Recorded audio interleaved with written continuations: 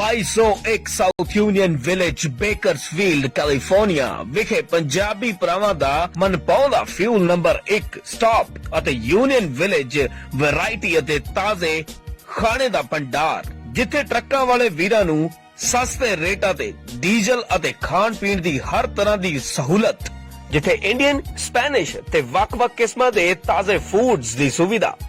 ਇੱਕ ਵਾਰ ਬ੍ਰੇਕਾਂ ਮਾਰੋ, ਫੇਰ ਬ੍ਰੇਕਾਂ ਆਪਣੇ ਆਪ ਹੀ ਲੱਗਦੀਆਂ ਰਹਿਣਗੀਆਂ।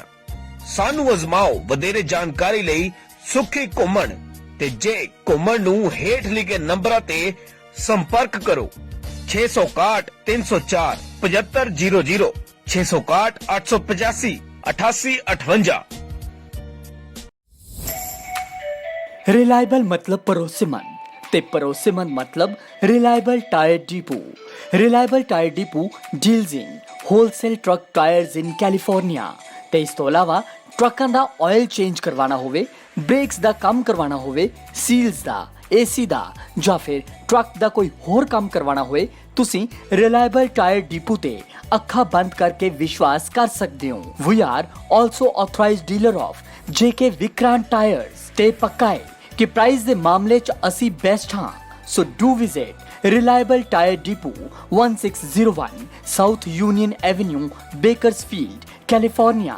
ਜ਼ਿਆਦਾ ਜਾਣਕਾਰੀ ਦੇ ਲਈ ਸੁਰਜੀਤ ਸਿੰਘ ਬਾਜਵਾ ਤੇ ਇੰਦਰਜੀਤ ਸਿੰਘ ਗਿੱਲ ਨੂੰ ਹੇਠ ਲਿਖੇ ਨੰਬਰਾਂ ਤੇ ਸੰਪਰਕ ਕਰੋ 6613782373 6613784622।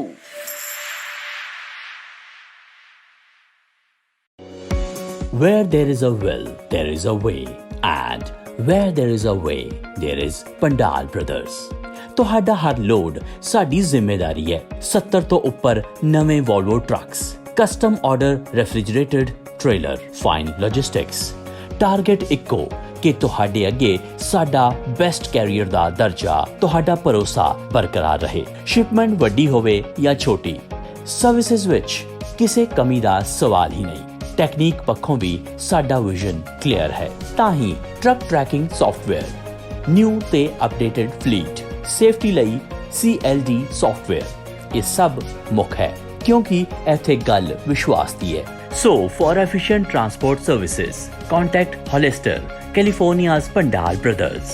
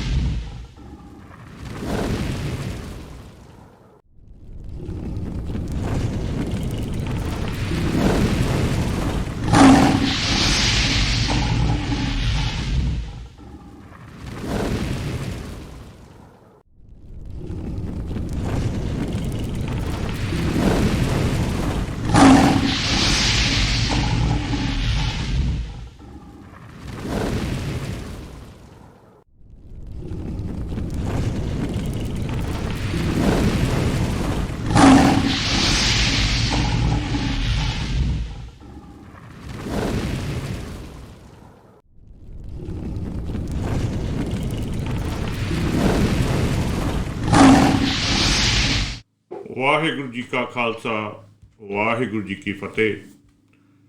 ਹਫ਼ਤਾਵਾਰੀ ਪ੍ਰੋਗਰਾਮ ਸਿੱਖਾਂ ਦੇ ਪੱਖ ਦੇ ਮਸਲੇ ਵਿੱਚ ਤੁਹਾਡਾ ਸਾਰਿਆਂ ਦਾ ਸਵਾਗਤ ਹੈ। ਕੱਤਕ ਦਾ ਮਹੀਨਾ ਚੱਲ ਰਿਹਾ ਹੈ। ਇਹਨਾਂ ਦਿਨਾਂ ਦੇ ਵਿੱਚ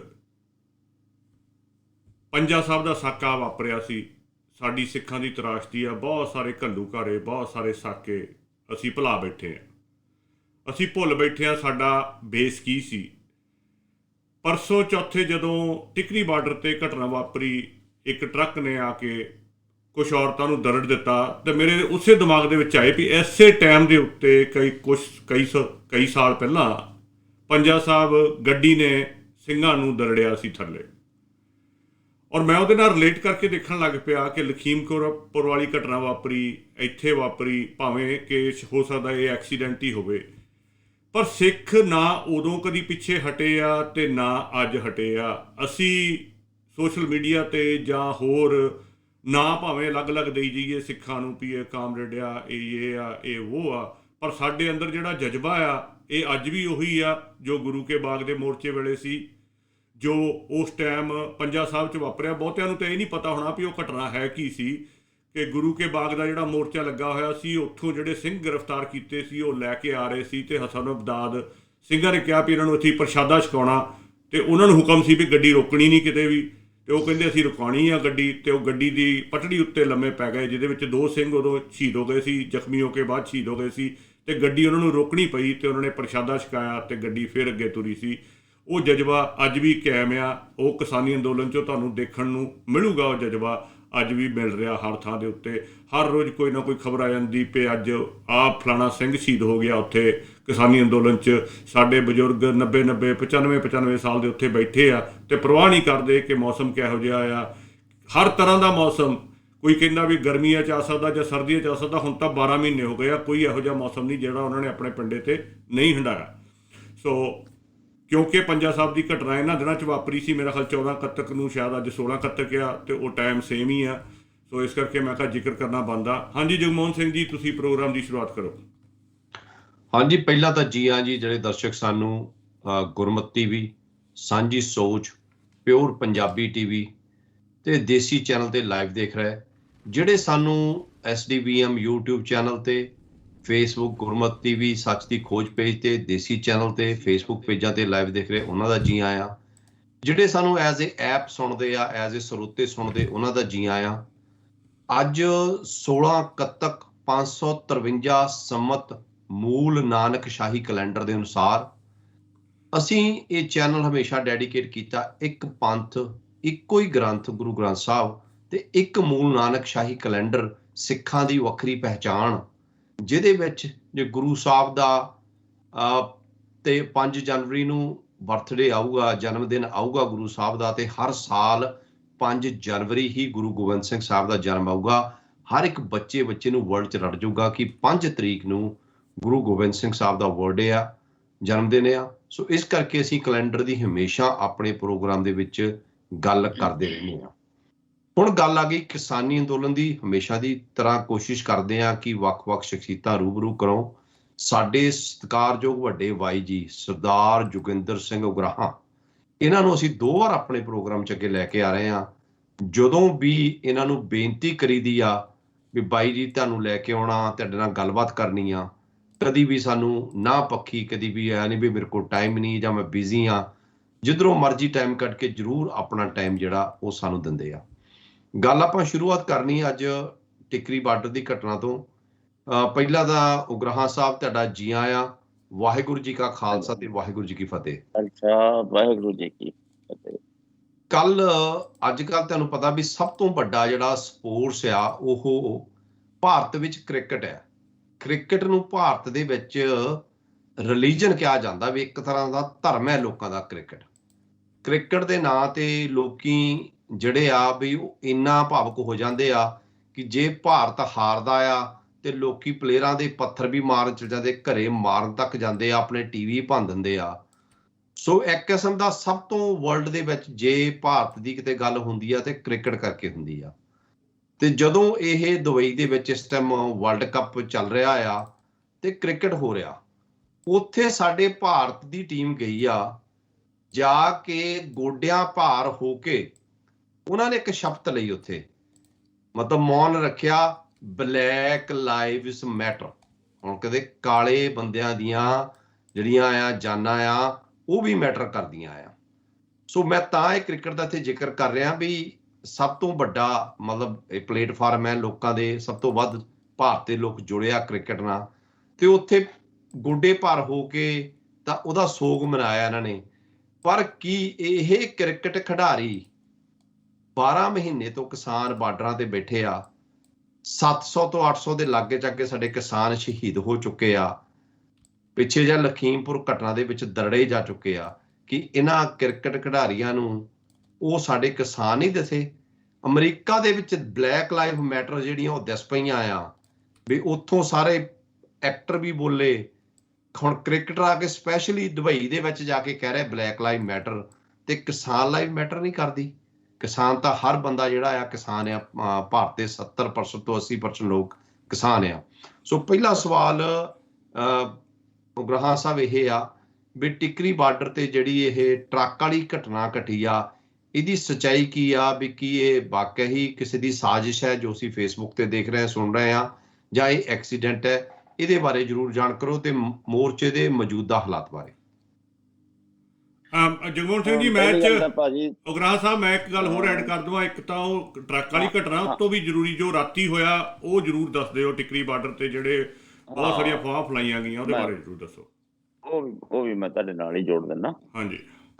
ਪਹਿਲੀ ਗੱਲ ਤਾਂ ਜਿਹੜੀ ਇਹ ਘਟਨਾ ਵਾਪਰੀ ਹੈ ਪਰਸੋਂ, ਜਾਣੀ ਇਹ ਬਹੁਤ ਹੀ ਦੁਖਦਾਈ ਘਟਨਾ ਹੈ ਜਿਹੜੀ ਪਰਸੋਂ 28 ਤਰੀਕ ਨੂੰ ਸਵੇਰੇ ਘਟਨਾ ਵਾਪਰੀ ਮਾਈਆਂ ਦੇ ਉੱਤੇ ਜਿਹੜਾ ਟਰੱਕ ਦਾ ਚੜ੍ਹਨਾ।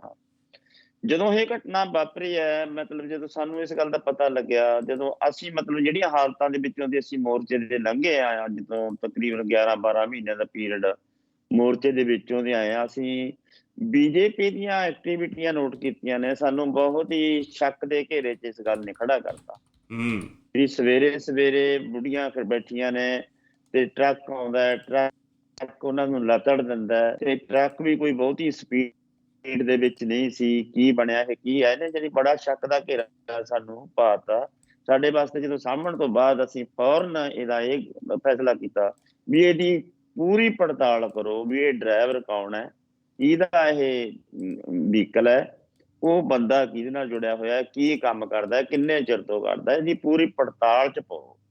ਜਦੋਂ ਅਸੀਂ ਮਤਲਬ ਲਾਸ਼ਾਂ ਦੇ ਜ਼ਖਮੀਆਂ ਨੂੰ ਸਾਹਮਣੇ, ਉਦੋਂ ਪਿੱਛੋਂ ਅਸੀਂ ਪੂਰੇ ਤੌਰ ਤੇ ਪੜਤਾਲ ਦੇ ਵਿੱਚ ਇਹਦੇ ਪਏ ਆ।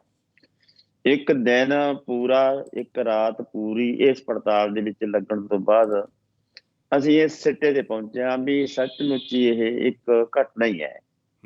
ਇਹ ਕੋਈ ਮਤਲਬ ਜਿਸ ਕਿਸਮ ਦੀ ਸਾਡੇ ਦਿਮਾਗ ਦੇ ਵਿੱਚ ਸ਼ੰਕੇ ਖੜੇ ਕੀਤੇ ਜਿਹੜੀ ਗੱਲ ਨੇ, ਕਿਉਂਕਿ ਅਸੀਂ ਪਿਛਲੇ ਸਮੇਂ ਦੇ ਵਿੱਚ ਬੀਜੇਪੀ ਦੀਆਂ ਕਾਲੀਆਂ ਕਰਤੂਤਾਂ ਹੰਢਾ ਚੁੱਕੇ ਹਾਂ ਆਪਣੇ ਪਿੰਡਾਂ ਦੇ।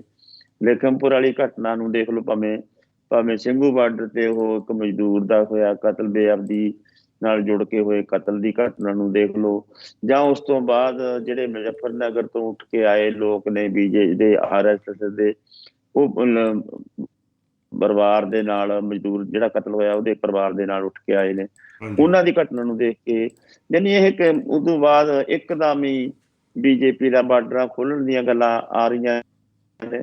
ਇਹਨਾਂ ਸਾਰੀਆਂ ਗੱਲਾਂ ਨੂੰ ਦੇਖ ਕੇ ਅਸੀਂ ਕਿਸੇ ਗੱਲ ਨੂੰ ਮਤਲਬ ਸਾਨੂੰ ਅਸੀਂ ਸ਼ੱਕ ਦੇ ਨਾਲ ਦੇਖਦੇ ਹਾਂ ਬਹੁਤ ਸੀਰੀਅਸਲੀ। ਤੇ ਸਾਨੂੰ ਪ੍ਰਸ਼ਾਸਨ ਨਾਲ ਗੱਲਬਾਤ ਕਰਨ ਤੋਂ ਬਾਅਦ ਅਸੀਂ ਪੂਰੀ ਪੜਤਾਲ ਜਦੋਂ ਕੀਤੀ, ਸਾਰੀ ਜਿਹੜੀ ਰਿਪੋਰਟ ਸਾਡੇ ਕੋਲ ਅਸੀਂ ਪੜ੍ਹੀ, ਆਪਦੇ ਬੰਦਿਆਂ ਤੋਂ ਵੀ ਪੜਤਾਲ ਕੀਤੀ, ਪੁੱਛਿਆ ਵੀ ਕਿੰਨੇ ਵਜੇ ਟਰੱਕ ਆਇਆ, ਕਿੱਥੋਂ ਦੀ ਆਇਆ, ਮੌਕਾ ਵੀ ਦੇਖਿਆ। ਉਹ ਸਾਨੂੰ ਜੱਚੀ ਗੱਲ ਵੀ ਹਾਂ ਸੱਚਮੁੱਚ ਇਹ ਘਟਨਾ ਹੈ, ਇਹ ਉਸ ਕਿਸਮ ਦੀ ਗੱਲ ਨਹੀਂ ਹੈ। ਫਿਰ ਵੀ ਪਰਚਾ ਤੇ ਦਰਜ ਕਰਾਇਆ ਅਸੀਂ। ਇਹ ਘਟਨਾ ਤਾਂ ਇਸ ਤਰ੍ਹਾਂ ਦੀ ਵਾਪਰ ਗਈ ਤੇ ਲਾਸ਼ਾਂ ਅਸੀਂ ਸਸਕਾਰ ਕਰਤੀਆਂ, ਪੋਸਟਮਾਰਟਮ ਦਾ ਹੋ ਗਿਆ। ਇੱਕ ਜਿਹੜੀ ਮਾਈ ਗੁਰਮੇਲ ਕੌਰ ਹੈ ਉਹ ਸਾਡੀ PGI ਹਸਪਤਾਲ ਦੇ ਵਿੱਚ ਦਾਖਲ ਹੈ ਰੋਹਤਕ ਦੇ ਵਿੱਚ। ਸ਼ਾਇਦ ਅੱਜ ਉਹਨੂੰ ਸਾਨੂੰ ਅਸੀਂ ਆਪਣੇ ਡਾਕਟਰਾਂ ਨਾਲ ਰਾਏ ਕਰਕੇ ਸ਼ਿਫਟ ਹੋ ਸਕਦਾ, DMC ਨੂੰ ਸ਼ਿਫਟ ਕਰਨੀ ਪੈ ਜਾਓ। ਵੈਸੇ ਉਹਦੀ ਹਾਲਤ ਪਰਸੋਂ ਨਾਲੋਂ ਕੱਲ੍ਹ ਚੰਗੀ ਸੀ, ਕੱਲ੍ਹ ਨਾਲੋਂ ਅੱਜ ਚੰਗੀ ਹੈ। ਅਸੀਂ ਉਹਨੂੰ ਖੂਨ ਵਗੈਰਾ ਜਿਹੜਾ ਦੇਣਾ ਸੀ ਉਹ ਸਾਰਾ ਕੁਛ ਦਿੱਤਾ। ਇਹ ਘਟਨਾ ਬਸ ਸਿਰਫ ਇੰਨੀ ਕੀ ਹੈ। ਜਿੱਥੋਂ ਤੱਕ ਹੈਗਾ ਟਿਕਰੀ ਦਾ ਬਾਰਡਰ ਖੋਲਣ ਦਾ ਸਵਾਲ, ਇਹ ਅਚਾਨਕ ਪਿਛਲੇ ਦਿਨਾਂ 'ਚ ਕਾਫੀ ਚਰਚਾ ਦਾ ਵਿਸ਼ਾ ਬਣਿਆ ਹੋਇਆ, ਸੁਪਰੀਮ ਕੋਰਟ ਦੇ ਵਿੱਚ ਵੀ ਇਹ ਆਇਆ। ਇਹ ਕੱਲ ਅਚਾਨਕ ਜਦੋਂ ਮਤਲਬ ਖੋਲਣ ਲੱਗੇ ਨੇ, ਦਿੱਲੀ ਪੁਲਿਸ ਬਾਰਡਰ ਖੋਲਣ ਲੱਗੀ ਹੈ, ਉਸ ਤੋਂ ਬਾਅਦ 3 ਵਜੇ ਵਿੱਚ ਪ੍ਰਸ਼ਾਸਨ ਦੇ ਨਾਲ ਸਾਡੀ ਇੱਧਰੋਂ ਟੀਮ ਗਈ ਹੈ, ਉਹਨਾਂ ਨਾਲ ਮੀਟਿੰਗ ਹੋਈ ਹੈ। ਉਹਦੇ ਵਿੱਚ ਟਿਕਰੀ ਵਾਲੇ ਸਾਥੀ ਹੋਰ ਜਥੇਬੰਦੀਆਂ ਬੈਠੇ ਨੇ, ਉਹਨਾਂ ਨਾਲ ਵੀ ਮੀਟਿੰਗ ਹੋਈ ਹੈ। ਉੱਥੇ ਇਹ ਗੱਲ ਚੱਲੀ ਹੈ ਵੀ ਇਹ ਬਾਰਡਰ ਤੁਹਾਨੂੰ ਇਤਰਾਜ਼ ਤਾਂ ਨਹੀਂ ਕੋਈ, ਕਿਉਂਕਿ ਸਾਨੂੰ ਕਾਹਦਾ ਇਤਰਾਜ਼ ਸੀ, ਅਸੀਂ ਨਾ ਇਹ ਲਾਇਆ ਹੈ ਤੇ ਨਾ ਹੀ ਅਸੀਂ ਹਟਾਉਣ ਤੇ, ਸਗੋਂ ਇਹ ਤਾਂ ਸਰਕਾਰ ਨੇ ਪਹਿਲਾਂ ਨਾਕੇ ਨਹੀਂ ਲਾਏ, ਕੰਧ ਕੱਢੀ ਹੈ। ਸਾਡਾ ਤਾਂ ਇਹ ਇਤਰਾਜ਼ ਸੀ ਵੀ ਕਿਉਂ ਕੰਧ ਕੱਢੀ ਹੈ, ਅਸੀਂ ਤਾਂ ਰਸਤਾ ਰੋਕੇ ਨਹੀਂ। ਕੋਰਟ ਦੀ ਜਿਹੜੀ ਇਹ ਵੀ ਸੜਕਾਂ ਕਿਸਾਨਾਂ ਨੇ ਰੋਕੀਆਂ ਨੇ, ਸਾਡਾ ਇਹ ਸੀ ਵੀ ਸਾਡਾ ਤਾਂ ਸਰਵਿਸ ਰੋਡ ਚੱਲ ਰਹੀ ਹੈ, ਸਾਡੀ ਉੱਥੇ ਤੱਕ ਗੱਡੀਆਂ ਜਾਂਦੀਆਂ ਨੇ, ਸਾਡੀ ਐਂਬੂਲੈਂਸਾਂ ਜਾਂਦੀਆਂ ਨੇ, ਪਾਣੀ ਦੇ ਵਹੀਕਲ ਜਾਂਦੇ ਨੇ, ਸਬਜ਼ੀਆਂ ਵਗੈਰਾ। ਸਾਡੇ ਵਾਸਤੇ ਇਹ ਰਸਤਾ ਬਹੁਤ ਜ਼ਰੂਰੀ ਹੈ। ਹੱਦ ਤੱਕ ਸਾਡਾ ਰਸਤਾ ਖਾਲੀ ਸੀਗਾ, ਉਹ ਚੱਲਦਾ ਸੀ। ਬਸ ਇੱਕੋ ਇੱਕ ਇਤਰਾਜ਼ ਇਹ ਸੀ ਵੀ ਅਸੀਂ ਸੜਕਾਂ ਦੇ ਸਾਈਡਾਂ ਤੇ ਬੈਠੇ ਹਾਂ, ਉਸ ਹਾਲਤ 'ਚ ਸਾਡੇ ਬੈਠਿਆ ਹੋਇਆ ਉੱਥੋਂ ਦੀ ਕੋਈ ਵੱਡੇ ਵਹੀਕਲ ਚੱਲਣਗੇ, ਉਹ ਕਿਸੇ ਸਮੇਂ ਵੀ ਸਾਡਾ ਨੁਕਸਾਨ ਕਰ ਸਕਦੇ ਹੈ। ਚਲੋ ਇਹ ਤੇ ਜਾਣੀ ਕੱਲ ਜਦੋਂ ਖੋਲਿਆ ਇਹ ਚਰਚਾ ਸੋਸ਼ਲ ਮੀਡੀਆ ਤੇ ਕੁਛ ਲੋਕਾਂ ਨੇ ਚਰਚਾ ਪ੍ਰਚਾਰ ਦੇ ਤੌਰ ਤੇ ਇਹ ਕੀਤਾ ਕਿ ਸ਼ਾਇਦ ਬੀਜੇਪੀ ਕੋਈ ਅਟੈਕ ਵਾਲਾ ਕੋਈ ਵੀ ਗੱਲ ਹੋ ਰਹੀ ਹੈ, ਵੀ ਬੀਜੇਪੀ ਅਟੈਕ ਦੀ ਤਿਆਰੀ ਕਰ ਰਹੀ ਹੈ। ਇਹੋ ਜਿਹੀ ਗੱਲ ਨਹੀਂ ਸੀ, ਕਿਉਂਕਿ ਸਾਨੂੰ ਇਸ ਗੱਲ ਦਾ ਪਤਾ ਸੀ। ਅਸੀਂ ਆਪਣੇ ਬੰਦਿਆਂ ਨੂੰ ਸਾਰਿਆਂ ਨੂੰ ਸਮਝਾਇਆ। ਫਿਰ ਵੀ ਸ਼ਾਮ ਦਾ ਵੇਲਾ ਸੀ, ਸ਼ਾਮ ਦੇ ਵੇਲੇ ਤੁਹਾਨੂੰ ਪਤਾ ਹੀ ਹੈ ਵੀ ਸਾਡੇ ਪੰਜਾਬ ਦੇ ਜਿਹੜੇ ਲੋਕ ਨੇ ਉਹਨਾਂ ਦੇ ਵਿੱਚੋਂ ਕੁਛ ਕੁ ਦੂਜਾ ਰੂਪ ਹੁੰਦਾ ਉਹਨਾਂ ਦਾ, ਉਸ ਵੇਲੇ ਸਾਂਭ ਸੰਭਈਆ ਹੋਇਆ ਨਹੀਂ। ਪਰ ਇਹ ਅੱਜ ਕਲੀਅਰ ਕੱਟ ਹੋ ਗਈ ਹੈ ਤੇ ਅਸੀਂ ਉਹ 8-10 ਫੁੱਟ ਦਾ ਰਾਹ ਛੋਟੇ ਵਹੀਕਲ ਲੰਘਣ ਦਾ, ਜਿਹੜੇ ਆਮ ਪਦ ਯਾਤਰੀ ਨੇ ਉਹਨਾਂ ਦੇ ਲੰਘਣ ਦਾ ਰਸਤਾ, ਜਾਂ ਛੋਟੇ ਜਿਹੜੇ ਆਪਣੇ ਹੁੰਦੇ ਨੇ 3 ਵੀਲਰ ਜੇ, ਉਹ ਲੰਘਣ ਦਾ ਰਸਤਾ ਤੇ ਉਹ ਛੋਟਾ ਰਾਹ ਦੇਤਾ, ਉਹ ਖੁੱਲ ਗਿਆ। ਤੇ ਉਹ ਐਡੀ ਕੋਈ ਗੱਲ ਨਹੀਂ ਹੈ, ਤੇ ਉਹ ਸਾਡੇ ਧਿਆਨ 'ਚ ਹੀ ਹੈ। ਉਹ ਅਸੀਂ ਪੂਰੇ ਮਤਲਬ ਅਜੇ ਇਸ ਘਟਨਾ ਨੂੰ ਵੀ ਅਸੀਂ ਐਂ ਦੇਖਦੇ ਹਾਂ ਵੀ ਬੀਜੇਪੀ ਦਾ ਕਿਤੇ ਇਹ ਵੀ ਤਾਂ ਕੋਈ ਪਤਾ ਤਾਂ ਨਹੀਂ ਹੈ, ਇਹਦਾ ਕੋਈ ਚਾਲ ਤਾਂ ਨਹੀਂ ਹੈ।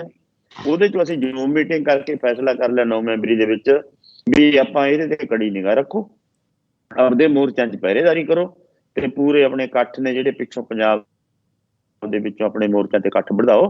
ਤਿਉਹਾਰਾਂ ਦੇ ਦਿਨ ਨੇ, ਪੂਰੀ ਚੌਕਸੀ ਰੱਖੋ ਇਹਦੇ ਤੇ। ਉਹ ਅਸੀਂ ਆਪਣੀ ਜ਼ੂਮ ਮੀਟਿੰਗ 'ਚ ਬਣਾ ਲਿਆ। ਤੇ ਬਾਕੀ ਸਾਡੀ 9 ਤਰੀਕ ਨੂੰ ਅਸੀਂ ਮੀਟਿੰਗ ਦੁਬਾਰੇ ਰੱਖ ਲਈ ਹੈ, ਸੰਯੁਕਤ ਮੋਰਚੇ ਦੀ ਜਨਰਲ ਬਾਡੀ ਦੀ ਮੀਟਿੰਗ ਰੱਖੀ ਹੈ। ਉਹਦੇ ਵਿੱਚ ਅਸੀਂ ਇਹ ਸਾਰੀਆਂ ਹਾਲਤਾਂ ਤੇ ਵਿਚਾਰ ਕਰਕੇ ਕੋਈ ਆਪਦਾ ਜਾਇਜ਼ਾ ਬਣਾ। ਬਹੁਤ ਵਧੀਆ, ਤੁਸੀਂ ਕਾਫੀ ਕਲੀਅਰ ਕਰਤਾ, ਕਿਉਂਕਿ ਕੱਲ ਦੇ ਅਸੀਂ ਵੀ ਛਛੋਪੰਚ ਸੀ ਵੀ ਉੱਥੇ ਹੋ ਕੀ ਰਿਹਾ ਆ ਟਿੱਕਰੀ ਦੇ ਉੱਤੇ, ਕਿਉਂਕਿ ਬਾਰ-ਬਾਰ ਪੋਸਟਾਂ ਪੈ ਰਹੀਆਂ ਸੀ। ਉਹ 1-2 ਜਿਹੜੇ ਭੜਕਾਊ ਜਿਹੇ ਚੈਨਲ ਆ ਪੰਜਾਬੀ ਵਾਲੇ, ਉਹ ਬਾਰ-ਬਾਰ ਪਾਈ ਜਾਂਦੇ ਸਾਰੇ ਆ ਜਾਓ ਜੀ, ਹੀਰਾ ਘੱਟ ਕੇ ਆ ਜਾਓ, ਇੱਥੇ ਹਮਲਾ ਹੋ ਗਿਆ, ਇਹ ਹੋ ਗਿਆ, ਉਹ ਹੋ ਗਿਆ।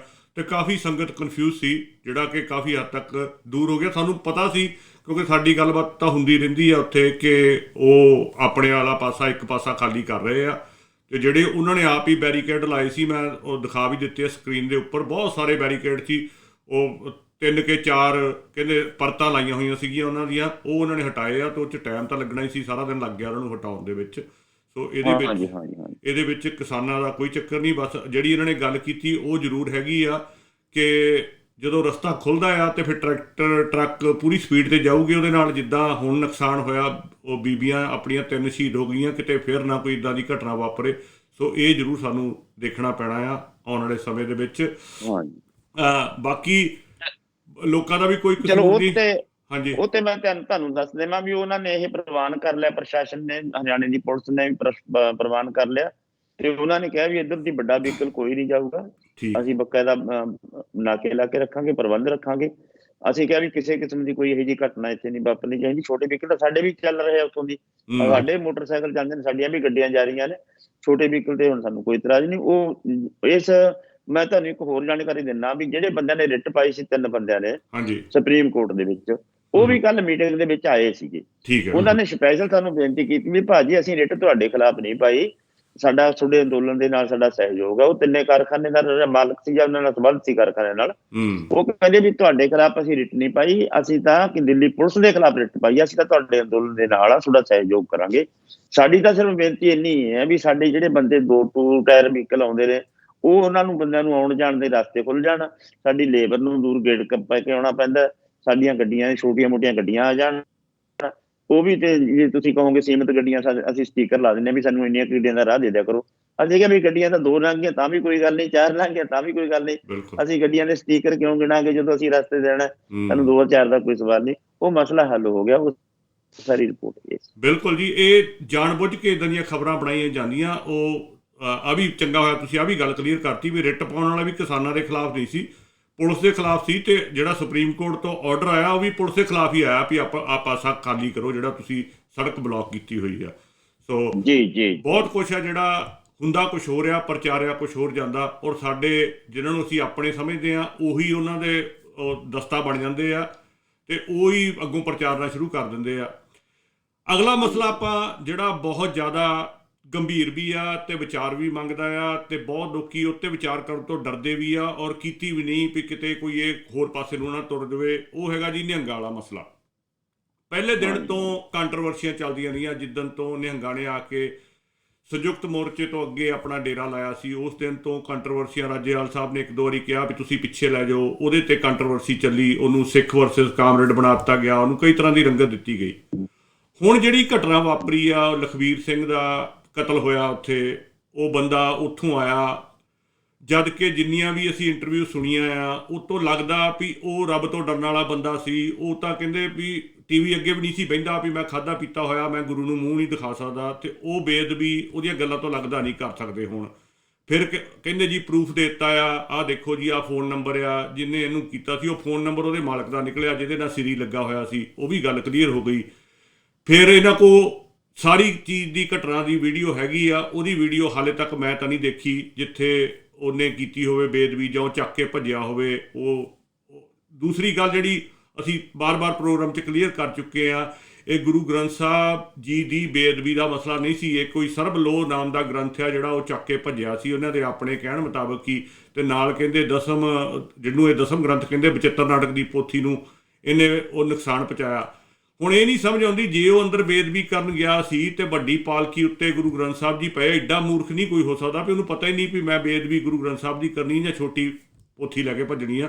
ਸੋ ਗੱਲਾਂ ਦੀ ਸੈਂਸ ਜੇ ਨਹੀਂ ਬਣ ਰਹੀ, ਇਹ ਪੱਕਾ ਲੱਗ ਰਿਹਾ ਵੀ ਕੋਈ ਨਾ ਕੋਈ ਇਹ ਪਲੈਨਿੰਗ ਸੀ। ਫਿਰ ਜਦੋਂ ਫੋਟੋਆਂ ਰਿਲੀਜ਼ ਹੋਈਆਂ ਬੀਜੇਪੀ ਦੇ ਨਾਲ ਉਹ ਨਿਹੰਗ ਦੀਆਂ, ਉਸ ਤੋਂ ਬਾਅਦ ਬਿਆਨ ਜਿਹੜੇ ਆਏ, ਹੁਣ ਕੱਲ੍ਹ ਪਰਸੋਂ ਦੇ ਜਿਹੜੇ ਬਿਆਨ ਆ ਰਹੇ ਆ ਉਹ ਬਹੁਤ ਖਤਰਨਾਕ ਆ ਕਿ ਅਸੀਂ ਪਿੰਡਾਂ ਦੇ ਵਿੱਚ ਜਾ ਕੇ ਬੇਅਦਬੀ ਦਾ ਨਿਹੰਗਾਂ ਨੂੰ, ਪਹਿਲੀ ਗੱਲ ਤਾਂ ਇਹਨਾਂ ਕੋਲ ਕੋਈ ਇਹੋ ਜਿਹੀ ਅਥਾਰਟੀ ਨਹੀਂ ਆ ਵੀ ਇਹ ਪਿੰਡ ਵਿੱਚ ਜਾ ਕੇ ਆਪਣੀ ਕੋਈ ਲਾਗੂ ਕਰ ਸਕਣ।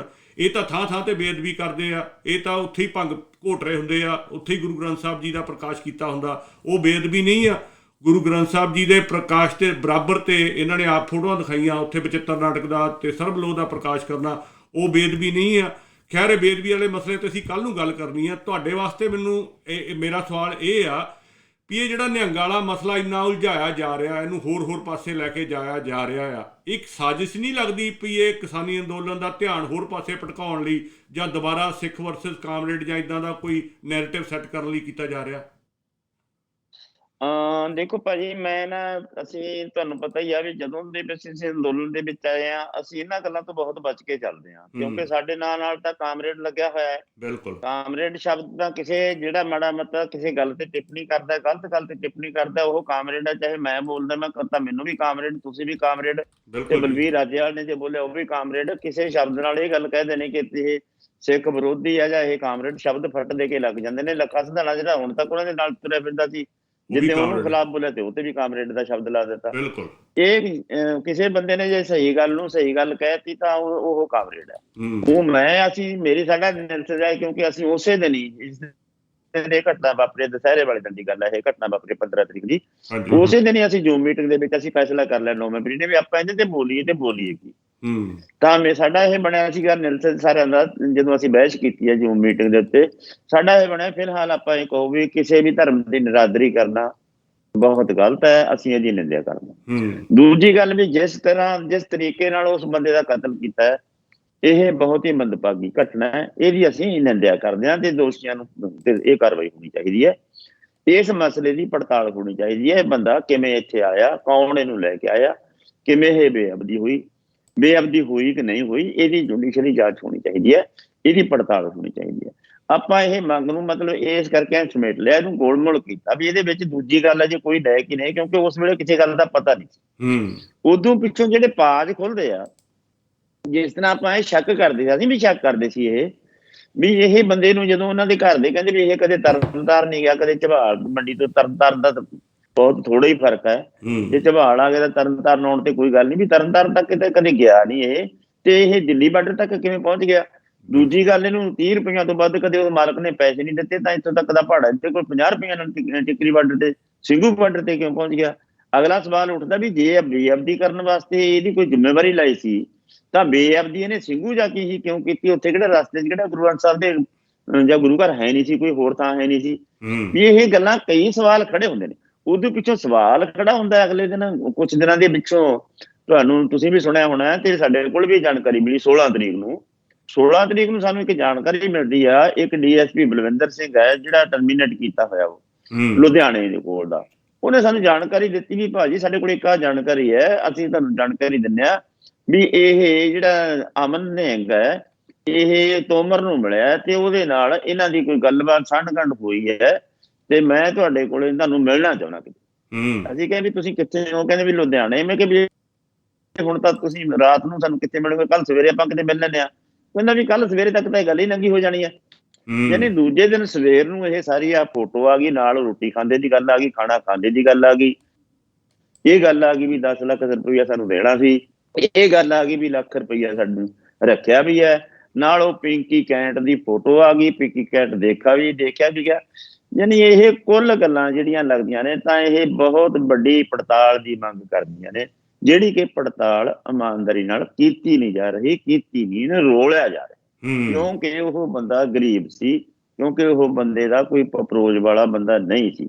ਦੂਜੀ ਇਹਦਾ ਨਜਾਇਜ਼ ਫਾਇਦਾ ਇਹ ਉਠਾਇਆ ਵੀ ਜਿਹੜੀ ਹੁਣ RSS ਨੇ ਜਾ ਕੇ ਚੱਕ ਲਿਆ ਉਹ ਮੁਜ਼ੱਫਰਨਗਰ ਤੋਂ ਜਾ ਕੇ, ਉਹ ਕਿੱਥੋਂ ਉਹਨਾਂ ਕੋਲੇ ਜਾ ਪਹੁੰਚੇ, ਉਹ ਪਰਿਵਾਰ ਨੂੰ ਕਿਵੇਂ ਲੈ ਕੇ ਆ ਗਏ, ਉਹ ਟੇਥੇ ਸਿੰਘੂ ਬਾਰਡਰ ਤੇ ਉਹਨਾਂ ਨੂੰ ਲੈ ਕੇ ਆ ਗਈ। ਯਾਨੀ ਮਸਲਾ ਕਿੱਧਰ ਦਾ ਕਿੱਧਰ ਨੂੰ ਜੁੜ ਗਿਆ, ਕਿੰਨੀ ਗੁੰਝਲਦਾਰ ਸਥਿਤੀ ਬਣਾਤੀ।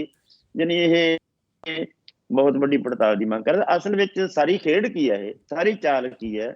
ਵੈਸੇ ਤਾਂ ਨਿਹੰਗ ਸਿੰਘਾਂ ਦਾ ਇਹ ਖੇਤੀ ਕਾਨੂੰਨਾਂ ਨਾਲ ਕੋਈ ਮਸਲਾ ਨਹੀਂ, ਉਹ ਇੱਕ ਧਾਰਮਿਕ ਸੰਸਥਾ, ਉਹ ਧਾਰਮਿਕ ਸੰਸਥਾ ਦਾ ਕੰਮ ਕਰੇ। ਉਹ ਹਥਿਆਰਬੰਦ ਫੌਜਾਂ ਨੇ, ਉਹ ਜਿੱਥੇ ਹਥਿਆਰਬੰਦ ਲੜਾਈ ਦੀ ਲੋੜ ਉੱਥੇ ਜਾਣ। ਇਹ ਤਾਂ ਸ਼ਾਂਤੀਪੂਰਵਕ ਧਰਨਾ ਸਾਡਾ ਚੱਲਦਾ ਹੈ, ਇੱਥੇ ਤਾਂ ਇਹਨਾਂ ਦਾ ਕੋਈ ਮਤਲਬ ਹੀ ਨਹੀਂ ਬਹਿਣ ਦਾ। ਇਹ ਤੇ ਕਾਹਦੇ ਵਾਸਤੇ ਬੈਠੇ ਨੇ? ਉਹ ਆਪ ਹੀ ਕਹਿ ਰਹੇ ਨੇ ਵੀ ਸਾਡਾ ਕਾਨੂੰਨਾਂ ਨਾਲ ਤਾਂ ਕੋਈ ਮਤਲਬ ਨਹੀਂ। ਚਲੋ ਜੇ ਉਹ ਧਾਰਮਿਕ ਸੰਸਥਾ ਹੈ, ਗੁਰੂ ਗ੍ਰੰਥ ਸਾਹਿਬ ਦੀ ਬੇਅਬਦੀ ਹੁੰਦੀ ਹੈ, ਕਿਸੇ ਗ੍ਰੰਥ ਦੀ ਬੇਅਬਦੀ ਹੁੰਦੀ ਹੈ, ਉਹਦੇ ਤੇ ਉਹਨਾਂ ਨੇ ਲੜਾਈ ਕਰਨੀ, ਉਹ ਜੀ ਸਦਕੇ ਵਿੱਢਣ, ਜੀ ਸਦਕੇ ਲੜਨ ਸਰਕਾਰ ਨਾਲ। ਉਹ ਇਸ ਮੋਰਚੇ ਦੇ ਵਿੱਚ ਜਦੋਂ ਉਹਨਾਂ ਦੀ ਲੋੜ ਨਹੀਂ, ਉਹ ਕਿਉਂ ਬੈਠੇ ਇੱਥੇ? ਫਿਰ ਉਹਨਾਂ ਨੇ ਜਦੋਂ ਇੱਥੇ 27 ਤਰੀਕ ਨੂੰ ਉਹਨਾਂ ਨੇ ਇਕੱਠ ਸੱਦਿਆ, ਉਹੀ ਸੰਸਥਾ ਬੁਲਾ ਲਈਆਂ ਜਿਹੜੀਆਂ ਸਾਡੇ ਮੋਰਚੇ ਦੇ ਖਿਲਾਫ ਬੋਲਦੀਆਂ ਨੇ, ਜਿਹੜੀਆਂ ਸਾਡੇ ਲੀਡਰਾਂ ਦੇ ਖਿਲਾਫ ਬੋਲਦੀਆਂ ਨੇ, ਜਿਹੜੇ ਕਿਸਾਨ ਬਕਾਊ ਨੇ, ਇਹਨਾਂ ਦੇ ਲੱਤਾਂ ਨਹੀਂ ਕੰਮ ਕਰਦੀਆਂ, ਇਹਨਾਂ ਦੇ ਲੱਤਾਂ ਨਹੀਂ, ਭਾਰ ਨਹੀਂ ਚੱਲਣਾ। ਉਹ ਸਾਰੇ ਲੋਕਾਂ ਨੂੰ ਬੁਲਾ ਕੇ ਉਹਨਾਂ ਤੋਂ ਮਾਨਤਾ ਲੈ ਲਈ ਵੀ ਹਾਂ ਜੀ ਤੁਸੀਂ ਬੈਠੇ ਰਹੋ। ਯਾਨੀ ਉਹ ਬੈਠਣ ਤੋਂ ਬਾਅਦ ਹੁਣ ਉਹ ਬੈਠੇ ਨੇ। ਇਹ ਸਥਿਤੀ ਕਿੱਧਰ ਨੂੰ ਜਾਂਦੀ ਹੈ? ਅਸੀਂ ਤਾਂ ਇਹਨਾਂ ਸਥਿਤੀਆਂ ਦੇ ਵਿੱਚ, ਜੇ ਅਸੀਂ ਤੁਹਾਨੂੰ ਕੁੱਲ ਮਿਲਾ ਕੇ ਗੱਲ ਕਹੀਏ, ਸਾਨੂੰ BJP ਨਾਲੋਂ ਜ਼ਿਆਦਾ ਜਿੰਨਾ ਸਾਨੂੰ BJP ਦਾ ਟੱਕਰਾ ਕਰਨਾ ਪੈ ਰਿਹਾ, ਉਦੋਂ ਵੱਧ ਸਾਨੂੰ ਆਪਦਿਆਂ ਨਾਲ ਜ਼ਿਆਦਾ ਨਜਿੱਠਣ ਵਾਸਤੇ ਗੁੰਝਲਦਾਰ ਹਾਲਤ ਪੈਦਾ ਕਰ ਰਹੇ ਨੇ ਸਾਡੇ ਆਪਦੇ। ਅੱਜ ਤੱਕ ਸਾਡੇ ਆਪਦੇ ਸਾਡੇ ਲੱਤਾਂ ਖਿੱਚੀ ਜਾਂਦੇ ਨੇ। ਇੱਕ ਮੈਂ ਤੁਹਾਨੂੰ ਅੱਜ ਉਦਾਹਰਨ ਦਿੰਦਾ, ਇਹ ਮੋਰਚਾ ਜੇ ਫਤਿਹ ਵੀ ਹੋ ਜਾਂਦਾ, ਜੇ ਅਸੀਂ ਜਿੱਤ ਕੇ ਵੀ ਚਲੇ ਜਾਂਦੇ ਹਾਂ, ਤਾਂ ਸਾਨੂੰ ਗਦਾਰ ਤਾਂ ਫੇਰ ਵੀ ਕਹਿਣਾ ਵੀ ਇਹ ਗਦਾਰ ਨੇ, ਇਹ ਵਿਕ ਗਏ, ਇਹਨਾਂ ਨੇ ਆਹ ਨਹੀਂ ਕੀਤਾ, ਇਹ ਆਹ ਨਹੀਂ ਕੀਤਾ। ਬਹੁਤ ਸਾਰੇ ਬੰਦੇ ਤਾਂ ਇਸ ਗੱਲ ਤੇ ਲੱਗੇ ਹੋਏ ਨੇ ਵੀ ਇਹ ਮੋਰਚੇ ਨੂੰ ਕਦੋਂ ਹਾਰਦੇ ਕਦੋਂ ਨੇ ਤੇ ਹਾਰ ਕੇ ਮੁੜਦੇ ਕਿਵੇਂ ਨੇ। ਇਹ ਗੱਲ ਤੇ ਇਹ ਉਹਨਾਂ ਦੀ ਇੱਛਾ ਹੈ, ਉਹਨਾਂ ਦੀ ਮਨ ਦੀ ਇੱਛਾ ਵੀ ਇਹ ਮੋਰਚਾ ਕਦੋਂ ਹਾਰ ਜਾਣ। ਪਰ ਇਹ ਹੁਣ ਸੰਭਲ ਕੇ ਚੱਲ ਰਹੇ ਹਾਂ, ਅਸੀਂ ਇਹਨਾਂ ਗੱਲਾਂ ਨੂੰ ਸਮਝ ਕੇ ਚੱਲ ਰਹੇ ਹਾਂ। ਇਸੇ ਕਰਕੇ ਇਹ ਇੰਨਾ ਲੰਮਾ ਅੰਦੋਲਨ ਹੋ ਗਿਆ। ਇਹ ਸਾਨੂੰ ਖਤਰਾ ਹੀ ਹੁਣ ਸਿਰਫ ਇਹਨਾਂ ਤੋਂ ਹੈ, ਆਪਣਿਆਂ ਤੋਂ ਖਤਰਾ ਹੈ।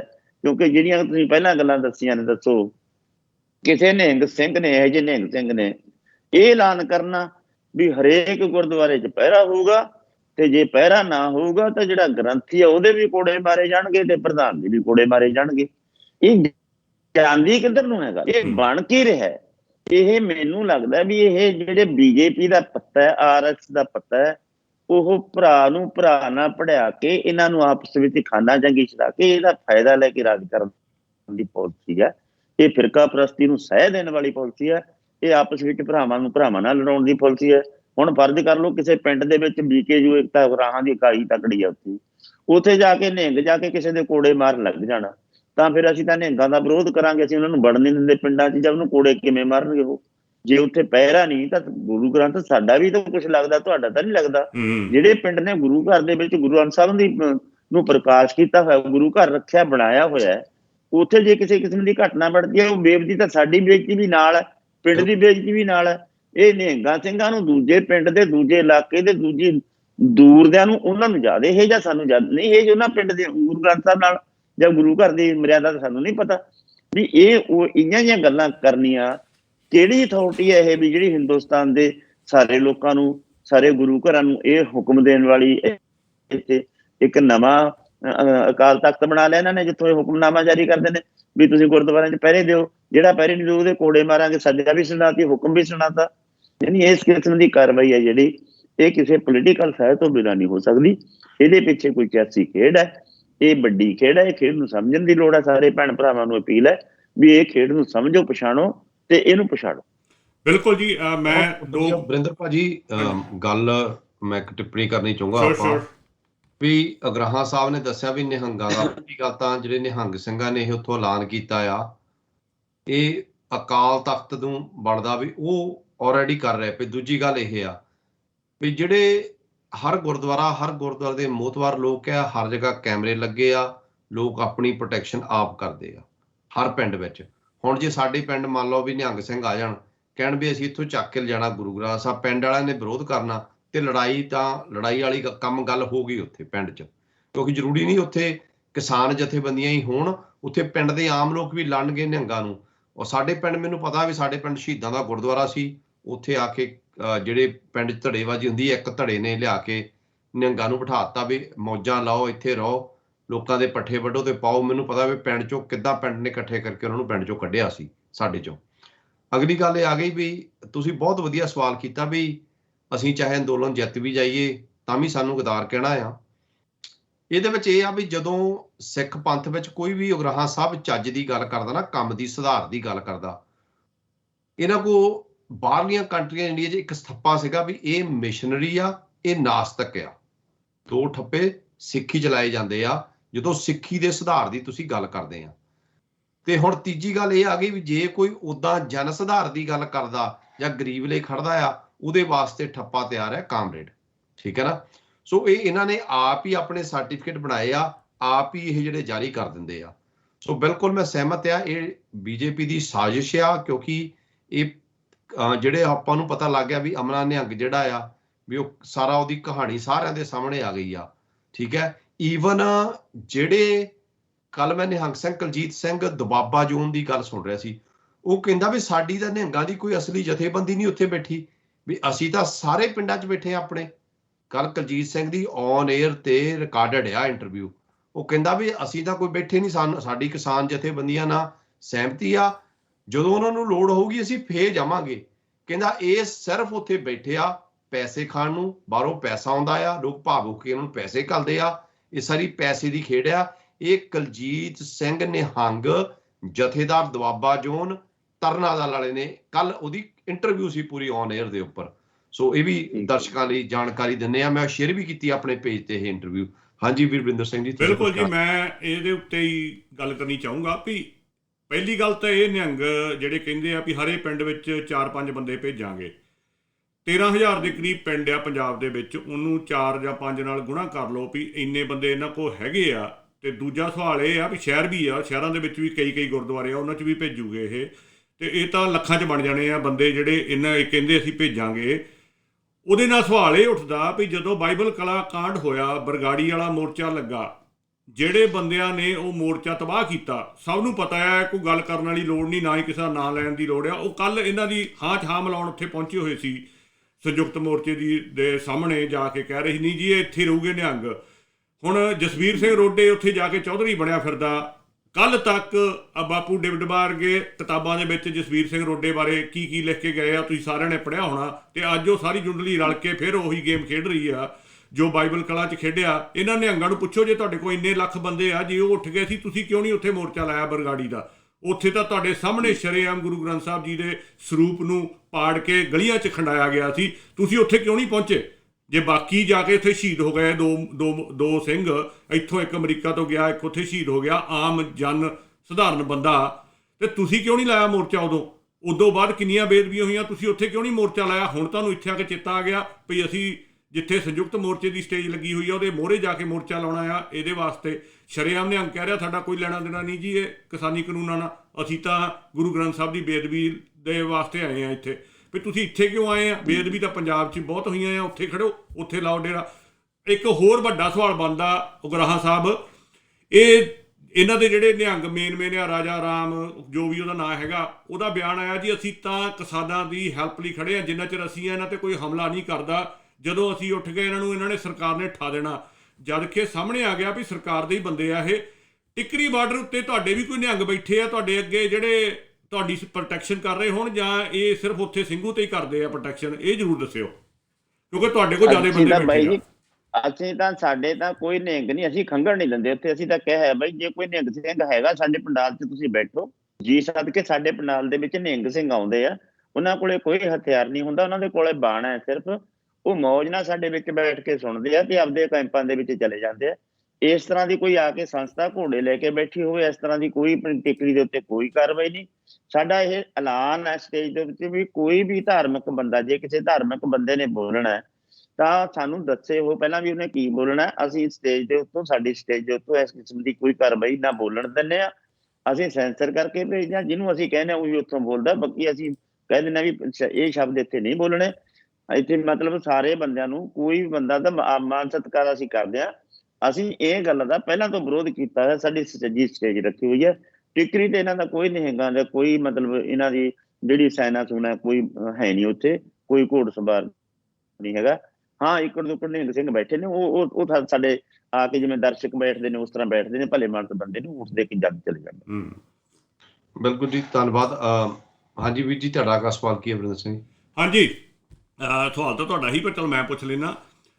ਉਗਰਾਹਾਂ ਸਾਹਿਬ, ਤੁਹਾਡੀ ਜਥੇਬੰਦੀ ਵੱਲੋਂ ਇੱਕ ਐਲਾਨ ਆਇਆ ਪਿਛਲੇ ਦਿਨਾਂ ਦੇ ਵਿੱਚ ਵੀ ਕਾਂਗਰਸ ਦਾ ਵਿਰੋਧ ਕੀਤਾ ਜਾਵੇ ਪਿੰਡਾਂ ਦੇ ਵਿੱਚ।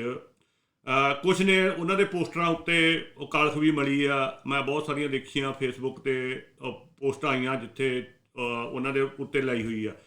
ਸਵਾਲ ਮੇਰਾ ਇਹ ਆ ਵੀ ਇੱਕ ਤਾਂ ਕੈਪਟਨ ਜਿਹੜਾ ਨਵੀਂ ਗੇਮ ਖੇਡ ਰਿਹਾ ਆ ਕਿ ਮੈਂ ਕਿਸਾਨੀ ਮੁੱਦੇ ਹੱਲ ਕਰਾ ਦੂੰਗਾ, ਕਿਸੇ ਨਾ ਕਿਤੇ ਇੱਦਾਂ ਲੱਗਦਾ ਵੀ ਕੈਸ਼ ਕਰਨ ਦੀ ਕੋਸ਼ਿਸ਼ ਕੀਤੀ ਜਾ ਰਹੀ ਆ ਇਸ ਅੰਦੋਲਨ ਨੂੰ, ਇੱਕ ਕੈਪਟਨ ਨੂੰ ਤੇ ਇੱਕ ਆ ਕਾਂਗਰਸ ਨੂੰ। ਇਹ ਕਿਵੇਂ ਦੇਖਦੀ ਤੁਹਾਡੀ ਜਥੇਬੰਦੀ, ਤੇ ਜਿਹੜਾ ਉਹ ਐਲਾਨ ਹੋਇਆ ਉਹ ਕਿਹੜੇ ਬੇਸ ਤੇ ਹੋਇਆ ਸੀ? ਹਾਂ ਭਾਜੀ, ਤੁਸੀਂ ਪਹਿਲਾਂ ਇੱਕ ਸੁਣਿਆ ਹੋਣਾ, ਸਾਡੀ ਸਟੇਟਮੈਂਟ ਆਈ ਸੀ ਜਦੋਂ ਇੱਧਰੋਂ ਆ ਗਿਆ ਸੀ, ਜਦ ਕੁਝ ਜਥੇਬੰਦੀਆਂ ਵੱਲੋਂ ਵੀ ਸਾਰੀਆਂ ਪੋਲੀਟੀਕਲ ਪਾਰਟੀਆਂ ਨੂੰ ਘੇਰੋ ਤੇ ਪਿੰਡਾਂ 'ਚ ਨਾ ਵੜਨ ਦਿਓ। ਹਾਂਜੀ ਬਿਲਕੁਲ।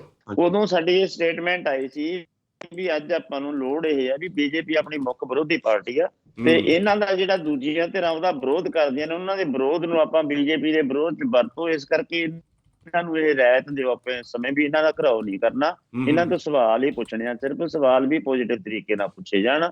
ਇਸ ਕਰਕੇ ਇਹਨਾਂ ਨੂੰ ਆਪਾਂ ਨੂੰ ਇਹਨਾਂ ਦੇ ਵਿਰੋਧ ਨੂੰ ਬੀਜੇਪੀ ਦੇ ਖਿਲਾਫ ਵਰਤੋ, ਭਾਵੇਂ ਖਾਸਾ ਇਹਨਾਂ ਦਾ ਵੀ ਉਹੋ ਜਿਹੀ ਹੈ, ਪਰ ਫਿਰ ਹਰ ਇਸ ਮੌਕੇ ਦਾ ਫਾਇਦਾ ਉਠਾਓ ਆਪਾਂ। ਇਹ ਸਾਡਾ ਐਲਾਨ ਆਇਆ ਸੀ। ਫਿਰ ਤੁਸੀਂ ਦੇਖੋ ਵੀ ਉਦੋਂ ਐਲਾਨ ਤੁਹਾਡਾ ਇਹ ਸੀ ਵੀ ਅੱਜ ਤੁਸੀਂ ਫੇਰ ਕਹਿ ਰਹੇ ਹੋ ਵੀ ਬੀਜੇਪੀ ਆਪਣੇ ਕਾਂਗਰਸ ਵਾਲੇ ਵੀ ਘੇਰਨੇ ਆ। ਇਹ ਮਸਲਾ ਜੁੜ ਗਿਆ ਨਰਮਾ ਜਿਹੜਾ ਗੁਲਾਬੀ ਸੁੰਡੀ ਨੇ ਮਾਰਿਆ, ਨਰਮਾ ਬੈਲਟ ਨਾਲ। ਨਰਮਾ ਬੈਲਟ ਦੀ ਗੁਲਾਬੀ ਸੁੰਡੀ ਦੇ ਵਿੱਚ ਜਦੋਂ ਕਿ ਮਤਲਬ 100% ਨੁਕਸਾਨ ਤਕਰੀਬਨ ਨਰਮੇ ਦੀਆਂ ਜਿਹੜੀਆਂ ਨਰਮੇ ਦੇ ਟਿੰਡੇ ਉੱਤੋਂ ਦਿਖਦੇ ਨੇ, ਵਿੱਚੋਂ ਉਹਨਾਂ ਦੀ ਸੁੰਡੀ ਪਈ ਹੈ, ਉਹ ਖਿੜੇ ਨਹੀਂ ਮੁੜ ਕੇ ਉਹ ਜਣੀ ਉਹ ਨੁਕਸਾਨ ਜਿਹੜਾ ਹੋਇਆ ਉਹ ਸਾਰੇ ਮੰਨਦੇ ਨੇ ਵੀ ਹਾਂ ਭਾਈ ਨਰਮੇ ਦਾ ਗੁਲਾਬੀ ਸੁੰਡੀ ਨੇ ਬਹੁਤ ਵੱਡੀ ਪੱਧਰ ਤੇ ਨੁਕਸਾਨ ਕੀਤਾ। ਉਹ ਲੋਕਾਂ ਨੇ ਬਾਹਿਆ, ਚੰਨੀ ਸਾਹਿਬ ਦੇਖ ਕੇ ਆਏ ਨੇ, ਚੰਨੀ ਸਾਹਿਬ ਕਹਿ ਕੇ ਵੀ ਆਏ ਨੇ ਵੀ ਮੈਂ ਦਵਾਈਆਂ ਬੂਟੀਆਂ ਦਾ ਪ੍ਰਬੰਧ ਕਰੂੰਗਾ। ਪਹਿਲਾਂ ਦਵਾਈਆਂ ਬੂਟੀਆਂ ਦਾ ਕਾਹਦਾ ਪ੍ਰਬੰਧ ਕਰੂਗਾ? ਟਿੰਡੇ ਬਣ ਕੇ ਲੋਕ ਬਾਹੀ ਜਾਂਦੇ ਨੇ, ਹੁਣ ਉਹਦੇ ਮੁੜ ਕੇ ਟਿੰਡੇ ਲੱਗਣੇ ਨਹੀਂ, ਦਵਾਈ ਉਹਦਾ ਕੀ ਕਰ ਲੂਗੀ? ਇਸ ਕਰਕੇ ਉਹਨਾਂ ਨੇ ਫਿਰ ਐਲਾਨ ਕੀਤਾ ਵੀ ਅਸੀਂ ਕੁਛ ਕਰੋੜ ਰੁਪਈਆ ਮੁਆਵਜ਼ਾ ਵੀ ਦੇਵਾਂਗੇ, 400 ਤੋਂ ਕੁਛ ਦੱਸਿਆ ਉਹਨਾਂ ਨੇ ਕੁਛ। ਉਹਦੇ ਸੰਬੰਧ ਚ ਆਪਣੇ ਧਰਨਾ ਲਾਇਆ ਸੀਗਾ ਇਹ ਬਾਦਲ, ਮਨਪ੍ਰੀਤ ਬਾਦਲ ਦੇ ਘਰ ਮੂਹਰੇ। 15 ਦਿਨ ਤੱਕ ਉਹਦੇ ਵਿੱਚ ਰਹੇ ਘਰ ਦੇ ਮੂਹਰੇ, ਕੋਈ ਗੱਲ ਪੁੱਛਣ ਨਹੀਂ ਆਇਆ, ਕੋਈ ਉਹਨਾਂ ਨੂੰ ਹਟਾਉਣ ਨਹੀਂ ਆਇਆ, ਕੋਈ ਰੋਕਣ ਨਹੀਂ ਆਇਆ। ਉੱਥੋਂ ਧਰਨਾ ਚੱਕ ਕੇ 5 ਦਿਨ ਬਠਿੰਡੇ ਦੇ ਸੈਕਟਰੀਏਟ ਦੇ ਚਾਰੇ ਗੇਟ ਘੇੜੀ ਰੱਖੇ, ਡੀਸੀ ਉੱਥੋਂ ਗੈਰ ਹਾਜ਼ਰ ਕਰਤਾ। ਨਾ ਡੀਸੀ, ਨਾ ਆਈਜੀ, ਨਾ ਡੀਆਈਜੀ, ਨਾ ਐਸਡੀਐਮ ਕੋਈ ਦਫ਼ਤਰ ਦੇ ਵਿੱਚ 5 ਦਿਨ ਤੱਕ ਪਹੁੰਚੇ ਨਹੀਂ। ਉਦੋਂ ਪਿੱਛੋਂ ਐਲਾਨ ਕਰਤਾ ਸੀ, ਮਤਲਬ ਕੱਲ 29 ਤਰੀਕ ਨੂੰ ਐਲਾਨ ਕਰਤਾ ਵੀ ਇੱਥੋਂ ਧਰਨੇ ਚੱਕ ਲਓ, ਤੇ ਜਿੱਥੇ ਕਾਂਗਰਸ ਦੇ ਬੰਦੇ ਮਿਲ ਜਾਣ, ਕਾਂਗਰਸ ਦਾ ਕੋਈ ਮੰਤਰੀ ਮਿਲ ਜੇ, ਪਿੰਡ 'ਚ ਮਿਲ ਜੇ, ਸ਼ਹਿਰ 'ਚ ਮਿਲ ਜੇ, ਉੱਥੇ ਉਹਨੂੰ ਘੇਰਨਾ ਤੇ ਘੇਰ ਕੇ ਉਹ ਤੋਂ ਸਵਾਲ ਪੁੱਛਣਾ ਵੀ ਨਰਮੇ ਦਾ ਮੁਆਵਜ਼ਾ ਕਿਉਂ ਨਹੀਂ ਦਿੰਦੇ? 100% ਨੁਕਸਾਨ ਹੋ ਗਿਆ, 100% ਨੁਕਸਾਨ ਦਿਓ, 60,000 ਰੁਪਏ ਨੁਕਸਾਨ ਦਾ, 30,000 ਮਜ਼ਦੂਰਾਂ ਦੀ ਚਗਾਈ ਦਾ ਨੁਕਸਾਨ ਹੋ ਗਿਆ, ਉਹ ਨੁਕਸਾਨ ਭਰੋ।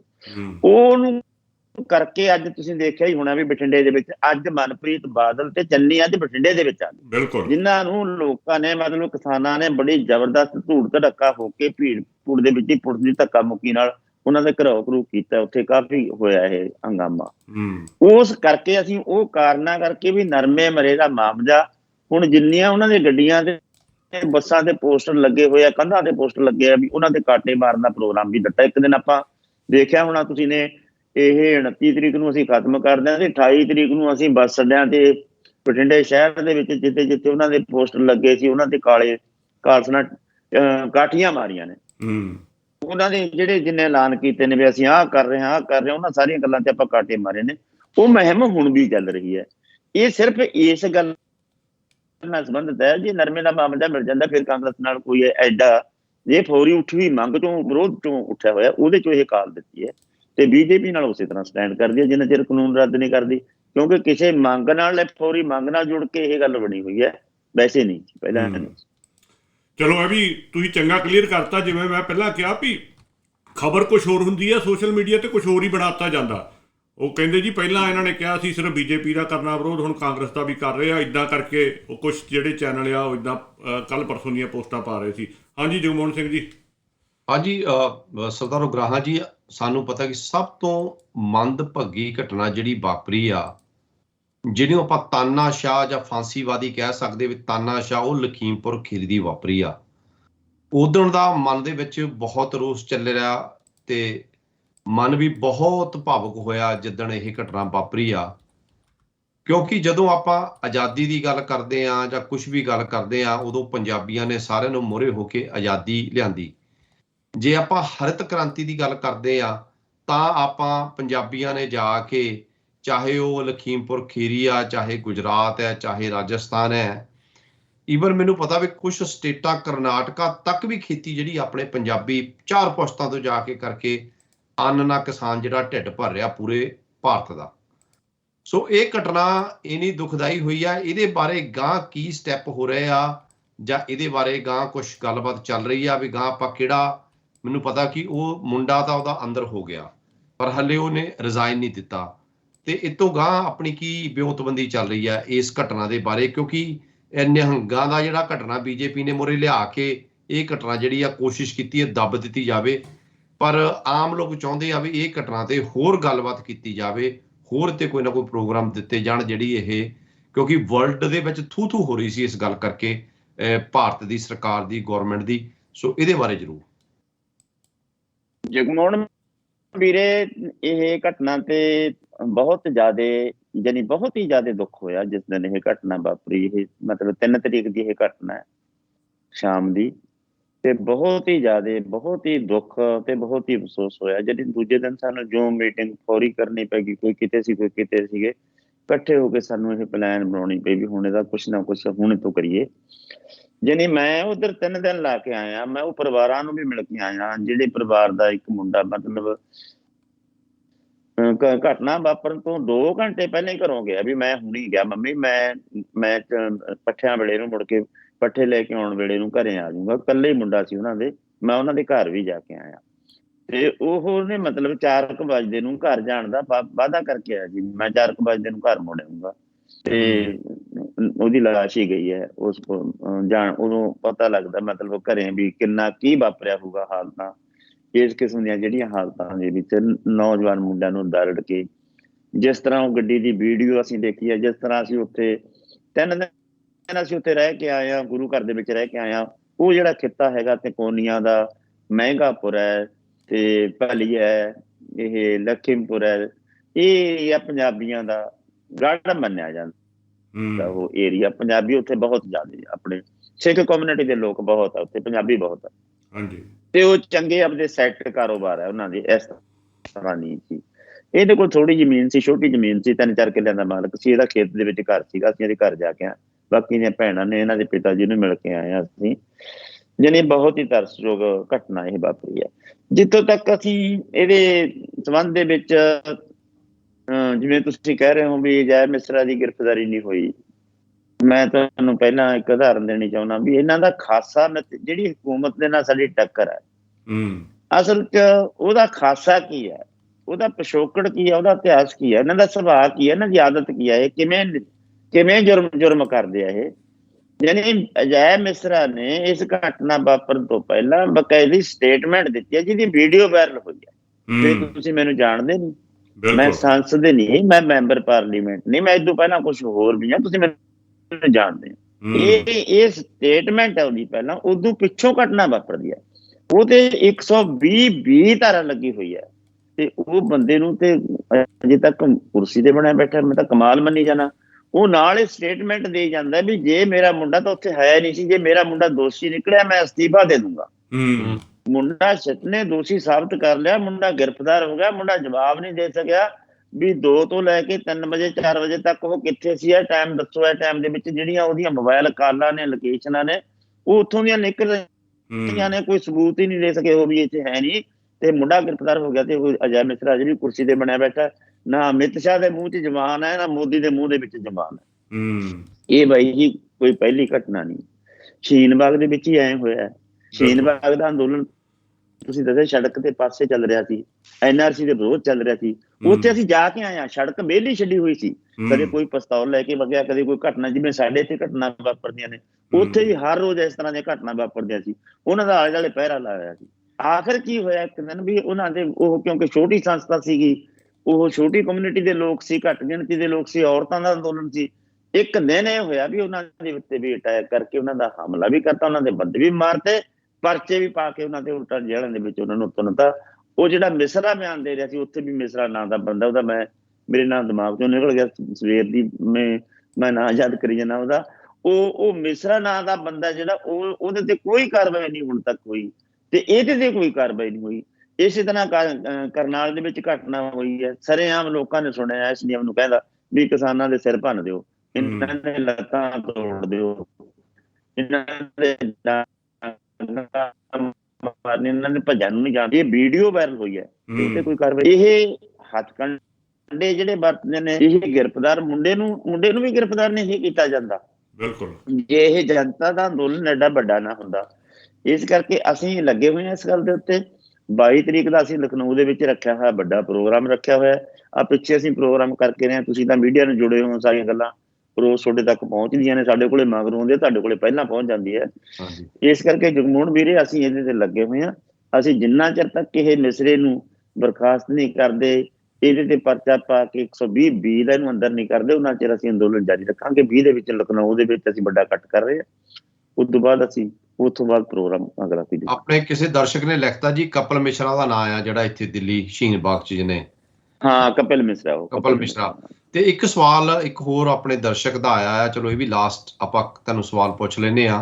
ਅਮਰਜੀਤ ਸਿੰਘ ਪੰਨੂ ਵੀਰ ਦਾ ਆ, ਕਹਿੰਦਾ ਸਰ ਅੱਜ CM ਚੰਨੀ ਨੇ ਰਾਜੇਵਾਲ ਸਾਹਿਬ ਨੂੰ ਫੋਨ ਉੱਪਰ ਗੱਲ ਕਰਕੇ 3 ਖੇਤੀ ਕਾਨੂੰਨ ਰੱਦ ਕਰਨ ਲਈ ਸਪੈਸ਼ਲ ਇਜਲਾਸ ਵਿੱਚੋਂ ਮੂਲੋਂ ਰੱਦ ਕਰਨ ਦੀ ਗੱਲ ਕਹੀ ਆ, ਵੀ ਇਹਦੇ ਬਾਰੇ ਤੁਹਾਡਾ ਕੀ ਪ੍ਰਤੀਕਰਮ ਹੈ? ਏਦਾਂ ਦੀ ਕੋਈ ਗੱਲ ਹੋਈ ਆ ਜਾਂ ਕੀ ਇਹ ਗੱਲ ਜਾਂ ਖਬਰ ਜੀ ਆ?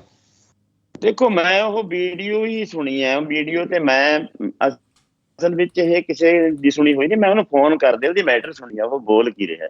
ਹਾਂਜੀ, ਉਹ ਬੋਲ ਰਿਹਾ, ਉਹਦੇ ਕੋਲ ਇੱਕ ਡੈਪੂਟੇਸ਼ਨ ਗਿਆ, ਜਿਹੜਾ ਡੈਪੂਟੇਸ਼ਨ ਕੋਈ ਕਿਸਾਨਾਂ ਦਾ ਦੁਆਬੇ ਦਾ ਡੈਪੂਟੇਸ਼ਨ, ਗੰਨੇ ਦੇ ਰੇਟ ਦੀ ਗੱਲ, ਜਿਹਦੇ ਪਹਿਲਾਂ ਅਮਰਿੰਦਰ ਨਾਲ ਰੇਟ ਵਧਾਉਣ ਦੀ ਗੱਲ ਕੀਤੀ ਸੀ ਕਿ ਮਿੱਲਾਂ ਚਲਾਉਣ ਦੇ ਸੰਬੰਧ ਵਿੱਚ ਉਹਨੂੰ ਮਿਲਣ ਗਿਆ ਸੀ। ਉਦੋਂ ਬਾਅਦ ਉਹਨੇ ਰਾਜੇਵਾਲ ਨਾਲ ਫੋਨ ਤੇ ਗੱਲ ਕਰਕੇ ਪਹਿਲਾਂ ਪੁੱਛਿਆ ਵੀ ਤੁਹਾਡੇ ਭਰਾ ਦੀ ਮੌਤ ਹੋ ਗਈ, ਮੈਂ ਤੇ ਅਫਸੋਸ ਪ੍ਰਗਟ ਕਰਦਾ, ਮੈਨੂੰ ਬਹੁਤ ਦੁੱਖ ਹੈ। ਉਹ ਪਹਿਲਾਂ ਫੋਨ ਤੇ ਉਹ ਸੁਣ ਰਿਹਾ ਮੈਨੂੰ ਫੋਨ, ਤੁਸੀਂ ਤੁਹਾਡੇ ਕੋਲੇ ਵੀਡੀਓ ਵੀ ਕਿਤੇ ਭੇਜ ਦੇਵਾਂਗੇ, ਉਹ ਸੁਣ ਰਿਹਾ। ਤੇ ਨਾਲ ਉਹ ਕਹਿ ਰਿਹਾ ਵੀ ਰਾਜੇਵਾਲ ਸਾਹਿਬ ਤੁਸੀਂ ਸਾਨੂੰ ਕੋਈ ਸੁਜੈਸ਼ਨ ਦਿਓ ਕਿਸਾਨੀ ਮਸਲਿਆਂ ਦੇ ਬਾਰੇ, ਜਿਹੜੀ ਵੀ ਸੁਜੈਸ਼ਨ ਦਿਓਗੇ ਉਹਦੇ ਵਿੱਚੋਂ ਅੱਖਰ ਅੱਖਰ ਅਸੀਂ ਲਾਗੂ ਕਰਾਂਗੇ, ਇੱਕ ਅਧਕ ਪਿੰਨੀ ਵੀ ਨਹੀਂ ਕੰਨਾ ਜਾਂ ਅਧਕ ਵੀ ਨਹੀਂ ਉਹਦੇ ਚੋਂ ਬਦਲਦੇ, ਉਸ ਤਰ੍ਹਾਂ ਦੀ ਲਾਗੂ ਕਰਾਂਗੇ, ਤੇ ਜਿਹੜਾ ਸਾਨੂੰ ਸੰਯੁਕਤ ਮੋਰਚਾ ਹੁਕਮ ਦੇਊਗਾ ਅਸੀਂ ਲਾਗੂ ਕਰਾਂਗੇ। ਪਹਿਲੀ ਗੱਲ ਤਾਂ ਇਹ ਵੀ ਰਾਜੇਵਾਲ ਨੇ ਮੋੜਮਾ ਕੀ ਜਵਾਬ ਦਿੱਤਾ ਸਾਨੂੰ ਨਹੀਂ ਪਤਾ, ਕਿਉਂਕਿ ਉਹ ਸਾਨੂੰ ਸੁਣੀ ਨਹੀਂ ਗੱਲ, ਇੱਕ ਤਰਫੀ ਸੁਣੀ ਹੈ।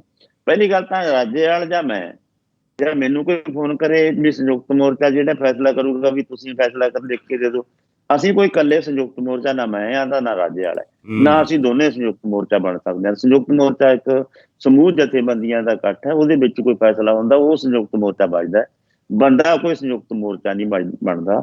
ਦੂਜੀ ਗੱਲ, ਚੰਨੀ ਸਾਹਿਬ ਤੇ ਸਵਾਲ ਹੈ ਵੀ ਰਾਜੇਵਾਲ ਸਾਹਿਬ ਨੂੰ ਤਾਂ ਇਹ ਕਹੀ ਜਾਂਦਾ ਵੀ ਅੱਖਰ ਅੱਖਰ ਲਿਖ ਦਿਓ, ਮੈਂ ਲਾਗੂ ਕਰ ਦੂੰਗਾ।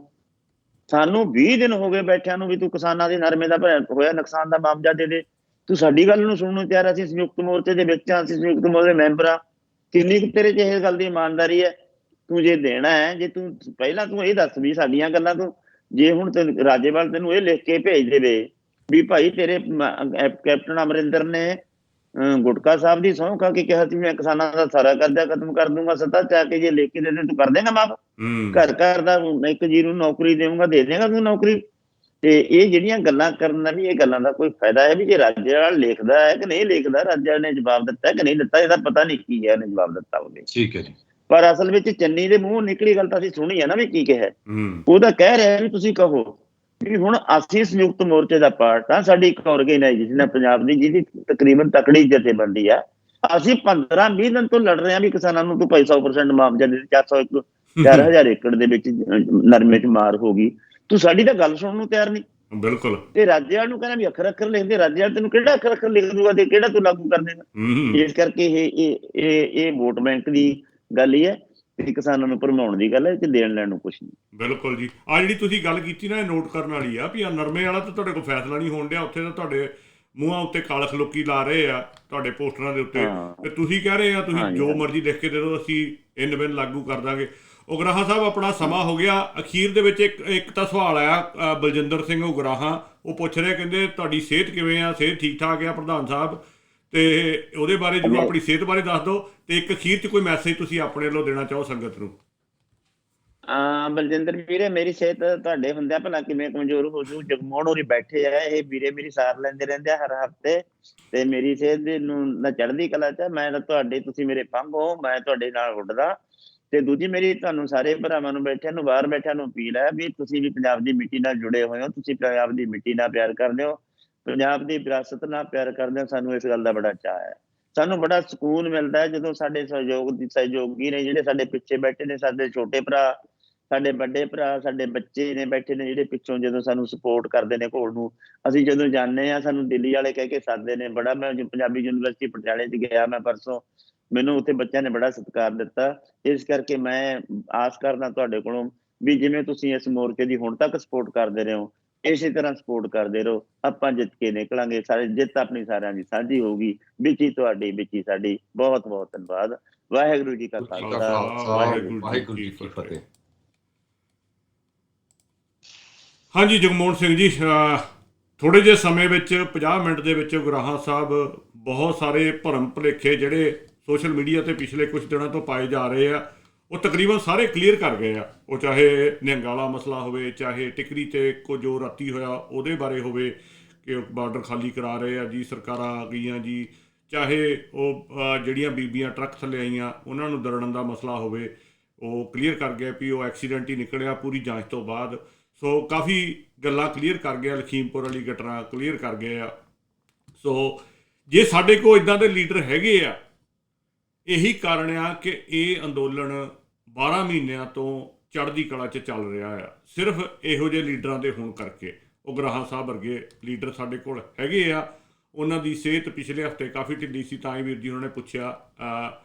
ਕਾਫੀ ਸਾਰੇ ਲੀਡਰ ਆ ਜਿਨ੍ਹਾਂ ਦੀ ਸਿਹਤ ਢਿੱਲੀ, ਡੱਲੇਵਾਲ ਸਾਹਿਬ ਹਸਪੀਟਲ ਰਹਿ ਕੇ ਆਏ ਆ, ਉਹਨਾਂ ਦੀ ਸਿਹਤ ਕਾਫੀ ਢਿੱਲੀ ਸੀਗੀ, ਕਿਉਂਕਿ ਤੁਸੀਂ ਸਾਰੇ ਅੰਦਾਜ਼ਾ ਲਾ ਸਕਦੇ ਹੋ ਕਿ ਸਾਰੇ ਆਪਣੀ ਲੇਟ ਏਜ ਵਿੱਚ ਆ, ਜਿੰਨੇ ਵੀ ਸਾਡੇ ਕਿਸਾਨ ਲੀਡਰ ਆ, ਸਪੈਸ਼ਲੀ ਰਾਜੇਵਾਲ ਸਾਹਿਬ ਹੋ ਗਏ ਜਾਂ ਕੁਛ ਹੋਰ ਕਿਸਾਨ ਲੀਡਰ ਹੋ ਗਏ, ਔਰ ਉੱਥੇ ਹਰ ਤਰ੍ਹਾਂ ਦਾ ਮੌਸਮ ਉਹਨਾਂ ਨੂੰ ਝੱਲਣਾ ਪੈ ਰਿਹਾ, ਮੱਖੀ ਮੱਛਰ। ਤੁਹਾਨੂੰ ਇੱਕ ਦਿਨ ਕਿਤੇ ਦਿੱਲੀ ਜਾ ਕੇ ਏਅਰਪੋਰਟ ਦੇ ਬਾਹਰ ਬਹਿਣਾ ਪੈ ਜਾਵੇ, ਦੇਖਿਓ ਮੱਛਰ ਕਿੰਨਾ ਲੜਦਾ ਉੱਥੇ, ਕੀ ਹਾਲਤ ਹੁੰਦੀ ਆ, ਬੰਦਾ ਝੱਟ ਬਿਮਾਰ ਹੋ ਜਾਂਦਾ। ਤੇ ਇਹਨਾਂ ਹਾਲਾਤਾਂ ਜਦੋਂ ਮਲੇਰੀਆ, ਡੇਂਗੂ, ਹੋਰ ਪਤਾ ਨਹੀਂ ਕਿਹੜੀ ਕਿਹੜੀ ਬਿਮਾਰੀ ਉੱਤੇ ਫੈਲ ਰਹੀ ਆ, ਇਹ ਡਟੇ ਹੋਏ ਆ। ਤੇ ਸਭ ਤੋਂ ਵੱਡੀ ਜਿਹੜੀ ਕਰੋਨਾ ਦੀ ਮਾਰ ਵੀ ਇਹਨਾਂ ਨੇ ਉੱਥੇ ਹੀ ਝੱਲੀ ਆ, ਦਿੱਲੀ ਦੇ ਵਿੱਚ ਹੀ। ਜਦੋਂ ਸਾਰੇ ਲੋਕੀ ਘਰਾਂ 'ਚ ਬੜੇ ਹੋਏ ਸੀ, ਇਹ ਉਦੋਂ ਵੀ ਸੜਕਾਂ 'ਤੇ ਬੈਠੇ ਹੋਏ ਸੀ, ਤੇ ਅੱਜ ਵੀ ਸੜਕਾਂ 'ਤੇ ਬੈਠੇ ਆ। ਉਹ ਨੇਰੀ ਆਈ, ਝੱਖੜ ਆਇਆ, ਮੀਂਹ ਆਇਆ, ਧੁੱਪਾਂ ਪਈਆਂ, ਗਰਮੀਆਂ, ਕਿੰਨਾ ਡਿਗਰੀ ਟੈਂਪਰੇਚਰ ਸੀ, ਦੁਬਾਰਾ ਫਿਰ ਗਰਮੀ ਆਉਣ ਵਾਲੀ ਆ ਹੁਣ, ਪਰ ਉਹਨਾਂ ਨੇ ਝੱਲਿਆ ਆ, ਉਹ ਸਾਰਾ ਕੁਝ ਝੱਲਿਆ। ਸਿਆਲ, ਕੜਕਦੇ ਸਿਆਲ ਫਿਰ ਆ ਗਏ ਆ, ਉਹ ਵੀ ਉਹਨਾਂ ਨੇ ਝੱਲੇ ਆ। ਸੋ ਉਹਨਾਂ ਨੂੰ ਕੋਈ ਫਰਕ ਨਹੀਂ ਪੈਂਦਾ। ਤੁਸੀਂ ਹੁਣ ਟੈਸਟ ਕਰਕੇ ਦੇਖ ਲਿਆ ਸਰਕਾਰ ਨੇ ਵੀ ਹਰ ਤਰ੍ਹਾਂ ਦਾ ਮੌਸਮ ਉਹਨਾਂ ਨੇ ਝੱਲ ਲਿਆ ਆਪਣੇ ਪਿੰਡੇ ਦੇ ਉੱਤੇ। ਹਾਂਜੀ ਜਗਮੋਹਨ ਸਿੰਘ ਜੀ। ਹਾਂਜੀ, ਉਹਨਾਂ ਨੇ ਮੌਸਮ ਤਾਂ ਸਾਰੇ ਹੀ ਝੱਲ ਲਏ ਆਪਣੇ ਪਿੰਡੇ ਤੇ ਸਾਡੇ ਜਿਹੜੇ ਅਖੌਤੀ ਜਿਹੜੇ ਆ, ਚਾਹੇ ਉਹ ਸਾਧ ਆ, ਚਾਹੇ ਉਹ ਖੌਤੀ ਆਪਣੇ ਆਪ ਨੂੰ ਸਿੱਖ ਜਥੇਦਾਰ ਕਹਿੰਦੇ ਆ, ਚਾਹੇ ਉਹ ਖੌਤੀ ਨਿਹੰਗ ਸਿੰਘ ਜਥੀਆਂ ਦੇ ਲੀਡਰ ਕਹਿੰਦੇ ਆ ਆਪਣੇ ਆਪ ਨੂੰ, ਇਹਨਾਂ ਦਾ ਪੂਰਾ ਜ਼ੋਰ ਲੱਗਾ ਵੀ ਮੋਰਚਾ ਕਿੱਦਾਂ ਫੇਲ ਹੋਣਾ ਆ। ਹਮੇਸ਼ਾ ਗੱਲ ਕਰਦੇ ਇਸ ਚੈਨਲ ਤੋਂ, ਜਿਹੜੇ ਬੰਦੇ ਦੀ ਦੁਕਾਨ ਚੱਲਦੀ ਹੁੰਦੀ ਆ, ਜਦੋਂ ਉਹਨਾਂ ਦੀਆਂ ਦੁਕਾਨਾਂ ਬੰਦ ਹੁੰਦੀਆਂ, ਉਹ ਸਭ ਤੋਂ ਵੱਧ ਤੜਫਦੇ ਆ। ਇਹ ਰੋਡੇ ਹੁਣੀ, ਜਸਵੀਰ ਸਿੰਘ ਰੋਡੇ ਹੁਣੀ, ਪਿੱਛੇ ਜਿਹਾ ਸਾਰਾ ਸੰਤ ਸਮਾਜ ਲੈ ਕੇ, ਜਿਹਨੂੰ ਇਹ ਸੰਤ ਸਮਾਜ ਕਹਿੰਦੇ ਆ ਸਾਡੀ ਭਾਸ਼ਾ ਦੇ ਵਿੱਚ, ਸੱਪ ਸਮਾਜ, ਲੋਕਾਂ ਨੂੰ ਡੰਗਣ ਵਾਲਾ, ਲੋਕਾਂ ਦੇ ਵਿਹਲੇ ਰਹਿ ਕੇ ਲੋਕਾਂ ਨੂੰ ਖਾਣ ਵਾਲਾ, ਇਹ ਸੱਪ ਸਮਾਜ ਸਾਰਾ ਲੈ ਕੇ ਪਹੁੰਚੇ ਆਪਣਾ, ਜਿਹਨੂੰ ਇਹ ਅਖੌਤੀ ਸੰਤ ਸਮਾਜ ਕਹਿੰਦੇ ਆ। ਕਿਉਂਕਿ ਸੰਤ ਤਾਂ ਪਹਿਲਾਂ ਹੀ ਬੈਠੇ ਆ। ਸੰਤ, ਅਸਲੀ ਸੰਤ ਜਿਹੜੇ ਆ, ਉਹ ਤਾਂ ਸਾਡੇ ਬਜ਼ੁਰਗਾਂ ਦੀਆਂ ਲੱਤਾਂ ਵੀ ਹੈ ਨਹੀਂ, ਕਿਸੇ ਦੀ ਬਾਂਹ ਹੈ ਨਹੀਂ, ਕਿਸੇ ਦੇ ਨਿਗਾਹ ਹੈ ਨਹੀਂ, ਕਿਸੇ ਦੇ ਦੰਦ ਹੈ ਨਹੀਂ, ਉਹ ਜਾ ਕੇ ਉੱਥੇ ਅਸਲੀ ਸੰਤ ਜਿਹੜੇ ਆ, ਜਿਹਨੂੰ ਬਾਬਾ ਨਾਨਕ ਕਹਿੰਦਾ ਜਿਹੜਾ ਸੱਚ ਕਿਰਤੀ ਸੰਤ ਆ, ਉੱਥੇ ਬੈਠੇ ਜਾ ਕੇ ਇਹਨਾਂ ਨੇ ਉੱਥੇ ਜਾ ਕੇ ਮਿਹਨਤ ਤਰਲਾ ਕੀਤਾ ਸੰਯੁਕਤ ਮੋਰਚੇ ਦਾ, ਹਾੜੇ ਕੱਢੇ ਵੀ ਸਾਨੂੰ ਇੱਥੇ ਤੁਸੀਂ ਟਾਈਮ ਦਿਓ 1 ਦਿਨ ਜਾਂ 2 ਦਿਨ ਦਾ ਬੋਲਣ ਨੂੰ। ਕਿਉਂ? ਉਹਦੇ ਪਿੱਛੇ ਰੀਜ਼ਨ ਇਹ ਸੀ ਵੀ ਜਦੋਂ ਇਹ ਲੋਕਾਂ ਦੇ ਘਰੇ ਬੋਰੀਆਂ ਚੱਕ ਕੇ ਜਾਂਦੇ ਸੀ ਤਾਂ ਅਗਲੇ ਕਹਿੰਦੇ ਸੀ ਭਰਾਵੋ ਉੱਥੇ ਤਾਂ ਤੁਸੀਂ ਬੋੜੇ ਨਹੀਂ ਕਿਸਾਨ ਮੋਰਚੇ ਤੇ, ਤੇ ਤੁਹਾਨੂੰ ਅਸੀਂ ਬੋਰੀਆਂ ਕਾਹਦੀਆਂ ਭਰੀ ਕੇ ਦਈਏ? ਸਾਡੇ ਭਰਾ, ਸਾਡੇ ਬਜ਼ੁਰਗ, ਸਾਡੀਆਂ ਮਾਤਾਵਾਂ ਕਿਸਾਨ ਮੋਰਚੇ ਤੇ ਡਟੀਆਂ ਤੇ ਬੈਠੀਆਂ ਆ, ਤੇ ਤੁਸੀਂ ਉੱਥੇ ਪਹੁੰਚੇ ਨਹੀਂ। ਇੱਥੇ ਤੁਸੀਂ ਸਾਡੇ ਕੋਲੋਂ ਜਿਹੜਾ ਆ ਕਣਕ ਲੈਣ ਜਾਂ ਆਟਾ ਲੈਣ ਆ ਗਏ ਘਰੇ।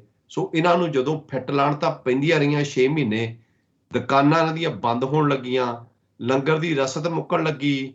ਉਸ ਤੋਂ ਬਾਅਦ ਇਹ ਫੇਰ ਜਾ ਕੇ ਸੰਯੁਕਤ ਮੋਰਚੇ ਦੀਆਂ ਮਿਹਨਤਾਂ ਤਰਲਾ ਕਰਕੇ ਉੱਥੇ 2 ਦਿਨ ਜਾ ਕੇ ਇਹ ਬੋਲੇ। ਉੱਥੇ ਜਾ ਕੇ ਵੀ ਇਹਨਾਂ ਦਾ ਪ੍ਰਚਾਰ ਜਿਹੜਾ ਹੁੰਦਾ ਉਹੀ ਸ਼ਕਤੀਆਂ, ਉਹੀ ਕੂੜ ਪ੍ਰਚਾਰ, ਟੋਟਲੀ ਗੁਰੂ ਗ੍ਰੰਥ ਸਾਹਿਬ ਜੀ ਦੇ ਸਿਧਾਂਤ ਦੇ ਉਲਟ ਉਹ ਜਾ ਕੇ ਇਹਨਾਂ ਨੇ ਉੱਥੇ ਕੀਤਾ। ਫਿਰ ਇਹਨਾਂ ਨੂੰ 2 ਦਿਨ ਤੋਂ ਬਾਅਦ ਉਹਦੀ ਛੁੱਟੀ ਮਿਲ ਗਈ। ਹੁਣ ਮੈਂ ਇਹ ਕਹਿਣਾ ਵੀ ਸਰਕਾਰੀ ਕਿੱਦਾਂ ਇਹ ਹੁਣ ਜਿਹੜਾ ਨਿਹੰਗਾਂ ਦਾ ਮਸਲਾ ਆਇਆ ਆ, ਇਹਨਾਂ ਨੇ ਇੱਕਦਮ ਸੱਪ ਸਮਾਜ ਨੇ ਨਿਹੰਗਾਂ ਦੇ ਹੱਕ ਦੇ ਵਿੱਚ ਖੜ ਕੇ ਜਾ ਕੇ, ਜਦ ਕਿ ਇਹ ਮੈਂ ਨਹੀਂ ਕਹਿੰਦਾ, ਇਹ ਮੇਰੀ ਸਟੇਟਮੈਂਟ ਨਹੀਂ, ਮੇਰੀ ਫੇਸਬੁੱਕ ਤੇ ਔਨ 에ਅਰ ਪੇਜ ਤੇ ਕੁਲਜੀਤ ਸਿੰਘ ਨਿਹੰਗ ਤਰਨਾ ਦਲ ਜਾਂ ਬੁੱਢਾ ਦਲ ਦੁਆਬਾ ਜ਼ੋਨ ਕਹਿੰਦਾ ਵੀ ਇਹ ਜਿੰਨੇ ਬੈਠੇ ਆ ਬਾਰਡਰ ਦੇ ਉੱਪਰ ਨਿਹੰਗ ਜਾ ਕੇ ਸਿੰਘੂ ਤੇ, ਉਹ ਪੈਸੇ ਖਾਣ ਵਾਸਤੇ ਬੈਠੇ ਆ। ਉਹ ਕਹਿੰਦਾ ਚਾਹੇ ਸਾਡਾ ਬੁੱਢਾ ਦਲ ਹੈ, ਚਾਹੇ ਤਰਨਾ ਦਲ ਹੈ, ਚਾਹੇ ਹਰੀਆਂ ਵੇਲਾਂ ਵਾਲਾ ਆ, ਜਿੰਨੇ ਵੀ ਸਾਡੀਆਂ ਨਿਹੰਗ ਜਥੇਬੰਦੀਆਂ ਉਹ ਕਿਸਾਨਾਂ ਦੇ ਨਾਲ ਚੱਲ ਰਹੀਆਂ। ਕਿਸਾਨ ਕਹਿੰਦੇ ਤੁਸੀਂ ਰਹੋ, ਜੇ ਸਾਨੂੰ ਲੋੜ ਪਊਗੀ ਅਸੀਂ ਤੁਹਾਨੂੰ ਸੱਦਾਂਗੇ। ਪਰ ਇਹ ਚਾਹੇ ਆਪਣੇ ਆਪ ਨੂੰ ਰਾਜਾ ਰਾਮ ਕਹਿੰਦਾ, ਬਲਵੀਰ ਸਿੰਘ ਕੀ ਉਹਦਾ ਨਾਂ ਆ, ਇਹ ਸਭ ਪੈਸੇ ਦੀ ਖੇਡ ਨੂੰ ਬੈਠੇ, ਪੈਸਾ ਲੈਣ ਲਈ। ਘਟਨਾਵਾਂ ਸਾਰੀਆਂ ਦੀਆਂ ਅਸੀਂ ਤੁਹਾਨੂੰ ਦੱਸ ਦਿੱਤੀਆਂ ਵੀ ਪਿਛਲੇ 12 ਮਹੀਨਿਆਂ 'ਚ ਇਹਨਾਂ ਨੇ ਕਿੱਥੇ ਕਿੱਥੇ ਕਿਸਾਨ ਅੰਦੋਲਨ ਦਾ ਨੁਕਸਾਨ ਕੀਤਾ ਇਹਨਾਂ ਨਿਹੰਗਾਂ ਨੇ। ਜਿਹੜੇ ਵੀਰ ਕਹਿੰਦੇ ਆ ਵੀ ਨਿਹੰਗ ਉੱਠ ਕੇ ਤਾਂ ਮੋਰਚਾ ਖਤਮ ਹੈ, ਉਹ ਭਰਾਵੋ ਜਿਹੜੇ ਬੰਦੇ ਸਰਕਾਰ ਦੇ ਹੋਣ, ਬੰਦੇ ਆਪ ਵੱਢ ਦੇਣ, ਉਹਨਾਂ ਦੇ ਉੱਠਣ ਜਾਂ ਬਹਿਣ ਨਾਲ ਕੀ ਫਰਕ ਪੈਂਦਾ? ਉਹਨਾਂ ਦੇ ਬਹਿਣ ਨਾਲ ਤਾਂ ਜ਼ਰੂਰ ਨੁਕਸਾਨ ਹੁੰਦਾ, ਉਹਨਾਂ ਦੇ ਉੱਠਣ ਨਾਲ ਕੋਈ ਨਹੀਂ। ਕਿ ਸ਼ਾਂਤੀ ਪੂਰਵਕ ਮੋਰਚਾ ਆ, ਇੱਥੇ ਲੜਾਈ ਨਹੀਂ ਹੋ ਰਹੀ। ਜੇ ਇਹ ਨਿਹੰਗ ਸੰਘ ਜਥੇਬੰਦੀਆਂ ਇੰਨੀਆਂ ਦਲੇਰ ਆ, ਇਹਨਾਂ ਨੂੰ ਕਹੋ ਆਪਣਾ ਪੂਰਾ ਗਰੋਹ ਲੈ ਕੇ ਘੋੜਿਆਂ ਤੇ ਜਾਣ ਯੂਪੀ ਨੂੰ, ਲਖੀਮਪੁਰ ਕਰਨ ਅਟੈਕ ਜਾ ਕੇ ਟਹਿਣੀ ਮਿਸ਼ਰੇ ਤੇ। ਲੋਕ ਵੀ ਵਾਹ ਕਰਨਗੇ ਵੀ ਦੇਖੋ ਜੀ ਟਹਿਣੀ ਮਿਸ਼ਰਾ ਢਾਲਿਆ ਜਾ ਕੇ ਇਹਨਾਂ ਨੇ ਉੱਥੇ। ਨਾ, ਇਹ ਸਿਰਫ ਭੋਲੇ ਭਾਲੇ ਗਰੀਬ ਬੰਦੇ ਤੇ ਹਮਲਾ ਕਰ ਸਕਦੇ ਆ, ਸ਼ਾਂਤੀਪੂਰਵਕ ਕਿਸਾਨ ਲੀਡਰਾਂ ਦੇ ਬਾਰੇ ਬਕਵਾਸ ਕਰ ਰਹੇ ਆ। ਇਹ ਬਲਵੀਰ ਸਿੰਘ ਜਿਹੜਾ ਰਾਮ ਹੈ, ਰਾਜਾ ਰਾਮ ਕਹਿੰਦੇ ਆ, ਇਹਦੀਆਂ ਜਿੰਨੀਆਂ ਵੀ ਸਟੇਟਮੈਂਟਾਂ ਦੇਖ ਲਓ ਸਾਰੀਆਂ ਕਿਸਾਨ ਲੀਡਰਾਂ ਖਿਲਾਫ ਆ। ਜਿਹੜਾ ਵੀ ਕੋਈ ਚੱਜ ਦੀ ਗੱਲ ਕਰੂਗਾ ਉਹ ਜਾਂ ਕਾਮਰੇਡ, ਉਹ ਨਾਸਤਿਕ, ਤੇ ਜਾਂ ਉਹ ਮਿਸ਼ਨਰੀ ਬਣ ਜਾਊਗਾ। ਜੇ ਸਿੱਖ ਦਾੜੀ ਕੇਸ ਵਾਲਾ ਸਾਡੇ ਵਰਗਾ ਕਰਦਾ ਗੱਲ, ਗੁਰਮਤਿ ਸਿਧਾਂਤ ਦੀ ਕੋਈ ਚੰਗੀ ਗੱਲ ਕਰਦਾ, ਉਹ ਕਹਿੰਦੇ ਇਹ ਮਿਸ਼ਨਰੀ ਆ, ਇਹ ਤਾਂ ਜੀ ਗੁਰੂ ਨੂੰ ਮੰਨਦੇ ਨਹੀਂ, ਨਾਸਤਿਕ ਆ। ਜਿਹੜਾ ਗੁਰੂ ਗ੍ਰੰਥ ਸਾਹਿਬ ਦੀ ਇਕੱਲੀ ਗੱਲ ਕਰਦਾ ਉਹ ਮਿਸ਼ਨਰੀ ਨਾਸਤਿਕ। ਜਿਹੜਾ ਜੋ ਬ੍ਰਾਹਮਣਾਂ ਦੇ ਗ੍ਰੰਥ ਹੈ, ਬਿੱਪਰ ਦੇ ਗ੍ਰੰਥ ਹੈ, ਉਹਨਾਂ ਦੀ ਪ੍ਰੋੜਤਾ ਕਰਦਾ ਹੈ ਨਾ, ਚੰਡੀ ਨੂੰ ਮੱਥੇ ਟੇਕਦਾ ਜਾ ਕੇ, ਦੁਰਗਾ ਦੀ ਪੂਜਾ ਕਰਦਾ ਆ, ਜੋ ਸਾਰਾ ਇਦਾਂ ਦਾ ਕਰਮ ਕਾਂਡ ਕਰਦਾ ਆ, ਉਹ ਜਿਹੜਾ ਆ ਉਹ ਅਸਲੀ ਸਿੱਖ ਆ। ਉਹ ਜੋ ਪਖੰਡਵਾਦ, ਜੋ ਝੂਠ ਬੋਲਦਾ ਆ, ਉਹ ਅਸਲੀ ਸਿੱਖ ਆ। ਝੂਠ ਬੋਲੋ, ਵੱਡੇ ਵੱਡੇ ਗਪੌੜ ਛੱਡੋ, ਤੁਸੀਂ ਅਸਲੀ ਸਿੱਖ ਬਣ ਜਾਓਗੇ। ਤੁਸੀਂ ਸੱਚੀ ਗੱਲ ਕਰੋਗੇ, ਤੁਸੀਂ ਮਿਸ਼ਨਰੀ, ਤੁਹਾਡਾ ਤੇ ਲੱਗੂਗਾ ਵੀ ਤੁਸੀਂ ਮਿਸ਼ਨਰੀ ਆ, ਕਿਉਂਕਿ ਮਿਸ਼ਨਰੀ ਕਾਲਜ ਤੋਂ ਕਈ ਲੋਕ ਪੜ੍ਹੇ ਆ, ਉਹਨਾਂ ਨੇ ਵਧੀਆ ਪ੍ਰਚਾਰ ਕੀਤਾ, ਵਧੀਆ ਲਹਿਰਾਂ ਸ਼ੁਰੂ ਕੀਤੀਆਂ। ਮਿਸ਼ਨਰੀ ਕਾਲਜ ਸਾਕਾ ਨਨਕਾਣਾ ਤੋਂ ਬਾਅਦ ਇੱਕ ਸਿੱਖਾਂ ਨੇ ਸਭ ਤੋਂ ਪਹਿਲਾ ਕਾਲਜ ਖੋਲ੍ਹਿਆ, ਮਿਸ਼ਨਰੀ ਸ਼ਹੀਦ ਮਿਸ਼ਨਰੀ ਕਾਲਜ, ਉਹਨਾਂ ਸ਼ਹੀਦਾਂ ਦੀ ਯਾਦ ਵਿੱਚ ਅੰਮ੍ਰਿਤਸਰ ਸਾਹਿਬ। ਉਸ ਤੋਂ ਬਾਅਦ ਇਹ ਮਿਸ਼ਨਰੀ ਲਹਿਰ ਸ਼ੁਰੂ ਹੋਈ, ਤੇ ਇਸ ਮਿਸ਼ਨਰੀ ਲਹਿਰ ਨੂੰ ਅੱਜ ਦੇ ਦੌਰ ਦੇ ਵਿੱਚ ਮਿਸ਼ਨਰੀ ਕਾਲਜ ਲੁਧਿਆਣੇ ਤੋਂ ਸਰਬਜੀਤ ਸਿੰਘ ਧੁੰਦਾ ਹੋਣਾ ਨੇ, ਸੁਖਵਿੰਦਰ ਸਿੰਘ ਦਦੇਹਰ ਹੋਣਾ ਨੇ, ਹਰਜਿੰਦਰ ਸਿੰਘ ਸਭਰਾ ਹੋਣਾ ਨੇ, ਜਦੋਂ ਇਹਨਾਂ ਨੇ ਸ਼ੁਰੂ ਕੀਤਾ ਬਗਲਾ ਸਾਹਿਬ ਤੋਂ, ਤੇ ਲੋਕਾਂ ਨੂੰ ਜਾਗਰਤ ਕਰਨਾ ਸ਼ੁਰੂ ਕੀਤਾ। ਔਰ ਤੀਜੀ ਗੱਲ, ਲੱਖਾ ਸਿਧਾਣਾ ਜਿਹੜਾ ਅੱਜ ਤੱਕ ਪ੍ਰਿਆ ਸੀ ਇਹਨਾਂ ਸਾਰਿਆਂ ਦਾ, ਅਖੌਤੀ ਯੋਧਿਆਂ ਦਾ, ਬਈ ਲੱਖਾ ਬੜਾ ਦਲੇਰ ਆ, ਇਹ ਆ, ਉਹ ਆ, ਉਹ ਅੱਜ ਕਾਮਰੇਡ ਬਣ ਗਿਆ ਆ, ਲੈਲਨ ਪੜ੍ਹਨ ਲੱਗ ਪਿਆ ਆ, ਉਹਨੂੰ ਲੈਲਨ ਪੜ੍ਹਨ ਲਾਤਾ, ਉਹਦੀ ਫੋਟੋਆਂ ਵੀ ਲੈਲਨ ਨਾਲ ਉਡਾਤੀਆਂ ਇਹਨਾਂ ਨੇ। ਸੋ ਜਦੋਂ ਵੀ ਤੁਸੀਂ ਚੰਗੀ ਕੋਈ ਚੱਜ ਦੀ ਗੱਲ ਕਰੋਗੇ ਸਮਾਜ ਦੇ ਵਿੱਚ ਸੁਧਾਰ ਲਈ, ਜਿਹੜੇ ਅਖੌਤੀ ਗੁਰਦੁਆਰਿਆਂ ਤੇ ਕਾਬਜ ਹੈ, ਚਾਹੇ ਅਖੌਤੀ ਪਾਰਟੀਆਂ 'ਚ ਕਾਬਜ ਆ, ਉਹਨਾਂ ਦੇ ਹਿਰਦੇ ਵਰੂੰਦਰੇ ਜਾਣੇ ਆ, ਕਿਉਂਕਿ ਉਹਨਾਂ ਦੀਆਂ ਦੁਕਾਨਾਂ ਬੰਦ ਹੋਣੀਆਂ। ਇੱਥੇ ਦੁਕਾਨਾਂ ਬੰਦ ਹੋਣ ਦੇ ਖਤਰੇ ਤੇ ਨਿਹੰਗ ਉੱਥੇ ਬੈਠੇ ਆ। ਹੋਰ ਇਹਨਾਂ ਦਾ ਕਿਸਾਨੀ ਸੰਘਰਸ਼ ਨਾਲ ਕਿਸੇ ਗਰੀਬ ਨਾਲ ਕੋਈ ਲੈਣਾ ਦੇਣਾ ਨਹੀਂ। ਐਗਜ਼ਾਮਪਲ ਇਹ ਆ ਕਿ ਇੱਕ ਗਰੀਬ ਬੰਦਾ ਲਿਆ ਕੇ ਵੱਢ ਕੇ ਉੱਥੇ ਧਰ ਦਿੱਤਾ, ਇਹ ਤੋਂ ਵੱਡੀ ਐਗਜ਼ਾਮਪਲ ਤੁਹਾਡੇ ਕੋਲ ਕੀ ਹੋ ਸਕਦੀ ਆ? ਤੇ ਉਹ ਸਾਡਾ ਬਾਬਾ ਨਾਨਕ, ਜਿਹਦਾ ਖੂਨ ਸਾਡੇ ਚ ਦੌੜਦਾ ਆ, ਉਹ ਹਮੇਸ਼ਾ ਭਾਈ ਲਾਲੋ ਦੀ ਗੱਲ ਕਰਦਾ, ਗਰੀਬਾਂ ਦੇ ਹੱਕਾਂ ਦੀ ਗੱਲ ਕਰਦਾ, ਬਰਾਬਰਤਾ ਦੀ ਗੱਲ ਕਰਦਾ, ਔਰਤਾਂ ਨੂੰ ਵੱਧ ਅਧਿਕਾਰ ਦੀ ਗੱਲ ਕਰਦਾ। ਹਾਂਜੀ ਵੀਰਵਿੰਦਰ ਸਿੰਘ ਜੀ। ਬਿਲਕੁਲ ਜੀ, ਆਪਾਂ ਸ਼ਬਦ ਦੀ ਵਿਚਾਰ ਕਰ ਲਈਏ। ਕੱਲ ਮੈਂ ਸਵੇਰੇ ਜਿਮ ਨੂੰ ਜਾਂਦੇ ਜਾਂਦੇ ਭਾਈ ਨਿਰਮਲ ਸਿੰਘ ਉਹਨਾਂ ਦਾ ਸ਼ਬਦ ਸੁਣ ਰਿਹਾ ਸੀ, ਤੇ ਉਹ ਮੈਂ ਭਾਈ ਨਿਰਮਲ ਸਿੰਘ ਉਹਨਾਂ ਨੂੰ ਕਾਫੀ ਸੁਣਦਾ, ਕਿਉਂਕਿ ਰਾਗ ਦੇ ਵਿੱਚ ਹੁੰਦਾ, ਉਹਨਾਂ ਦੇ ਸ਼ਬਦ ਹੁੰਦੇ ਆ, ਤੇ ਉਹ ਸ਼ਬਦ ਦੇ ਵਿੱਚ ਇੰਨਾ ਜੁੜ ਗਿਆ, ਤੇ ਮੈਂ ਨਾਲ ਸਮਝਣ ਦੀ ਕੋਸ਼ਿਸ਼ ਕੀਤੀ ਵੀ ਸ਼ਬਦ ਕਹਿ ਕੀ ਰਿਹਾ। ਉਹ ਸ਼ਬਦ ਸੀਗਾ, ਜੋ ਨਾ ਭਜੰਤੇ ਨਾਰਾਇਣਾ ਤਿਨਕਾ ਮੈਂ ਨਾ ਕਰੋ ਦਰਸ਼ਨਾ। ਉਹਨੇ ਬਹੁਤ ਵਧੀਆ ਗਾਇਆ, ਬਹੁਤ ਛੋਟਾ ਜਿਹਾ ਭਗਤ ਨਾਮਦੇਵ ਜੀ ਦਾ ਸ਼ਬਦ ਆ, 1163 ਪੰਨੇ ਦੇ ਉੱਤੇ ਆ। ਤੇ ਮੈਂ ਕਿਹਾ ਕਿਉਂ ਨਾ ਆਪਾਂ ਕੱਲ੍ਹ ਦੇ ਪ੍ਰੋਗਰਾਮ 'ਚ ਇਹਦੇ ਬਾਰੇ ਹੀ ਗੱਲ ਕਰੀਏ। ਪਰ ਖਾਲੀ ਜੇ ਆਪਾਂ ਇਸ ਸ਼ਬਦ ਦੇ ਅਰਥ ਕਰਨ ਲੱਗ ਪਏ ਤੇ ਉਹ ਕਲੀਅਰ ਨਹੀਂ ਹੋਣੇ, ਸਮਝ ਨਹੀਂ ਆਉਣੀ, ਕਿਉਂਕਿ ਪਹਿਲੀ ਹੀ ਤੁਕ ਦੇ ਉੱਤੇ ਅਸੀਂ ਫਸ ਜਾਣਾ ਕਿ ਜੋ ਨਾ ਭਜੰਤੇ ਨਾਰਾਇਣਾ, ਕਿ ਭਜਨ ਕੀ ਆ, ਭਜਨ ਕਰਨਾ ਕਿਹਨੂੰ ਗੁਰਬਾਣੀ ਨੇ ਕਿਹਾ ਆ। ਆਪਾਂ ਬਹੁਤ ਵਾਰੀ ਇਸ ਪ੍ਰੋਗਰਾਮ 'ਚ ਗੱਲ ਕਰ ਚੁੱਕੇ ਹਾਂ। ਤੇ ਫਿਰ ਮੈਂ ਨਾਮਦੇਵ ਹੁਣਾਂ ਕੋਲ ਪੁੱਛਣ ਦੀ ਕੋਸ਼ਿਸ਼ ਕੀਤੀ ਵੀ ਤੁਸੀਂ ਦੱਸੋ। ਸੋ ਉਹ ਜਿਹੜਾ ਭਗਤ ਨਾਮਦੇਵ ਜੀ ਦਾ ਸ਼ਬਦ ਆ, ਆਪਾਂ ਕੱਲ੍ਹ ਨੂੰ ਵਿਚਾਰਾਂਗੇ। ਆਨੀ ਲੈ ਕਾਗਦ ਕਾਟੀ ਲੈ ਗੂਡੀ ਆਕਾਸ਼ ਮਧੇ ਭਰਮੇ ਵਾਲੇ, ਉਹ ਐਗਜ਼ਾਮਪਲਾਂ ਆ ਉਹਨਾਂ ਨੇ ਦੇ ਕੇ ਨਾਮ ਜਪਣ ਦੀ, ਭਜਨ ਕਰਨ ਦੀ ਡੈਫੀਨੇਸ਼ਨ ਦੇ ਦੱਸਣ ਦੀ ਕੋਸ਼ਿਸ਼ ਕੀਤੀ ਆ ਭਗਤ ਨਾਮਦੇਵ ਜੀ ਨੇ। ਆਪਾਂ ਉਹ ਤੇ ਕਿਹੜਾ ਕਬੀਰ ਜੀ ਦਾ ਸ਼ਬਦ ਆ, ਕੱਲ੍ਹ ਨੂੰ ਵਿਚਾਰਾਂਗੇ। ਜਿੱਥੇ ਨਾਮਾ ਕਹੇ ਤਰਲੋਚਨਾ ਮੁਖਤੇ ਨਾਮ ਸਵਾਲ, ਉੱਥੇ ਬੜੀ ਹਾਥ ਪੈਰ ਸਭ ਕਾਮ ਕਰ ਚੀਤ ਨਿਰੰਜਨ, ਉਹ ਆਪਾਂ ਕੱਲ੍ਹ ਨੂੰ ਵਿਚਾਰਾਂਗੇ। ਸੋ ਅੱਜ ਆਪਾਂ ਜਿਹੜਾ ਇਹ ਸ਼ਬਦ ਆ, ਇਹਦੇ ਅਰਥ ਗੁਰੂ ਅਰਜਨ ਪਾਤਸ਼ਾਹ ਨੂੰ ਪੁੱਛਣ ਦੀ ਕੋਸ਼ਿਸ਼ ਕਰਾਂਗੇ। ਸੋ 1163 ਪੰਨੇ ਦੇ ਉੱਤੇ ਭਗਤ ਨਾਮਦੇਵ ਜੀ ਦਾ ਸ਼ਬਦ ਆ, ਤੇ 381 ਪੰਨੇ ਦੇ ਉੱਤੇ ਰਾਗ ਆਸਾ ਵਿੱਚ ਗੁਰੂ ਅਰਜਨ ਪਾਤਸ਼ਾਹ ਦਾ ਸ਼ਬਦ ਆ। ਸੋ ਆਪਾਂ ਸ਼ੁਰੂਆਤ ਕਰਦੇ ਹਾਂ ਨਾਮਦੇਵ ਜੀ ਦੇ ਸ਼ਬਦ ਤੋਂ, ਜੋ ਨਾ ਭਜੰਤੇ ਨਾਰਾਇਣਾ ਤਿਨਕਾ ਮੈਂ ਨਾ ਕਰੂੰ ਦਰਸ਼ਨਾ। ਇੱਥੇ ਦੋ ਗੱਲਾਂ ਕਲੀਅਰ ਕਰਨੀਆਂ ਆਪਾਂ ਨੇ। ਪਹਿਲਾਂ ਤੇ ਭਜੰਤੇ ਨਾਰਾਇਣਾ, ਜਿਹੜੇ ਪਰਮਾਤਮਾ ਨੂੰ ਦਾ ਭਜਨ ਨਹੀਂ ਕਰਦੇ, ਜਿਹੜੇ ਅਕਾਲ ਪੁਰਖ ਦਾ ਭਜਨ ਨਹੀਂ ਕਰਦੇ, ਨਾਰਾਇਣ ਦਾ ਭਜਨ ਨਹੀਂ ਕਰਦੇ। ਤਿਨਕਾ ਮੈਂ ਨਾ ਕਰੋ ਦਰਸ਼ਨਾ। ਹੁਣ ਦਰਸ਼ਨ ਕਰਨੇ ਕੀ ਆ? ਦਰਸ਼ਨ ਹੈਗਾ ਸੰਗਤ ਕਰਨੀ। ਈਵਨ ਪ੍ਰੋਫੈਸਰ ਸਾਹਿਬ ਸਿੰਘ ਹੁਣਾਂ ਨੇ ਵੀ ਉਹਦੇ ਅਰਥ ਜਿਹੜੇ ਬ੍ਰੈਕਟ ਵਿੱਚ ਕੀਤੇ ਆ, ਉਹ ਕਹਿੰਦੇ ਮੈਂ ਉਹਨਾਂ ਦੀ ਬੈਠਕ 'ਚ ਨਹੀਂ ਬੈਠਦਾ, ਮੈਂ ਉਹਨਾਂ ਨਾਲ ਨਹੀਂ ਬੈਠਦਾ, ਇਹ ਦਰਸ਼ਨ ਆ। ਅਸੀਂ ਦਰਸ਼ਨ ਕਿਹਨੂੰ ਸਮਝ ਲਿਆ? ਅਸੀਂ ਗੁਰਦੁਆਰੇ ਗਏ, ਭਾਈ ਸਾਹਿਬ ਨੂੰ ਕਿਹਾ ਮੇਰੇ ਗੁਰੂ ਗ੍ਰੰਥ ਸਾਹਿਬ ਜੀ ਦੇ ਦਰਸ਼ਨ ਕਰਾ ਦਿਓ, ਉਹਨੇ ਉੱਤਰ ਮਾਲਾ ਚੱਕਿਆ, ਅਸੀਂ ਦਰਸ਼ਨ ਕਰ ਲਏ, ਅਸੀਂ ਉਹਨੂੰ ਦਰਸ਼ਨ ਸਮਝਿਆ। ਇਹ ਦਰਸ਼ਨ ਨਹੀਂ ਹੈ। ਗੁਰਬਾਣੀ ਮੁਤਾਬਕ ਇਹ ਦਰਸ਼ਨ ਨਹੀਂ ਆ, ਕਿਉਂਕਿ ਗੁਰਬਾਣੀ ਤਾਂ ਕਹਿੰਦੀ ਲੱਖਾਂ ਕਰੋੜਾਂ ਲੋਕੀ ਇੱਦਾਂ ਤਾਂ ਦੇਖ ਰਹੇ ਆ। ਸਤਿਗੁਰ ਕੋ ਹਰ ਕੋਈ ਦੇਖਤਾ, ਜੇਤਾ ਜਗਤ ਸੰਸਾਰ, ਡਿੱਠੇ ਮੁਕਤ ਨਾ ਹੋਵੇ ਜਿਚਰ ਸ਼ਬਦ ਨਾ ਕਰੇ ਵਿਚਾਰ। ਸੋ ਦਰਸ਼ਨ ਉਹ ਆ, ਜਿੰਨਾ ਚਿਰ ਅਸੀਂ ਵਿਚਾਰ ਨਹੀਂ ਕਰਦੇ, ਬੈਠ ਕੇ ਗੱਲਬਾਤ ਨਹੀਂ ਕਰਦੇ, ਉਹਨਾਂ ਚਿਰ ਉਹ ਦਰਸ਼ਨ ਨਹੀਂ ਮੰਨੇ ਜਾਂਦੇ। ਸੋ ਨਾਮਦੇਵ ਜੀ ਕਹਿ ਰਹੇ ਜਿਹੜੇ ਉਹਦਾ ਭਜਨ ਨਹੀਂ ਕਰਦੇ, ਭਜਨ ਦੀ ਡੈਫੀਨੇਸ਼ਨ ਆਪਾਂ ਗੁਰੂ ਅਰਜਨ ਪਾਤਸ਼ਾਹ ਤੋਂ ਪੁੱਛਾਂਗੇ, ਉਹਨਾਂ ਦੇ ਮੈਂ ਦਰਸ਼ਨ ਨਹੀਂ ਕਰਦਾ। ਅੱਗੋਂ ਕਹਿੰਦੇ ਪਰ ਧਨ ਪਰ ਦਾਰਾ ਪਰ ਹਰੀ, ਕਹਿੰਦੇ ਪਰਾਈ ਇਸਤਰੀ ਤੇ ਪਰਾਇਆ ਧਨ, ਇਹ ਦੋ ਚੀਜ਼ਾਂ ਦਾ ਤਿਆਗ ਕਰਦੇ। ਪਰ ਧਨ ਪਰ ਦਾਰਾ ਪਰ ਹਰੀ, ਇਹਨਾਂ ਨੂੰ ਛੱਡਤਾ। ਪਰ ਹਰੀ ਮਤਲਬ ਛੱਡ ਦਿੱਤਾ, ਤਿਆਗ ਦਿੱਤਾ। ਤਾਂ ਕਿ ਨਿਕਟ ਬੱਸੇ ਨਰ ਹਰੀ, ਉਹਦੇ ਲਾਗੇ ਪ੍ਰਮਾਤਮਾ ਦੇ ਗੁਣ ਵੱਸਦੇ ਆ ਜਿੰਨੇ ਇਹ ਚੀਜ਼ਾਂ ਨੂੰ ਛੱਡ।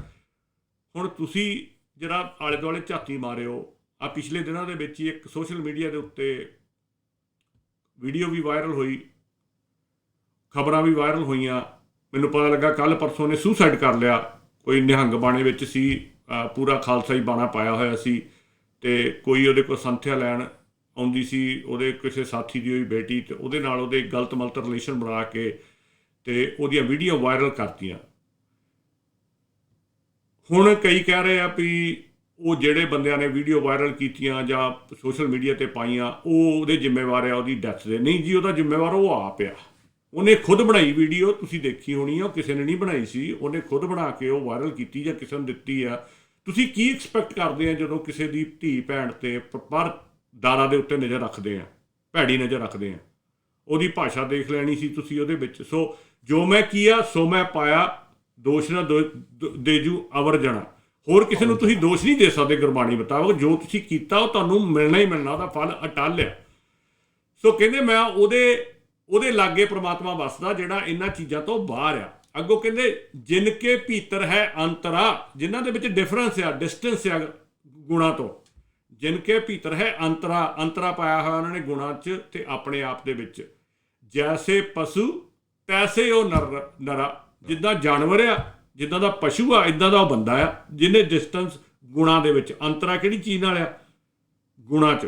ਰੱਬ ਨਾਲ ਅੰਤਰਾ ਮਤਲਬ ਗੁਣਾਂ ਨਾਲ ਅੰਤਰਾ। ਉਹਦੇ ਰੱਬ ਦੇ ਗੁਣ ਅੰਦਰ ਨਹੀਂ ਧਾਰਨ ਕੀਤੇ ਹੋਏ, ਉਹਦੇ ਨਾਲ ਅੰਤਰਾ ਬਣਾਇਆ ਹੋਇਆ ਆ। ਕਹਿੰਦੇ ਪ੍ਰਣਵਤ ਨਾਮ ਦਿਓ ਨਾਕੇ ਬਿਨਾ। ਹੁਣ ਗੁਣਾਂ ਨੂੰ ਉਹਨਾਂ ਨੇ ਨੱਕ ਦਾ ਨਾਮ ਦਿੱਤਾ। ਕੋਈ ਬੰਦਾ ਉਹਦੇ 'ਚ ਕਹਿੰਦੇ ਨਾ ਸੋਹੇ 32 ਲੱਛਣ, ਉਹਦੇ 32 ਲੱਛਣ ਹੋਣ ਬਹੁਤ ਸੋਹਣੇ, ਸਾਰਾ ਕੁਝ ਵਧੀਆ ਹੋਵੇ, ਜੇ ਉਹਦਾ ਨੱਕ ਹੀ ਹੈ ਨਹੀਂ ਗਾ ਤੇ ਉਹਨੇ ਸੋਹਣਾ ਨਹੀਂ ਲੱਗਣਾ। ਸੋ ਤੁਸੀਂ ਪਾਰੋ ਜਿੱਦਾਂ ਦੀ ਮਰਜ਼ੀ ਪੋਸ਼ਾਕ ਪਾ ਲਓ, ਚੋਲੇ ਪਾ ਲਓ ਵੱਡੇ ਵੱਡੇ। ਤੁਸੀਂ ਦੇਖਿਆ ਹੋਣਾ ਪਿਛਲੇ 2 ਹਫ਼ਤਿਆਂ 'ਚ ਜਿਹੜੀਆਂ ਵੀਡੀਓ ਨਿਹੰਗਾਂ ਦੀਆਂ ਆਈਆਂ, ਕਿੰਨੀ ਗਾਲ ਬਕਦੇ ਆ, ਤੁਸੀਂ ਸੁਣ ਵੀ ਨਹੀਂ ਸਕਦੇ। ਇੱਦਾਂ ਦੀਆਂ ਗੰਦੀਆਂ ਗਾਲਾਂ ਉੱਥੇ ਹੀ ਕੱਢੀ ਜਾਂਦੇ, ਜਿੱਥੇ ਬੰਦੇ ਨੂੰ ਵੱਢ ਕੇ ਟੰਗਿਆ ਹੋਇਆ ਉੱਥੇ ਹੀ ਗੰਦੀਆਂ ਗਾਲਾਂ ਤੁਹਾਨੂੰ ਸੁਣਨ ਨੂੰ ਮਿਲ ਜੂਗੀਆਂ। ਕੋਲ ਗੁਰੂ ਗ੍ਰੰਥ ਸਾਹਿਬ ਜੀ ਦਾ ਪ੍ਰਕਾਸ਼ ਹੋਇਆ ਹੋਇਆ। ਇਹ ਸੱਭਿਅਤਾ ਆ। ਇਸ ਕੀ ਦੱਸਣਾ ਕੀ ਚਾਹੁੰਦੇ ਆ ਕਿ ਆਹ ਸਿੱਖੀ ਆ? ਇੱਦਾਂ ਦੀਆਂ ਗੰਦੀਆਂ ਗਾਲਾਂ ਅਸੀਂ ਕੱਢ ਸਕਦੇ ਹਾਂ। ਔਰ ਸੋਸ਼ਲ ਮੀਡੀਆ 'ਤੇ ਜਿਹੜੀਆਂ ਕੱਢਦੇ ਆ, ਦੇਖਿਓ ਉਹਨਾਂ ਨੇ ਵੀ ਫੋਟੋਆਂ ਉਹੋ ਜਿਹੀਆਂ ਲਾਈਆਂ ਹੁੰਦੀਆਂ, ਉਹਨਾਂ ਨੇ ਵੀ ਉੱਪਰ ਦੀ ਕਿਰਪਾਨਾਂ ਪਾਈਆਂ ਹੁੰਦੀਆਂ। ਮੇਰੇ ਫੋਟੋਆਂ ਲੱਗੀਆਂ ਹੁੰਦੀਆਂ ਜਿਹੜੇ ਸੋਸ਼ਲ ਮੀਡੀਆ ਤੇ ਗਾਲਾਂ ਕੱਢਦੇ ਆ, ਬਾਬਾ ਜਰਨੈਲ ਸਿੰਘ ਭਿੰਡਰਾਲਿਆਂ ਦੀ ਤੇ ਜਾਂ ਕਿਸੇ ਨਿਹੰਗ ਦੀ ਜਾਂ ਕਿਸੇ ਖਾੜਕੂ ਦੀ। 3 ਫੋਟੋਆਂ ਪੱਕਾ ਲੱਗੀਆਂ ਹੋਣਗੀਆਂ। ਤੇ ਇਹ ਬੰਦੇ ਜਿਹੜੇ ਆ ਮਤਲਬ ਦੇ ਗਾਲ ਤੇ ਗਾਲ ਐਸੀ ਭਾਸ਼ਾ ਬੋਲਦੇ ਆ ਵੀ ਜਿਹਦਾ ਗੁਰਬਾਣੀ ਨਾਲ ਤਾਂ ਕੀ, ਮੈਂ ਕਹਿੰਦਾ ਕ੍ਰਿਸਚੀਅਨਟੀ ਨਾਲ ਵੀ ਕੋਈ ਵਾਹ ਵਾਸਤਾ ਨਹੀਂ। ਗੁਰਬਾਣੀ ਤਾਂ ਬਹੁਤ ਦੂਰ ਦੀ ਗੱਲ ਹੈ ਇਹਨਾਂ ਦੇ ਪਾਸੇ। ਇਹਨਾਂ ਨੂੰ ਤਾਂ ਲੱਗਦਾ ਕ੍ਰਿਸਚੀਅਨਟੀ ਵੀ ਨਹੀਂ ਵੀ ਦੂਰ ਆ ਇਹਨਾਂ ਤੋਂ, ਠੀਕ ਨਹੀਂ? ਸੋ ਜੇ ਗੁਣ ਨਹੀਂ ਆ ਤਾਂ ਨਾਮਦੇਵ ਜੀ ਕਹ ਰਹੇ ਉਹ ਹਾਲਤ ਹੈ ਤੇਰੀ ਜਿਵੇਂ ਨੱਕ ਤੋਂ ਬਣਾ, ਭਾਵੇਂ 36 ਤੇਰੇ ਵਿੱਚ 32 ਲੱਛਣ ਹੋਣ ਵਧੀਆ, ਪਰ ਤੇਰੀ ਕਿਸੇ ਗਿਣਤੀ 'ਚ ਨਹੀਂ। ਬਾਹਰੋਂ ਜਿੰਨਾ ਮਰਜ਼ੀ ਸਾਫ਼ ਸੁਥਰਾ ਤੂੰ ਐ ਕਲੀਨ ਪੂਰਾ ਚੋਲਾ ਪਾਲਾ, ਉੱਪਰ ਦੀ ਕਿਰਪਾਨ ਪਾਲਾ, ਜੇ ਤੇਰੇ ਅੰਦਰੋਂ ਤੇਰੀ ਜ਼ਬਾਨ ਵਿੱਚੋਂ ਗੁਣ ਨਹੀਂ ਝਲਕਦੇ ਤਾਂ ਤੇਰਾ ਕੋਈ ਫਾਇਦਾ ਨਹੀਂਗਾ, ਤੂੰ ਪਖੰਡ ਕਰ ਰਿਹਾ। ਹੁਣ ਆਪਾਂ ਗੁਰੂ ਅਰਜਨ ਪਾਤਸ਼ਾਹ ਨੂੰ ਪੁੱਛਦੇ ਹਾਂ, ਜਿਹੜਾ ਆਪਾਂ ਅੱਜ ਸ਼ਬਦ ਵਿਚਾਰਨਾ ਮੇਨ, ਵੀ ਭਜਨ ਕਿਹਨੂੰ ਕਿਹਾ ਆ? ਉਹ ਕਹਿੰਦੇ ਰਹਾਉ ਵਾਲੀ ਪੰਕਤੀ ਤੋਂ ਆਪਾਂ ਸ਼ੁਰੂ ਕਰਦੇ। ਕਹਿੰਦੇ ਗੋਬਿੰਦ 381 ਪੰਨੇ ਦੇ ਉੱਤੇ ਇਹ ਸ਼ਬਦ ਆ, ਆਸਾ ਰਾਗ ਦੇ ਵਿੱਚ। ਗੋਬਿੰਦ ਭਜਨ ਕੀ ਮਤ ਹੈ ਹੋਰ। ਕਹਿੰਦੇ ਜਿਹੜਾ ਰੱਬ ਦਾ ਭਜਨ ਆ ਨਾ, ਜਿਹੜਾ ਰੱਬ ਦੀ ਭਗਤੀ ਆ ਜਾਂ ਉਹਦਾ ਭਜਨ ਕਰਨਾ ਆ, ਜਿਹਦੀ ਆਪਾਂ ਡੈਫੀਨੇਸ਼ਨ ਪੁੱਛਣੀ ਆ, ਉਹਦੀ ਮਤ ਤਾਂ ਹੋਰ ਹੀ ਆ। ਗੋਬਿੰਦ ਭਜਨ ਕੀ ਮਤ ਹੈ ਹੋਰ। ਹੋਰ ਮਤ ਆ ਨਹੀਂ ਜਿਹੜੀ ਤੂੰ ਸਮਝ ਰਿਹਾ ਆ। ਤੂੰ ਕਰ ਕੀ ਰਿਹਾ ਆ? ਬਾਹਰੋਂ ਚੋਲੇ ਪਾ ਕੇ, ਬਾਹਰੋਂ ਧਾਰਨ ਕਰਕੇ ਕੱਪੜੇ ਸੋਹਣੇ, ਲਿਬਾਸ, ਪਾਠ ਕਰਕੇ ਦਿਖਾ ਕੇ ਮੈਂ ਨਿਤਨੇਮੀ ਆ, ਮੈਂ 5 ਬਾਣੀਆਂ ਦਾ ਨਹੀਂ, ਅੱਜ ਕੱਲ੍ਹ 7 ਬਾਣੀਆਂ ਦਾ ਮੈਂ ਪਾਠ ਕਰਦਾ ਆ, ਔਰ ਦਿਖਾਉਣ ਵਾਸਤੇ ਤੂੰ ਪਾਠ ਕਰਦਾ ਆ। ਕਈਆਂ ਨੂੰ ਇੱਦਾਂ ਤੁਸੀਂ ਉਹਨਾਂ ਕੋਲ ਖੜੇ ਹੋਵੋ ਤੇ ਉਹ ਮੂੰਹ 'ਚ ਬੜਬੜਾ ਰਹੇ, ਕੀ ਕਰ ਰਹੇ ਜੀ? ਮੈਂ ਟਾਈਮ ਹੋ ਗਿਆ ਜੀ, ਮੈਂ ਰਹਿ ਰਸ ਕਰ ਰਿਹਾ। ਉਹ ਕਹਿੰਦੇ ਤੂੰ ਕਰ ਕੀ ਰਿਹਾ ਆ? ਗੁਰੂ ਅਰਜਨ ਪਾਤਸ਼ਾਹ ਕਹਿੰਦੇ ਵਰਮੀ ਮਾਰੀ ਸੱਪ ਨਾ ਮਰੇ। ਕਹਿੰਦੇ ਤੂੰ ਸੱਪ ਨੂੰ ਮਾਰਨ ਦੀ ਥਾਂ ਸੱਪ ਦੀ ਖੁੱਡ ਨੂੰ ਕੁੱਟੀ ਜਾ ਰਿਹਾ ਆ। ਜਿਹੜੀ ਸੱਪ ਦੀ ਖੁੱਡ ਆ ਨਾ ਉਹਨੂੰ ਹੀ ਮਾਰੀ ਜਾ ਰਿਹਾ ਆ। ਵਰਮੀ ਮਾਰੀ ਸੱਪ ਨਾ ਮਰੀ, ਨਾਮ ਨਾ ਸੁਣੀ ਡੋਰਾ। ਕਹਿੰਦੇ ਗੁਣਾਂ ਨੂੰ ਤਾਂ ਤੂੰ ਸੁਣਦਾ ਵੀ ਨਹੀਂ, ਉਹ ਤਾਂ ਤੂੰ ਲਾਗੇ ਨਾ, ਉਧਰ ਉਹਦਾ ਬੋਲਾ ਆ। ਨਾਮ ਨਾ ਸੁਣੀ ਡੋਰਾ, ਡੋਰਾ ਹੁੰਦਾ ਬੋਲਾ। ਜਿੱਥੇ ਗੁਣਾਂ ਦੀ ਗੱਲ ਹੁੰਦੀ ਉਦੋਂ ਬੋਲਾ ਬਣ ਜਾਂਦਾ ਤੂੰ, ਬੋਲਾ ਬਣ ਜਾਣਾ ਵੀ ਗੁਣ ਤਾਂ ਮੈਂ ਧਾਰਨ ਹੀ ਨਹੀਂ ਕਰਨੇ। ਸੋ ਗੋਬਿੰਦ ਭਜਨ ਕੀ ਮਤ ਹੈ ਹੋਰਾਂ। ਇਹ ਹੋਰ ਮਤ ਆ, ਆਹ ਮਤ ਨਹੀਂ ਜਿਹੜੀ ਤੂੰ ਸਮਝ ਕੇ ਬੈਠਾ ਵੀ ਲਿਬਾਸ ਪਾਉਣਾ ਤੇ ਮੈਂ ਬਾਣੀ ਪੜ੍ਹਨੀ ਤੇ ਮੈਂ ਇਹ ਕਰਨਾ। ਇਹ ਭਜਨ ਨਹੀਂ ਹੈ ਗੋਬਿੰਦ ਦਾ। ਤਾਂ ਫਿਰ ਗੁਰੂ ਸਾਹਿਬ ਕਹਿੰਦੇ ਭਜਨ ਕੀ ਹੈ? ਕਹਿੰਦੇ ਬਾਹਰ ਧੋਏ ਅੰਤਰ ਮਨ ਮੈਲਾ। ਬਾਹਰ ਧੋਏ, ਬਾਹਰੋਂ ਧੋ ਰਿਹਾ, ਬਹੁਤ ਸੋਹਣਾ ਲੱਗ ਰਿਹਾ, ਤੂੰ ਸਰੀਰ ਨੂੰ ਬਹੁਤ ਧੋ ਲਿਆ, ਬਹੁਤ ਸੋਹਣੇ ਕੱਪੜੇ ਪਾ ਰਹੇ। ਅੰਤਰ ਮਲ ਮੈਲਾ ਦੋਏ ਠਾਹਰ ਆਪਣੇ ਖੋਏ। ਕਹਿੰਦੇ ਦੋਵੇਂ ਥਾਂ ਖਵਾਲੇ ਆਪਣੇ। ਦੋਵੇਂ ਥਾਂ ਕਿਹੜੇ ਆ? ਕਈ ਹੁਣ ਇਹਦੇ ਅਰਥ ਕਰ ਦਿੰਦੇ ਆ ਵੀ ਇੱਕ ਆਹ ਤੇ ਇੱਕ ਮਰਨ ਤੋਂ ਬਾਅਦ ਵਾਲਾ। ਨਹੀਂ, ਦੋਵੇਂ ਥਾਂ ਹੈਗੇ ਅੱਜ ਤੇ ਕੱਲ। ਤੂੰ ਦੋਵੇਂ ਥਾਂ ਆਪਣੇ ਗਵਾਲੇ ਆ। ਅੱਜ ਵੀ ਗਵਾ ਲਿਆ ਆਪਣਾ ਤੇ ਤੂੰ ਕੱਲ ਵੀ ਗਵਾ ਲਿਆ, ਕਿਉਂਕਿ ਤੂੰ ਬਾਹਰੋਂ ਹੀ ਧੋਤਾ ਜਾ ਰਿਹਾ, ਅੰਦਰ ਮਨ ਨੂੰ ਤਾਂ ਧੋਤਾ ਨਹੀਂ। ਇਹਾਂ ਕਾਮ ਕ੍ਰੋਧ ਮੋਹ ਵਿਆਪਿਆ। ਇੱਥੇ ਤਾਂ ਕਹਿੰਦੇ ਤੇਰੇ ਕਾਮ ਕ੍ਰੋਧ ਮੋਹ ਵਾਪਿਆ ਪਿਆ। ਅੱਜ ਤੇਰੇ ਅੰਦਰ ਕਾਮ ਕ੍ਰੋਧ ਮੋਹ ਵਿਆਪਿਆ ਪਿਆ। ਆਗੇ ਮੁਸਮੁਸ ਰੋਏ, ਕੱਲ ਨੂੰ ਤੂੰ ਫਿਰ ਰੋਣਾ ਆ। ਹੁਣ ਇਹ ਮਰਨ ਤੋਂ ਬਾਅਦ ਵਾਲੀ ਗੱਲ ਕਿੱਥੋਂ ਹੋ ਜੂਗੀ? ਅੱਗੇ ਮਰਨ ਤੋਂ ਬਾਅਦ ਰੋਣਾ।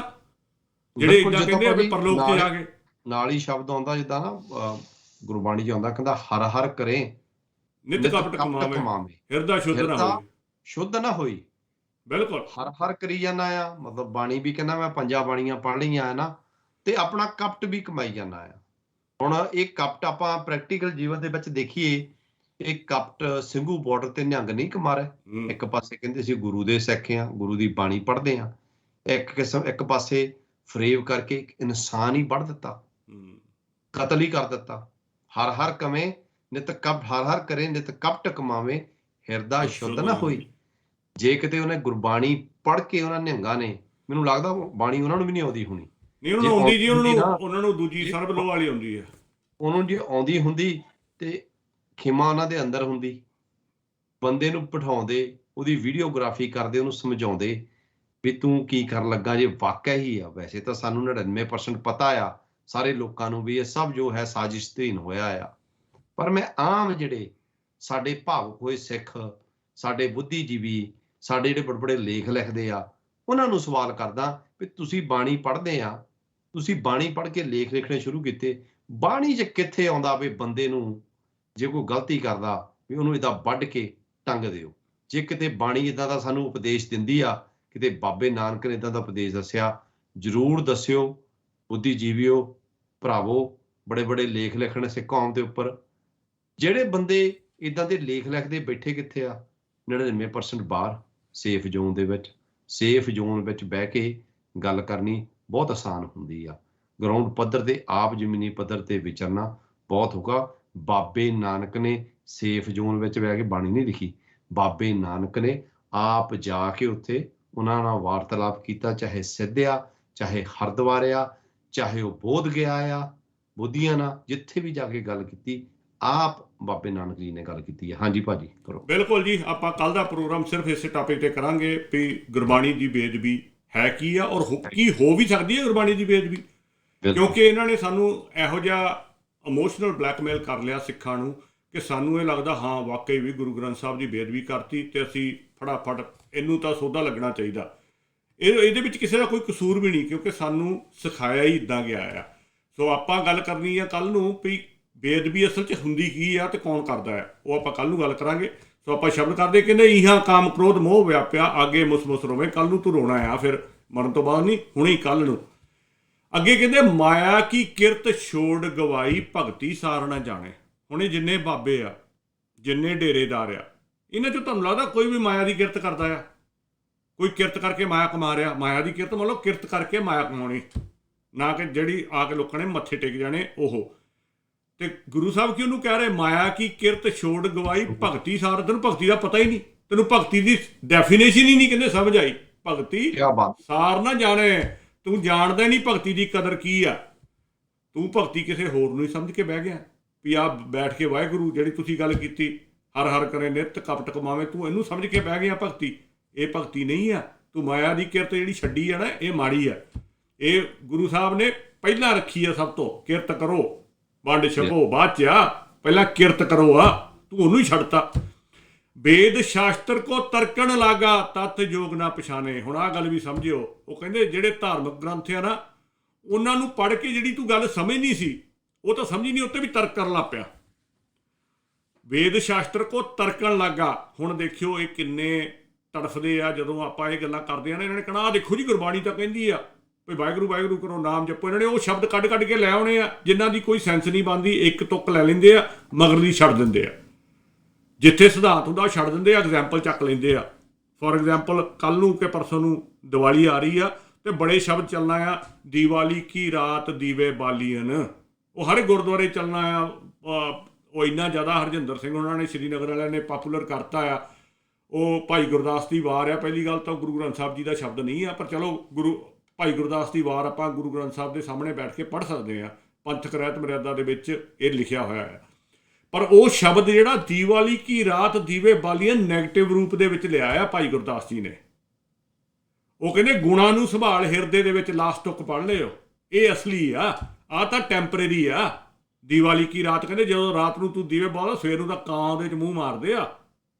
ਅੱਗੋਂ 2-3 ਐਗਜ਼ਾਮਪਲਾਂ ਹੋਰ ਦਿੱਤੀਆਂ ਆ, ਮੈਨੂੰ ਪੂਰਾ ਸ਼ਬਦ ਉਹ ਯਾਦ ਨਹੀਂ ਹੈ ਭਾਈ ਗੁਰਦਾਸ ਜੀ ਦਾ, ਪਰ ਐਂਡ ਵਾਲਾ ਜਿਹੜਾ ਹੈ ਨਾ ਉਹ ਆਪਣੇ ਹਿਰਦੇ 'ਚ ਨਾਮ ਨੂੰ ਸੰਭਾਲਣ ਵਾਸਤੇ ਆ ਵੀ ਉਹਨੂੰ ਸੰਭਾਲ, ਉਹ ਅਸਲੀ ਗੱਲ ਆ। ਸੋ ਮਾਇਆ ਕੀ ਕਿਰਤ ਛੋੜ ਗਵਾਈ, ਭਗਤੀ ਸਾਰ ਨਾ ਜਾਣੇ, ਵੇਦ ਸ਼ਾਸਤਰ ਕੋ ਤਰਕਣ ਲੱਗਾ, ਤਤ ਜੋਗ ਨਾ ਪਛਾਣੇ। ਤਤ ਦੀ ਤੈਨੂੰ ਸਮਝ ਹੀ ਨਹੀਂ ਆਈ ਵੀ ਤਤ ਹੈ ਕੀ ਸੀ, ਅਸਲੀਅਤ ਕੀ ਸੀ, ਪਰਮਾਤਮਾ ਹੈ ਕੀ ਆ, ਭਜਨ ਹੈ ਕੀ ਆ, ਰੱਬ ਨੂੰ ਮਿਲਣਾ ਕਿਵੇਂ ਆ, ਤੈਨੂੰ ਉਹਦੀ ਸਮਝ, ਉਹ ਸਾਰ ਨਹੀਂ ਆਈ ਜਿਹੜਾ ਅਸਲੀ ਤੱਤ ਸੀਗਾ। ਤੂੰ ਹੋਰ ਹੀ ਚੀਜ਼ਾਂ ਨੂੰ ਸਮਝ ਕੇ ਬਹਿ ਗਿਆ। ਕਹਿੰਦੇ ਹੋਇਆ ਕੀ ਫਿਰ, ਉਗਰ ਗਿਆ ਜੈਸੇ ਖੋਟਾ ਡੱਬੂਆ, ਨਦਰ ਸਰਾਫਾ ਆਇਆ। ਕਹਿੰਦੇ ਖੋਟਾ ਰੁਪਈਆ ਜਿਹੜਾ ਨਾ ਉਹ ਜਦੋਂ ਸਰਾਫੇ ਦੀ ਨਜ਼ਰ ਪੈ ਜਾਂਦਾ ਆ ਤੇ ਉਹਨੂੰ ਖੋਟ ਦਿਖ ਜਾਂਦੀ ਹੈ। ਐਦਾਂ ਹੀ ਜਿਹੜਾ ਗੁਣ ਵਾਲਾ ਬੰਦਾ ਨਾ, ਜਿਹਨੇ ਰੱਬ ਦੇ ਗੁਣ ਧਾਰਨ ਕੀਤੇ ਹੋਏ ਆ, ਉਹਨਾਂ ਨੂੰ ਇਹ ਬਾਬਿਆਂ ਦੇ ਚੋਲੇ ਜਾਂ ਨਿਹੰਗਾਂ ਦੇ ਚੋਲੇ ਜਾਂ ਜਿਹੜੇ ਵੱਡੇ ਵੱਡੇ ਦਮਾਲੇ ਬੰਨੇ ਆ ਉਹ ਪ੍ਰਭਾਵਿਤ ਨਹੀਂ ਕਰਦੇ। ਇਹ ਉਹਨਾਂ ਨੂੰ ਹੀ ਕਰਦੇ ਆ ਜਿਨ੍ਹਾਂ ਕੋਲ ਉਹ ਸਰਾਫਾ ਨਹੀਂ ਆ, ਜਿਨ੍ਹਾਂ ਕੋਲ ਉਹ ਕਸਵੱਟੀ ਨਹੀਂ ਆ, ਗੁਰਬਾਣੀ ਵਾਲੀ, ਗੁਰਮਤ ਵਾਲੀ, ਨਾਮ ਵਾਲੀ ਕਸਵੱਟੀ ਨਹੀਂ ਆ। ਮੈਂ ਕਈ ਵਾਰੀ ਗੁਰਦੁਆਰੇ ਚੱਲ ਜਾਂਦਾ, ਕੁੜਤਾ ਪਜਾਮਾ ਪਾਇਆ ਹੋਵੇ ਨਾ, ਦਾੜਾ ਇੱਦਾਂ ਛੱਡਿਆ ਹੋਵੇ, ਉੱਪਰ ਦੀ ਕਿਰਪਾਨ ਪਾਈ ਹੋਵੇ, ਤੇ ਚੰਗੇ ਭਲੇ ਬੰਦੇ ਆ ਕੇ ਬਾਬਾ ਜੀ ਦੱਸਿਓ ਜੀ। ਸਿਰਫ ਜਦੋਂ ਮੈਂ ਪੈਂਟ ਕੋਟ ਪਾ ਕੇ ਚੱਲ ਜਾਵਾਂ ਜਾਂ ਸ਼ਰਟ ਪਾ ਕੇ, ਟੀ-ਸ਼ਰਟ ਪਾ ਕੇ, ਕੋਈ ਨਹੀਂ ਹੁੰਦਾ, ਕਿਉਂਕਿ ਅਸੀਂ ਬਾਹਰਲਾ ਚੋਲਾ ਦੇਖ ਕੇ ਪ੍ਰਭਾਵਿਤ ਹੁੰਦੇ ਆ। ਸਾਡਾ ਸੁਭਾਅ ਹੀ ਇਹ ਬਣ ਗਿਆ। ਪਰ ਜਿਹੜਾ ਸਰਾਫਾ ਹੁੰਦਾ ਉਹਦੇ ਕੋਲ ਖੋਟਾ ਪੈਸਾ ਨਹੀਂ ਚੱਲਦਾ। ਸੋ ਜਿਹਦੇ ਕੋਲ ਪ੍ਰਮਾਤਮਾ ਦੇ ਗੁਣ ਆ, ਉਹਦੇ ਕੋਲੇ ਬਾਬਿਆਂ ਦੀ ਜਿਹੜੀ ਪਖੰਡ ਆ ਬਾਹਰੋਂ ਕੁਛ ਹੋਰ ਲੱਗਦੇ, ਅੰਦਰ ਕੁਛ ਹੋ ਰਿਹਾ, ਉਹ ਨਹੀਂ ਚੱਲਦਾ। ਇਹ ਤਾਂ ਹੀ ਚਾਹੁੰਦੇ ਨਹੀਂ ਵੀ ਆਮ ਬੰਦੇ ਨੂੰ ਗੁਰਬਾਣੀ ਸਮਝ ਆਵੇ, ਕਿਉਂਕਿ ਇਹਨਾਂ ਨੇ ਆਪਣਾ ਉਹ ਪਖੰਡ ਜਿਹਾ ਚੱਲਦਾ ਰੱਖਣਾ ਆ। ਜੇ ਗੁਰਬਾਣੀ ਸਮਝ ਆਉਣ ਲੱਗ ਪਈ ਆਮ ਇਨਸਾਨ ਨੂੰ ਤੇ ਉਹਨਾਂ ਨੂੰ ਪਤਾ ਲੈਣਾ ਵੀ ਇਹ ਤਾਂ ਬਾਹਰੋਂ ਚੋਲੇ ਪਾਏ ਹੋਏ ਆ, ਅੰਦਰ ਇਹਨਾਂ ਦੇ ਕੱਖ ਨਹੀਂ ਹੈਗਾ, ਖਾਲੀ ਆ। ਤੁਸੀਂ ਕੋਈ ਵੀ ਇੰਟਰਵਿਊ ਰੈਂਡਮਲੀ ਕੱਢ ਕੇ ਨਿਹੰਗਾਂ ਦੀ ਲੇਟਰਲੀ ਪਿਛਲੇ 2 ਹਫ਼ਤੇ ਸੁਣ ਲਿਓ, ਜੇ ਉਹਦੇ ਵਿੱਚੋਂ ਇੱਕ ਵੀ ਕੋਈ ਤੱਤਸਾਰ ਦੀ ਗੱਲ ਜਾਂ ਕੋਈ ਗੁਣਾਂ ਵਾਲੀ ਗੱਲ ਤੁਹਾਨੂੰ ਲੱਭ ਜਾਵੇ, ਵੜ ਦਿਆਂਗੇ, ਮਾਰ ਦਿਆਂਗੇ, ਚੱਕ ਦਿਆਂਗੇ। ਬਸ ਇਹ ਗੁਰਮਤਿ ਹੈ। ਹਰੇਕ ਕਿਸੇ ਵੀ ਨਿਹੰਗ ਦੀ ਰੈਂਡਮਲੀ ਕੱਢ ਕੇ ਇਮਾਨਦਾਰੀ ਨਾਲ ਸੁਣ ਲਿਓ। ਪਰ ਕਿਉਂਕਿ ਸਾਡੇ ਕੋਲ ਉਹ ਕਸਵੱਟੀ ਨਹੀਂ ਆ, ਅਸੀਂ ਪ੍ਰਭਾਵਿਤ ਹੋ ਜਾਂਦੇ। ਉਹ ਲੈ ਵੀ ਚੜ੍ਹਦੀ ਕਲਾ ਵਾਲਾ ਸਿੰਘ ਆ, ਇਹ ਤਾਂ ਕਹਿੰਦਾ ਗਾਟਾ ਲਾ ਦਿਆਂਗੇ। ਉਹ ਜਿੱਦਾਂ ਕਹਿੰਦੇ ਨਾ, ਅੰਨਿਆਂ ਦੇ ਵਿੱਚ ਕਾਣਾ ਰਾਜਾ, ਸਾਡੀ ਹਾਲਾਤ ਉਹ ਆ। ਬਿਲਕੁਲ। ਵੀ ਜਦੋਂ ਅਸੀਂ ਆਪ ਹੀ ਅੰਨੇ ਆ ਗਿਆਨ ਪੱਖੋਂ, ਤੇ ਜਿਹੜਾ ਕਾਣਾ ਆ ਸਾਨੂੰ ਲੱਗਦਾ ਵੀ ਵਾਹ ਬਈ ਵਾਹ, ਆਹ ਬੰਦਾ ਗਿਆਨੀ ਆ, ਇਹ ਬੰਦਾ, ਕਿਉਂਕਿ ਅਸੀਂ ਆਪ ਅੰਨੇ ਆ, ਹਨਾ। ਤੇ ਗਿਆਨ ਨੇ ਅਸੀਂ ਆਪਣਾ ਅੰਦਰਲਾ ਦੀਵਾ ਜਗਾਉਣਾ ਸੀ। ਗੁਰੂ ਪਾਤਸ਼ਾਹ ਦੀ ਬਾਣੀ ਪੜ੍ਹ ਕੇ ਸਾਨੂੰ ਗਿਆਨ ਦਾ ਚਾਨਣ ਆਉਣਾ ਸੀ। ਸਾਨੂੰ ਇਹ ਪਤਾ ਲੱਗਣਾ ਸੀ ਵੀ ਆਹ ਬੰਦਾ ਸਹੀ ਆ ਜਾਂ ਆਹ ਬੰਦਾ ਸਹੀ ਆ। ਇਹ ਜਿਹੜੀ ਗੱਲ ਕਰ ਰਿਹਾ ਕਿ ਗੁਰੂ ਨਾਨਕ ਪਾਤਸ਼ਾਹ, ਸੱਚੇ ਪਾਤਸ਼ਾਹ ਸਾਨੂੰ ਇਹ ਸਮਝਾਉਂਦੇ ਆ, ਇਹ ਬਾਣੀ 'ਚ ਲਿਖੀ ਇੱਦਾਂ ਆ, ਪਰ ਇਹ ਗੱਲ ਭੁਲੇਖਾ ਪਾ ਰਿਹਾ ਸਾਨੂੰ। ਇੱਥੇ ਸਾਨੂੰ ਬੈਠਿਆਂ ਨੂੰ ਉੱਥੇ ਗੁਰਦੁਆਰੇ ਜਾਂ ਕਿਸੇ ਵੀ ਸਮਾਗਮ 'ਚ ਪਤਾ ਲੱਗ ਜਾਣਾ ਵੀ ਆਹ ਗੱਲ ਗੁਰੂ ਦੀ ਹੋ ਰਹੀ ਆ ਜਾਂ ਆਹ ਗੱਲ ਜਿਹੜੀ ਆ ਇਹ ਕਿਸੇ ਦੀ ਪਰਸਨਲ ਹੋ ਰਹੀ ਆ। ਠੀਕ ਹੈ ਨਾ? ਹਾਂਜੀ ਭਾਜੀ, ਕੰਟੀਨਿਊ। ਬਿਲਕੁਲ। ਅੱਗੋਂ ਉਹ ਕਹਿੰਦੇ ਉਗੜ ਗਿਆ ਜੈਸੇ ਖੋਟਾ ਡੱਬੂਆ, ਨਦਰ ਸਰਾਫਾ ਆਇਆ। ਸਮਝ ਆ ਜਾਂਦੀ ਆ। ਅੰਤਰਜਾਮੀ ਸਭ ਕੁਛ ਜਾਣੇ, ਉਸ ਤੇ ਕਹਾਂ ਛੁਪਾਇਆ। ਜਿਹੜਾ ਤੇਰੇ ਅੰਦਰ ਬੈਠਾ ਨਾ, ਉਹਨੂੰ ਤਾਂ ਪਤਾ ਹੀ ਆ ਤੂੰ ਕੀ ਕਰ ਰਿਹਾ ਆ, ਉਹ ਤੋਂ ਕੀ ਲੁਕੋ ਸਕਦਾ, ਉਹ ਤੋਂ ਨਹੀਂ ਤੂੰ ਕੁਛ ਵੀ ਛੁਪਾ ਸਕਦਾ। ਜਦੋਂ ਸ਼ੀਸ਼ੇ ਮੂਹਰੇ ਖੜਨਾ ਤੈਨੂੰ ਪਤਾ ਆ ਤੂੰ ਕਿਹੋ ਜਿਹਾ ਆ। ਉਹਨੇ ਲਾਹਨਤਾਂ ਪਾਉਣੀਆਂ ਹੀ ਪਾਉਣੀਆਂ, ਤੇਰੀ ਜ਼ਮੀਰ ਨੇ ਲਾਹਨਤਾਂ ਪਾਉਣੀਆਂ। ਔਰ ਉਹਦੀ ਪ੍ਰਤੱਖ ਐਗਜ਼ਾਮਪਲ ਆ, ਜ਼ਮੀਰ ਦੀ ਲਾਹਨਤਾਂ ਕਰਕੇ ਉਹ ਸੁਸਾਈਡ ਕਰ ਗਿਆ। ਬਿਲਕੁਲ, ਜਿਹੜੀ ਆਪਾਂ ਥੋੜੀ ਦੇਰ ਪਹਿਲਾਂ ਗੱਲ ਕੀਤੀ ਆ। ਕਿਉਂਕਿ ਉਹ ਅੰਤਰਜਾਮੀ ਜਿਹੜਾ ਅੰਦਰ ਆ ਨਾ, ਰੱਬ ਤੇਰੇ ਅੰਦਰ ਆ, ਇਹ 'ਚ ਤਾਂ ਕੋਈ ਸ਼ੱਕ ਨਹੀਂ ਕਿਸੇ ਨੂੰ ਨਾ। ਪ੍ਰਮਾਤਮਾ ਜਿਹੜਾ ਸਿੱਖ ਦਾ ਪ੍ਰਮਾਤਮਾ ਆ, ਗੁਰਮੁਖ ਦਾ ਪ੍ਰਮਾਤਮਾ, ਉਹ ਤੇਰੇ ਅੰਦਰ ਆ। ਇਹ ਗੁਰਬਾਣੀ ਨੇ ਕਲੀਅਰ ਕੀਤਾ। ਉੱਪਰ 7ਵੇਂ ਸਮਾਨ ਤੇ ਨਹੀਂ ਬੈਠਾ, ਨਾ ਹੀ ਕਿਤੇ ਹੋਰ ਬੈਠਾ, ਨਾ ਹੀ ਉਹ ਜਿਹੜਾ ਅੱਜ ਕੱਲ੍ਹ ਨਵਾਂ ਪ੍ਰਚਾਰ ਆ ਵੀ ਕੁਦਰਤ ਦੇ ਰੂਪ 'ਚ ਆ, ਤੇਰੇ ਅੰਦਰ ਆ, ਗੁਣਾਂ ਦੇ ਰੂਪ ਵਿੱਚ ਆ, ਜਿਹਦੇ 'ਚੋਂ ਤੂੰ ਗੁਣ ਲੈ ਕੇ ਆਪਣੀ ਜ਼ਿੰਦਗੀ ਵਧੀਆ ਬਣਾਉਣੀ ਸੀਗੀ। ਅੱਗੇ ਕਹਿੰਦੇ ਕੂੜ ਕਪਟ ਬੰਚ ਨਿਮਨੀਆ ਦਾ ਹੁੰਦਾ ਜਿਹਦੀ ਮਿਆਦ ਨਾ ਹੋਵੇ। ਇੱਕ ਚੀਜ਼ ਹੁੰਦੀ ਉਹਦੀ ਬਹੁਤ ਜ਼ਿਆਦਾ ਮਿਆਦ ਹੋਵੇ, ਨਿਮਨੀਆ ਦਾ ਬਹੁਤ ਥੋੜ੍ਹੀ ਜਿਹੀ ਮਿਆਦ, ਜਿਹੜੀ ਕਦੀ ਵੀ ਖਤਮ ਹੋ ਸਕਦਾ ਆ। ਬੁਲਬੁਲੇ ਵਾਂਗੂ ਬਿਨਸ ਗਿਆ ਤਤਕਾਲੇ, ਉਹ ਛੇਤੀ ਹੀ ਆਤਮਿਕ ਮੌਤ ਮਰ ਜਾਂਦਾ ਆ। ਜਿਹੜਾ ਕੂਟ ਕਪਟ ਬੰਚ, ਜਿਹਨੇ ਆਪਣੀ ਸਾਰੀ ਜ਼ਿੰਦਗੀ ਕੂੜ ਕਪਟ ਦੇ ਵਿੱਚ ਲੰਘਾਤੀ ਆ, ਉਹਦੇ ਵਿੱਚ ਹੀ ਸਾਰਾ ਕੁਝ ਲਟਾਤਾ। ਉਹ ਨੀਮੋਨੀਆ ਆ, ਬਹੁਤ ਥੋੜੀ ਜਿਹੀ ਬੁਨਿਆਦ ਆ ਉਹਦੀ, ਅੱਜ ਨਹੀਂ ਕੱਲ੍ਹ ਤੁਹਾਨੂੰ ਉਹਦੀ ਅਸਲੀਅਤ ਪਤਾ ਲੱਗ ਹੀ ਜਾਣੀ ਆ, ਜ਼ਿਆਦਾ ਦੇਰ ਨਹੀਂ ਰਹਿੰਦੀ ਇਹ। ਸੱਤ ਸੱਤ ਸੱਤ ਸੱਤ ਸੱਤ ਸੱਤ ਨਾਨਕ ਕਹਿਆ ਆਪਣੇ ਹਿਰਦੇ ਦੇਖ ਸੰਭਾਲੇ। ਜਿਹੜਾ ਤੇਰੇ ਅੰਦਰ ਵਸ ਰਿਹਾ ਨਾ ਉਹਨੂੰ ਸੰਭਾਲ ਕੇ ਰੱਖ, ਉਹਨਾਂ ਗੁਣਾਂ ਨੂੰ ਪ੍ਰਗਟ ਕਰ। ਉਹ ਅਸਲੀ ਪਰਮਾਤਮਾ ਆ, ਉਹ ਅਸਲੀ ਭਜਨ ਆ। ਤੇ ਜੇ ਹਾਲੇ ਵੀ ਕਿਸੇ ਨੂੰ ਭਜਨ ਦੀ ਡੈਫੀਨੇਸ਼ਨ ਨਾ ਸਮਝ ਆਈ, ਭਾਈ ਹੱਥ ਜੋੜ ਕੇ ਮਾਫੀ ਮੰਗਦੇ, ਅਸੀਂ ਨਹੀਂ ਸਮਝਾ ਸਕਦੇ। ਇਸ ਤੋਂ ਵੱਧ ਅਸੀਂ ਨਹੀਂ ਕੁਛ ਕਰ ਸਕਦੇ। ਅਸੀਂ ਤਾਂ ਗੁਰਬਾਣੀ ਦੇ ਸ਼ਬਦ ਬਾਰ ਤੁਹਾਡੇ ਅੱਗੇ ਰੱਖੀ ਜਾਂਦੇ ਆ ਵੀ ਭਜਨ ਕੀ ਆ, ਬੰਦਗੀ ਕੀ ਆ, ਨਾਮ ਕੀ ਆ। ਪਰ ਜੇ ਫਿਰ ਵੀ ਨਹੀਂ ਸਮਝ ਆਉਂਦੀ, ਕਿੰਨੇ ਸ਼ਬਦ ਆਪਣੇ ਸਾਰੇ ਪ੍ਰੋਗਰਾਮ ਦੇਖ ਲਓ, ਗੁਣਾਂ ਦੇ ਉੱਤੇ, ਭਜਨ ਦੇ ਉੱਤੇ, ਬੰਦਗੀ ਦੇ ਉੱਤੇ ਕਰ ਚੁੱਕੇ ਆ। ਪਰ ਫਿਰ ਸਾਡੇ ਵਾਲੇ ਕਈ ਕਹਿ ਦਿੰਦੇ ਨਹੀਂ ਜੀ ਨਹੀਂ, ਵਾਹਿਗੁਰੂ ਵਾਹਿਗੁਰੂ ਕਰਨਾ ਹੀ ਬੰਦਗੀ ਆ। ਅਤੇ ਮੈਂ ਉਹਨਾਂ ਨੂੰ ਕਹਿੰਦਾ ਨਾ ਵੀ ਗੁਰੂ ਸਾਹਿਬ ਨੂੰ ਨਹੀਂ ਸੀ ਇਹ ਗੱਲ ਦਾ ਪਤਾ। ਐਡਾ ਵੱਡਾ ਸ਼੍ਰੀ ਗੁਰੂ ਗ੍ਰੰਥ ਸਾਹਿਬ ਲਿਖਣ ਦੀ ਕੀ ਲੋੜ ਸੀ ਗੁਣਾਂ ਦਾ? ਉਹਦੇ 'ਚ ਤੇ ਵਾਹਿਗੁਰੂ ਕਿਤੇ ਵੀ ਨਹੀਂ ਲਿਖਿਆ। ਜੇ ਭੱਟ ਗਿਆਨ ਨੇ ਯੂਜ਼ ਕੀਤਾ ਤੇ ਉਹ ਸਿਰਫ ਗੁਰੂ ਰਾਮਦਾਸ ਪਾਤਸ਼ਾਹ ਵਾਸਤੇ ਕੀਤਾ। ਤੁਹਾਨੂੰ ਤੇ ਕਿਤੇ ਵੀ ਨਹੀਂ ਇਹ ਹਦਾਇਤ ਹੈਗੀ ਵੀ ਵਾਹਿਗੁਰੂ ਵਾਹਿਗੁਰੂ ਕਰੀ ਜਾਓ, ਨਹੀਂ ਤਾਂ ਉਹੀ ਲਿਖ ਦਿੰਦੇ ਇਕੱਲਾ।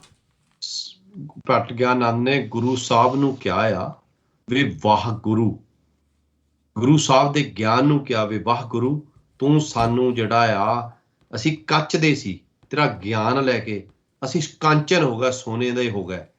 ਤੇ ਉਹੋ ਹੀ ਸਾਡਾ ਗੁਰੂ। ਅੱਜ ਅਸੀਂ ਉਹੋ ਹੀ ਗਿਆਨ ਲੈ ਕੇ ਉਸੇ ਗੁਰੂ ਗ੍ਰੰਥ ਸਾਹਿਬ ਤੋਂ ਆਪਣੇ ਆਪ ਨੂੰ ਸੋਨੇ ਦੇ ਬਣਾ ਸਕਦੇ ਹਾਂ। ਠੀਕ ਹੈ ਨਾ। ਸਾਡੇ ਦੀ ਪ੍ਰੋਬਲਮ ਇਹ ਆ ਭਾਜੀ, ਸਾਡੇ 'ਚ ਪਰਸਨਲ ਨਿੱਜੀ ਵਿਰੋਧ, ਨਿੱਜੀ ਸਾੜਾ ਜਿਹੜਾ ਆ ਉਹ ਸਾਨੂੰ ਕਿਸੇ ਪਾਸੇ ਨਹੀਂ ਜਾਣ ਦਿੰਦਾ। ਗੱਲ ਉੱਥੇ ਆਉਂਦੀ ਆ, ਕਹਿੰਦਾ ਵੀ ਹਰ ਹਰ ਕਰੇ ਨਿਤ ਕਪਟ ਕਮਾਵੇਂ, ਹਿਰਦਾ ਸ਼ੁੱਧ ਨਾ ਹੋਈ। ਚਾਹੇ ਤੂੰ ਹਰ ਹਰ ਕਰੀ ਜਾ, ਚਾਹੇ ਤੂੰ ਵਾਹਿਗੁਰੂ ਵਾਹਿਗੁਰੂ ਕਰੀ ਜਾ, ਪਰ ਜਿਹੜਾ ਤੇਰਾ ਅੰਦਰ ਦਾ ਜਿਹੜਾ ਆ ਉਹ ਜੈਲਸੀ ਆ, ਤੇਰਾ ਅੰਦਰ ਦਾ ਸਾੜਾ ਆ, ਜਦੋਂ ਉਹ ਨਹੀਂ ਖਤਮ ਹੋਊਗਾ, ਤੂੰ ਕਿੱਦਾਂ ਕਿਸੇ ਨੂੰ ਪਿਆਰ ਨਾਲ ਦੇਖ ਸਕਦਾ ਆ? ਪਿਆਰ ਨਾਲ ਗੁਰੂ ਪਾਤਸ਼ਾਹ ਨੇ ਕਿਹਾ ਕਿ ਪਿਆਰ, ਗੁਣ, ਖਿਮਾ। ਕਬੀਰ ਸਾਹਿਬ ਦਾ ਸ਼ਬਦ ਆ, ਜਹਾਂ ਗਿਆਨ ਤਹਾਂ ਧਰਮ, ਤੇ ਹਾਂਜੀ ਬਿਲਕੁਲ।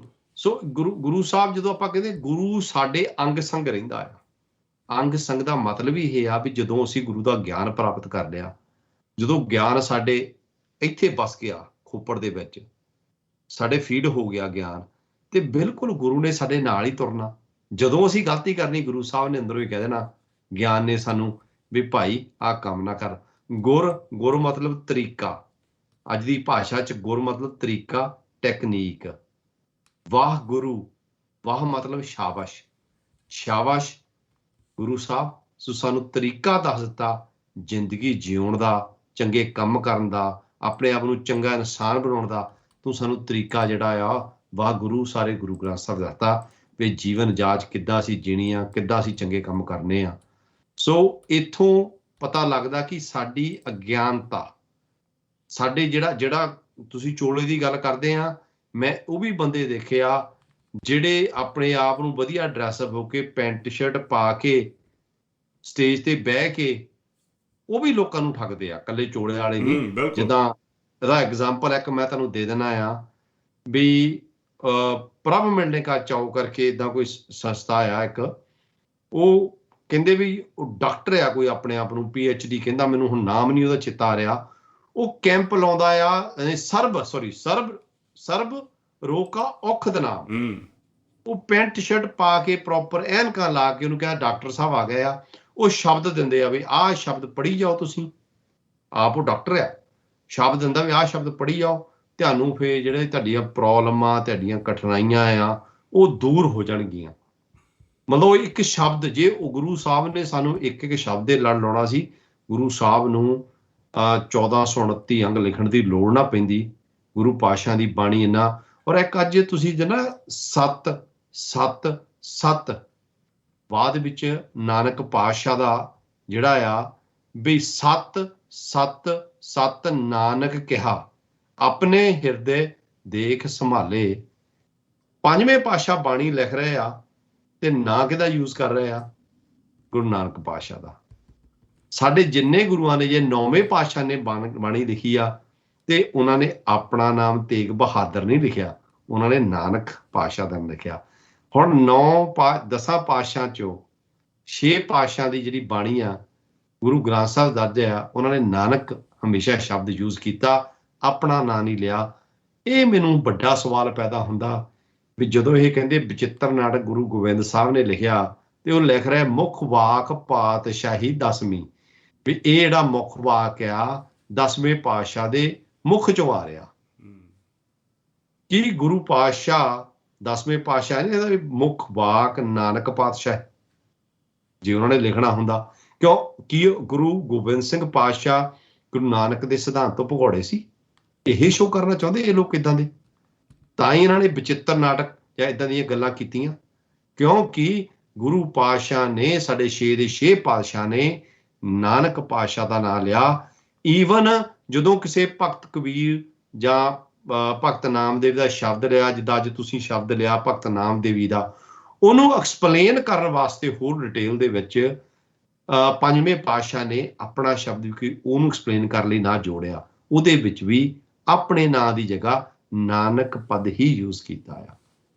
ਸੋ ਇਹ ਬਹੁਤ ਸਿੰਪਲ ਗੱਲ ਆ, ਸਮਝਣ ਨੂੰ ਝੂਠ ਦਾ ਕੋਈ ਠਿਕਾਣਾ ਨਹੀਂ ਹੁੰਦਾ। ਆਪਣੇ ਕੋਲੋਂ ਗ੍ਰੰਥ ਲਿਖ ਦਿੱਤੇ, ਆਪਣੇ ਕੋਲੋਂ ਲਿਖ ਦਿੱਤਾ ਮੁੱਖ ਵਾਕ ਪਾਤਸ਼ਾਹੀ 10ਵੀਂ। ਜਦੋਂ ਕੋਈ ਮੁੱਖ ਵਾਕ ਪਾਤਸ਼ਾਹੀ 10ਵੀਂ ਲਿਖ ਕੇ ਕਹਿ ਦੇਵੇ ਇਹ ਗੁਰੂ ਗੋਬਿੰਦ ਸਿੰਘ ਨੇ ਲਿਖਿਆ ਆ, ਤੇ ਆਮ ਬੰਦਾ ਉੱਤੇ ਸਵਾਲ ਚੁੱਕਣ ਤੋਂ ਡਰਦਾ ਆ।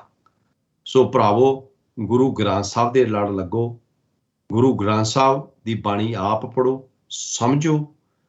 ਜਦੋਂ ਤੁਸੀਂ ਆਪ ਪੜ੍ਹ ਕੇ ਸਮਝ ਗਏ, ਤੁਹਾਨੂੰ ਸਾਡੇ ਵਰਗੇ ਵੀ ਜਦੋਂ ਬੋਲਣਗੇ ਤੁਹਾਨੂੰ ਉਹ ਪਤਾ ਲੱਗੂ ਵੀ ਕਿਹੜੇ ਐਂਗਲ ਤੋਂ ਬੋਲ ਰਿਹਾ ਆ। ਜੇ ਤੁਹਾਡਾ ਕੋਈ ਰਿਸ਼ਤੇਦਾਰ ਵੀ ਗੱਲ ਕਰੂਗਾ, ਤੁਹਾਨੂੰ ਪਤਾ ਲੱਗੂ ਕਿਹੜੇ ਐਂਗਲ ਤੋਂ ਗੱਲ ਕਰ ਰਿਹਾ ਉਹ, ਕਿਉਂਕਿ ਬਾਣੀ ਸਾਨੂੰ ਸੁਚੇਤ ਕਰਦੀ ਆ। ਹਰ ਕੰਮ 'ਚ ਕਸਵੱਟੀ ਗੁਰਬਾਣੀ ਦੀ ਲਾਉਣੀ ਚਾਹੀਦੀ ਆ। ਹਾਂਜੀ ਵੀਰਵਿੰਦਰ ਸਿੰਘ ਜੀ। ਬਿਲਕੁਲ ਜੀ। ਜਿਹੜੀ ਆਪਾਂ ਗੱਲ ਕਰ ਰਹੇ ਹਾਂ ਨਾ, ਅਸੀਂ ਪੜ੍ਹਦੇ ਰੋਜ਼ ਆ ਪਰ ਅਮਲ ਨਹੀਂ ਕਰਦੇ। ਜਪਜੀ ਸਾਹਿਬ ਦੀ ਬਾਣੀ ਸਾਰਿਆਂ ਨੂੰ ਤਕਰੀਬਨ ਜਿਹੜੇ ਸਿੱਖ ਨਿਤਨੇਮੀ ਆ ਉਹਨਾਂ ਨੂੰ ਕੰਠ ਆ, ਹਰ ਰੋਜ਼ ਪੜ੍ਹਦੇ ਆ। ਇੱਕ ਦੋ ਜੀਬੋ ਲੱਖ ਹੋਏ ਲੱਖ 20 ਲੱਖ ਗੇੜਾ ਆਖੀਏ ਇੱਕ ਨਾਮ ਜਗਦੀਸ਼, ਇਹ ਰਾਪਤ ਪੌੜੀਆਂ ਚੜ੍ਹੀਏ ਹੋਈ ਅਕੀਸ, ਸੁਣ ਗੱਲਾਂ ਕਾਸ਼ਕੀ ਕੀਟਾ ਆਈ ਰੀਸ। ਐਂਡ 'ਚ ਗੁਰੂ ਨਾਨਕ ਪਾਤਸ਼ਾਹ ਕੀ ਸਿਧਾਂਤ ਦੇ ਰਹੇ ਆ? ਕੂੜੇ ਕੂੜੀ ਠੀਸ।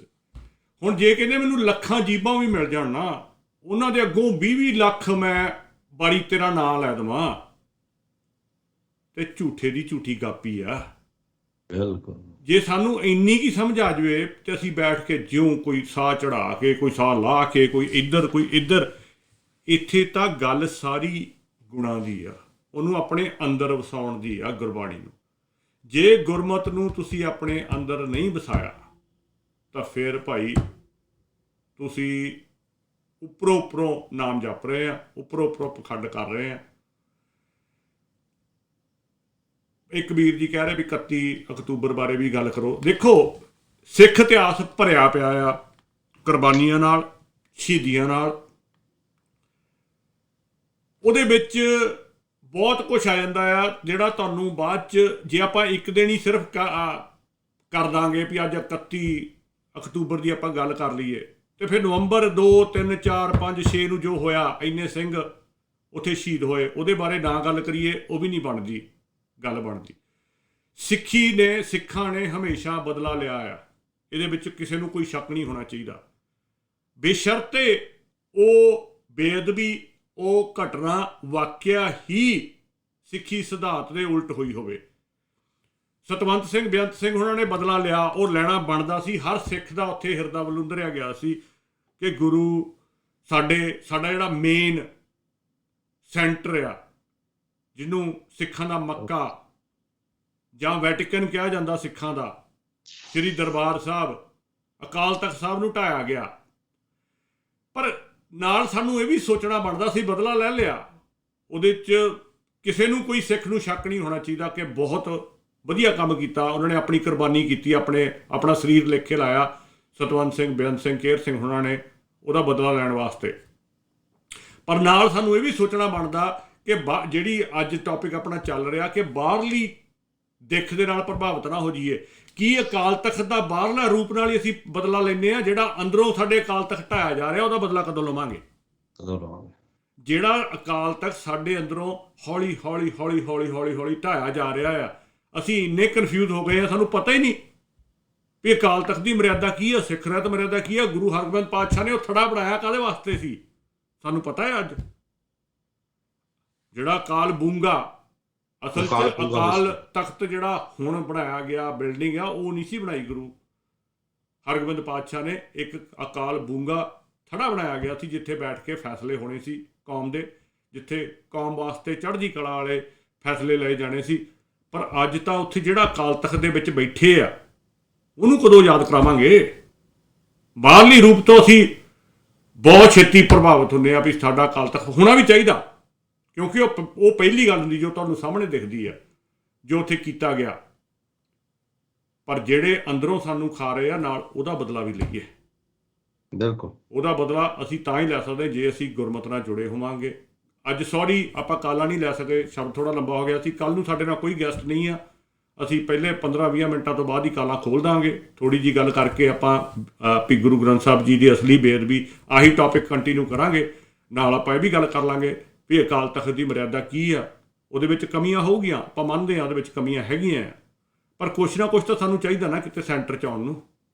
ਕਿਤੇ ਨਾ ਕਿਤੇ ਤਾਂ ਇੱਕ ਝੰਡੇ ਥੱਲੇ ਆਉਣਾ ਪੈਣਾ। ਜੇ ਅਸੀਂ ਸਿੱਖ ਇਤਿਹਾਸ ਦੀਆਂ ਐਗਜ਼ਾਮਪਲਾਂ ਲੈਂਦੇ ਹਾਂ, ਮਿਸਲਾਂ ਦੇ ਟਾਈਮ ਦੇ ਉੱਤੇ ਅਸੀਂ ਇਕੱਠੇ ਹੋ ਕੇ ਲੜਦੇ ਸੀ, ਇਕੱਠੇ ਹੋ ਕੇ ਤੁਹਾਨੂੰ ਕੀ ਲੱਗਦਾ ਉਦੋਂ ਇੱਕ ਦੂਜੇ ਦਾ ਵਿਰੋਧ ਨਹੀਂ ਸੀਗਾ? ਉਹ ਤਾਂ ਇੱਕ ਦੂਜੇ ਤੱਕ ਕਤਲ ਤੱਕ ਕੀਤੇ ਆ ਉਹਨਾਂ ਨੇ। ਪਰ ਜਦੋਂ ਅਹਿਮਦ ਸ਼ਾਹ ਅਬਦਾਲੀ ਹੁੰਦਾ ਸੀ, ਇੱਕ ਗੱਲ ਲੈ ਲੈਂਦੇ ਆਪਾਂ ਥੋੜਾ। ਹਾਂਜੀ, ਤੁਸੀਂ ਆਉਣੇ ਰੋ ਜੀ, ਸ਼ਾਰਟ ਰੱਖਿਓ ਕਿਉਂਕਿ ਸਾਡਾ ਟਾਈਮ ਹੋ ਚੁੱਕਾ ਆ ਤੇ ਕੱਲ ਨੂੰ ਆਪਾਂ ਬਾਕੀ ਕਾਲਾਂ ਲਵਾਂਗੇ। ਤੁਸੀਂ ਕਰ ਲਓ ਗੱਲ। ਹਾਂਜੀ, ਮੇਰਾ ਛੋਟਾ ਜਿਹਾ ਕੁਐਸਚਨ ਆ। ਹਾਂਜੀ ਕਈ ਵਾਰੀ ਆ ਜਿੱਦਾਂ ਆਪਣਾ 31 ਅਕਤੂਬਰ ਇੰਦਰਾ ਗਾਂਧੀ ਦਾ ਕਤਲ ਕੀਤਾ ਗਿਆ ਸੀ ਆਪਣੇ ਸਿੱਖਾਂ। ਹਾਂਜੀ, ਅਸੀਂ ਕਰ ਲਈ ਗੱਲ ਜੀ। ਗੱਲ ਕਰਨੀ ਨਹੀਂ, ਮੈਂ ਤੇ ਕੁਐਸਚਨ ਇੱਕ ਸੀਗਾ ਛੋਟਾ ਜਿਹਾ। ਅਸੀਂ ਕਈ ਵਾਰੀ ਗੱਲ ਕਰਦੇ ਹੁੰਦੇ ਆ ਤਾਂ ਜਿੱਦਾਂ ਕਈ ਵਾਰੀ ਆਪਣੇ ਕਿਹਾ ਜਾਂਦਾ ਵੀ ਜਿੱਦਾਂ ਗੁਰੂ ਗੋਬਿੰਦ ਸਿੰਘ ਜੀ ਨੇ ਕਿਹਾ ਸੀ ਵੀ ਮਜਲੂਮ ਤੇ ਜਾਂ ਸਿੱਖੀ ਦੇ ਵਿੱਚ ਹੈਗਾ ਵੀ ਮਜਲੂਮ ਤੇ ਹੱਥ ਨਹੀਂ ਚੱਕਣਾ, ਬੱਚੇ ਤੇ ਨਹੀਂ ਚੱਕਣਾ, ਬੁੜੀ ਤੇ ਨਹੀਂ ਚੱਕਣਾ, ਹਨਾ। ਤਾਂ ਫਿਰ ਉਹ ਕਈ ਵਾਰੀ ਅਸੀਂ ਡਿਸਕਸ ਕਰਦੇ ਹੁੰਦੇ ਹਾਂ ਆਪਸ 'ਚ, ਫਿਰ ਇਹਦਾ ਆਪਾਂ ਜਵਾਬ ਕਿੱਦਾਂ ਦੇ ਸਕਦੇ ਹਾਂ? ਇੰਦਰਾ ਗਾਂਧੀ ਨੇ ਹੱਥੀ ਵੀ ਸੀ, ਬੁੜੀ ਵੀ ਸੀਗੀ, ਉਹ ਤੇ ਥੋੜਾ ਕੁਛ ਦੱਸ ਸਕਦੇ ਹੋ ਤੁਸੀਂ? ਕਿਉਂਕਿ ਇਹ ਕਈ ਵਾਰੀ ਏਦਾਂ ਡਿਬੇਟ ਜੀ ਹੁੰਦੀ ਮੁੰਡੇ ਨੂੰ ਬਹਿ ਕੇ, ਫਿਰ ਉਹ ਫਸ ਜਾਂਦਾ ਕੰਮ ਜਿਹਾ। ਬਿਲਕੁਲ ਜੀ, ਇਹਨੂੰ ਕਿੱਦਾਂ ਕਰ ਸਕਦੇ? ਬਿਲਕੁਲ, ਦੇਖੋ ਜਿਹੜੀ ਤੁਸੀਂ ਗੱਲ ਕੀਤੀ ਨਾ ਵੀ ਗੁਰੂ ਗੋਬਿੰਦ ਸਿੰਘ ਪਾਤਸ਼ਾਹ ਨੇ ਇੱਦਾਂ ਕਿਹਾ, ਮੈਂ ਨਹੀਂ ਕਿਤੇ ਵੀ ਪੜ੍ਹਿਆ। ਗੁਰੂ ਗ੍ਰੰਥ ਸਾਹਿਬ ਦੇ ਵਿੱਚ ਇੱਦਾਂ ਦੀ ਕੋਈ ਗੱਲ ਨਹੀਂ ਹੈ ਜਿੱਥੇ ਕਿਹਾ ਹੋਵੇ। ਹਾਂ, ਉੱਥੇ ਇਹ ਗੱਲ ਜ਼ਰੂਰ, ਕਿਉਂਕਿ ਗੁਰੂ ਗ੍ਰੰਥ ਸਾਹਿਬ ਜੀ ਔਰਤ ਔਰ ਮਰਦ ਵਿੱਚ ਕੋਈ ਫਰਕ ਨਹੀਂ ਸਮਝਦੇ। ਜਦੋਂ ਆਪਾਂ ਗੁਰੂ ਗ੍ਰੰਥ ਸਾਹਿਬ ਜੀ ਦੀ ਬਾਣੀ ਪੜ੍ਹਦੇ ਹਾਂ, ਉੱਥੇ ਔਰਤ ਵੀ ਓਨੀ ਹੋਈ ਆ, ਬਰਾਬਰ ਆ। ਬੇਸਿਕਲੀ ਇੱਥੇ ਪੁਰਖ ਸਿਰਫ ਇੱਕੋ ਹੀ ਆ, ਇੱਥੇ ਸਿਰਫ ਸੋਚ ਔਰਤ ਆ, ਆਪਾਂ ਨਾਰੀ ਆ, ਸਾਰੇ ਨਾਰੀ ਆ। ਗੁਰੂ ਗ੍ਰੰਥ ਸਾਹਿਬ ਉੱਥੇ ਸਿਰਫ ਇੱਕ ਸੋਚ ਦੀ ਗੱਲ ਆ, ਇੱਕ ਸੋਚ ਦੀ। ਜੇ ਆਪਾਂ ਕਹਿੰਦੇ ਆ ਵੀ ਅਹਿਮਦ ਸ਼ਾਹ ਅਬਦਾਲੀ ਨੇ ਸ੍ਰੀ ਦਰਬਾਰ ਸਾਹਿਬ ਨੂੰ ਢਾਇਆ ਸੀ ਤੇ ਉਹ ਤੋਂ ਬਦਲਾ ਲਿਆ ਗਿਆ, ਜਾਂ ਆਪਾਂ ਕਹਿੰਦੇ ਮੱਸੇ ਰੰਗੜ ਨੇ ਉੱਥੇ ਬੇਅਦਬੀ ਕੀਤੀ ਸੀ, ਉਹ ਤੋਂ ਬਦਲਾ ਲਿਆ ਗਿਆ, ਤੇ ਫਿਰ ਜਿਹੜੀ ਇੰਦਰਾ ਗਾਂਧੀ ਜਿਹਨੇ ਮੇਨ ਆਰਡਰ ਦਿੱਤਾ ਸੀ ਉਹਦੇ ਕੋਲੋਂ ਜੇ ਬਦਲਾ ਲਿਆ ਗਿਆ, ਆਪਾਂ ਸਹੀ ਨਹੀਂ ਕਹਿੰਦੇ। ਤੇ ਫਿਰ ਆਪਾਂ ਕਿਤੇ ਨਾ ਕਿਤੇ ਬਾਕੀ ਇਤਿਹਾਸ ਨੂੰ ਵੀ ਝੁਠਲਾ ਰਹੇ ਹੁੰਦੇ ਆ।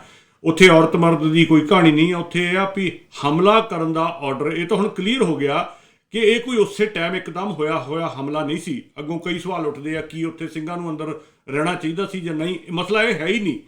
ਮਸਲਾ ਇਹ ਆ ਵੀ ਇਟ ਵਾਜ਼ ਪ੍ਰੀ ਪਲਾਨਡ, ਇਹ ਸਾਰਾ ਪ੍ਰੀ ਪਲਾਨਡ ਸੀਗਾ। ਮੈਂ ਪੜ੍ਹਿਆ ਉਹ ਬਹੁਤ ਕੁਝ ਉਹਦੇ ਬਾਰੇ।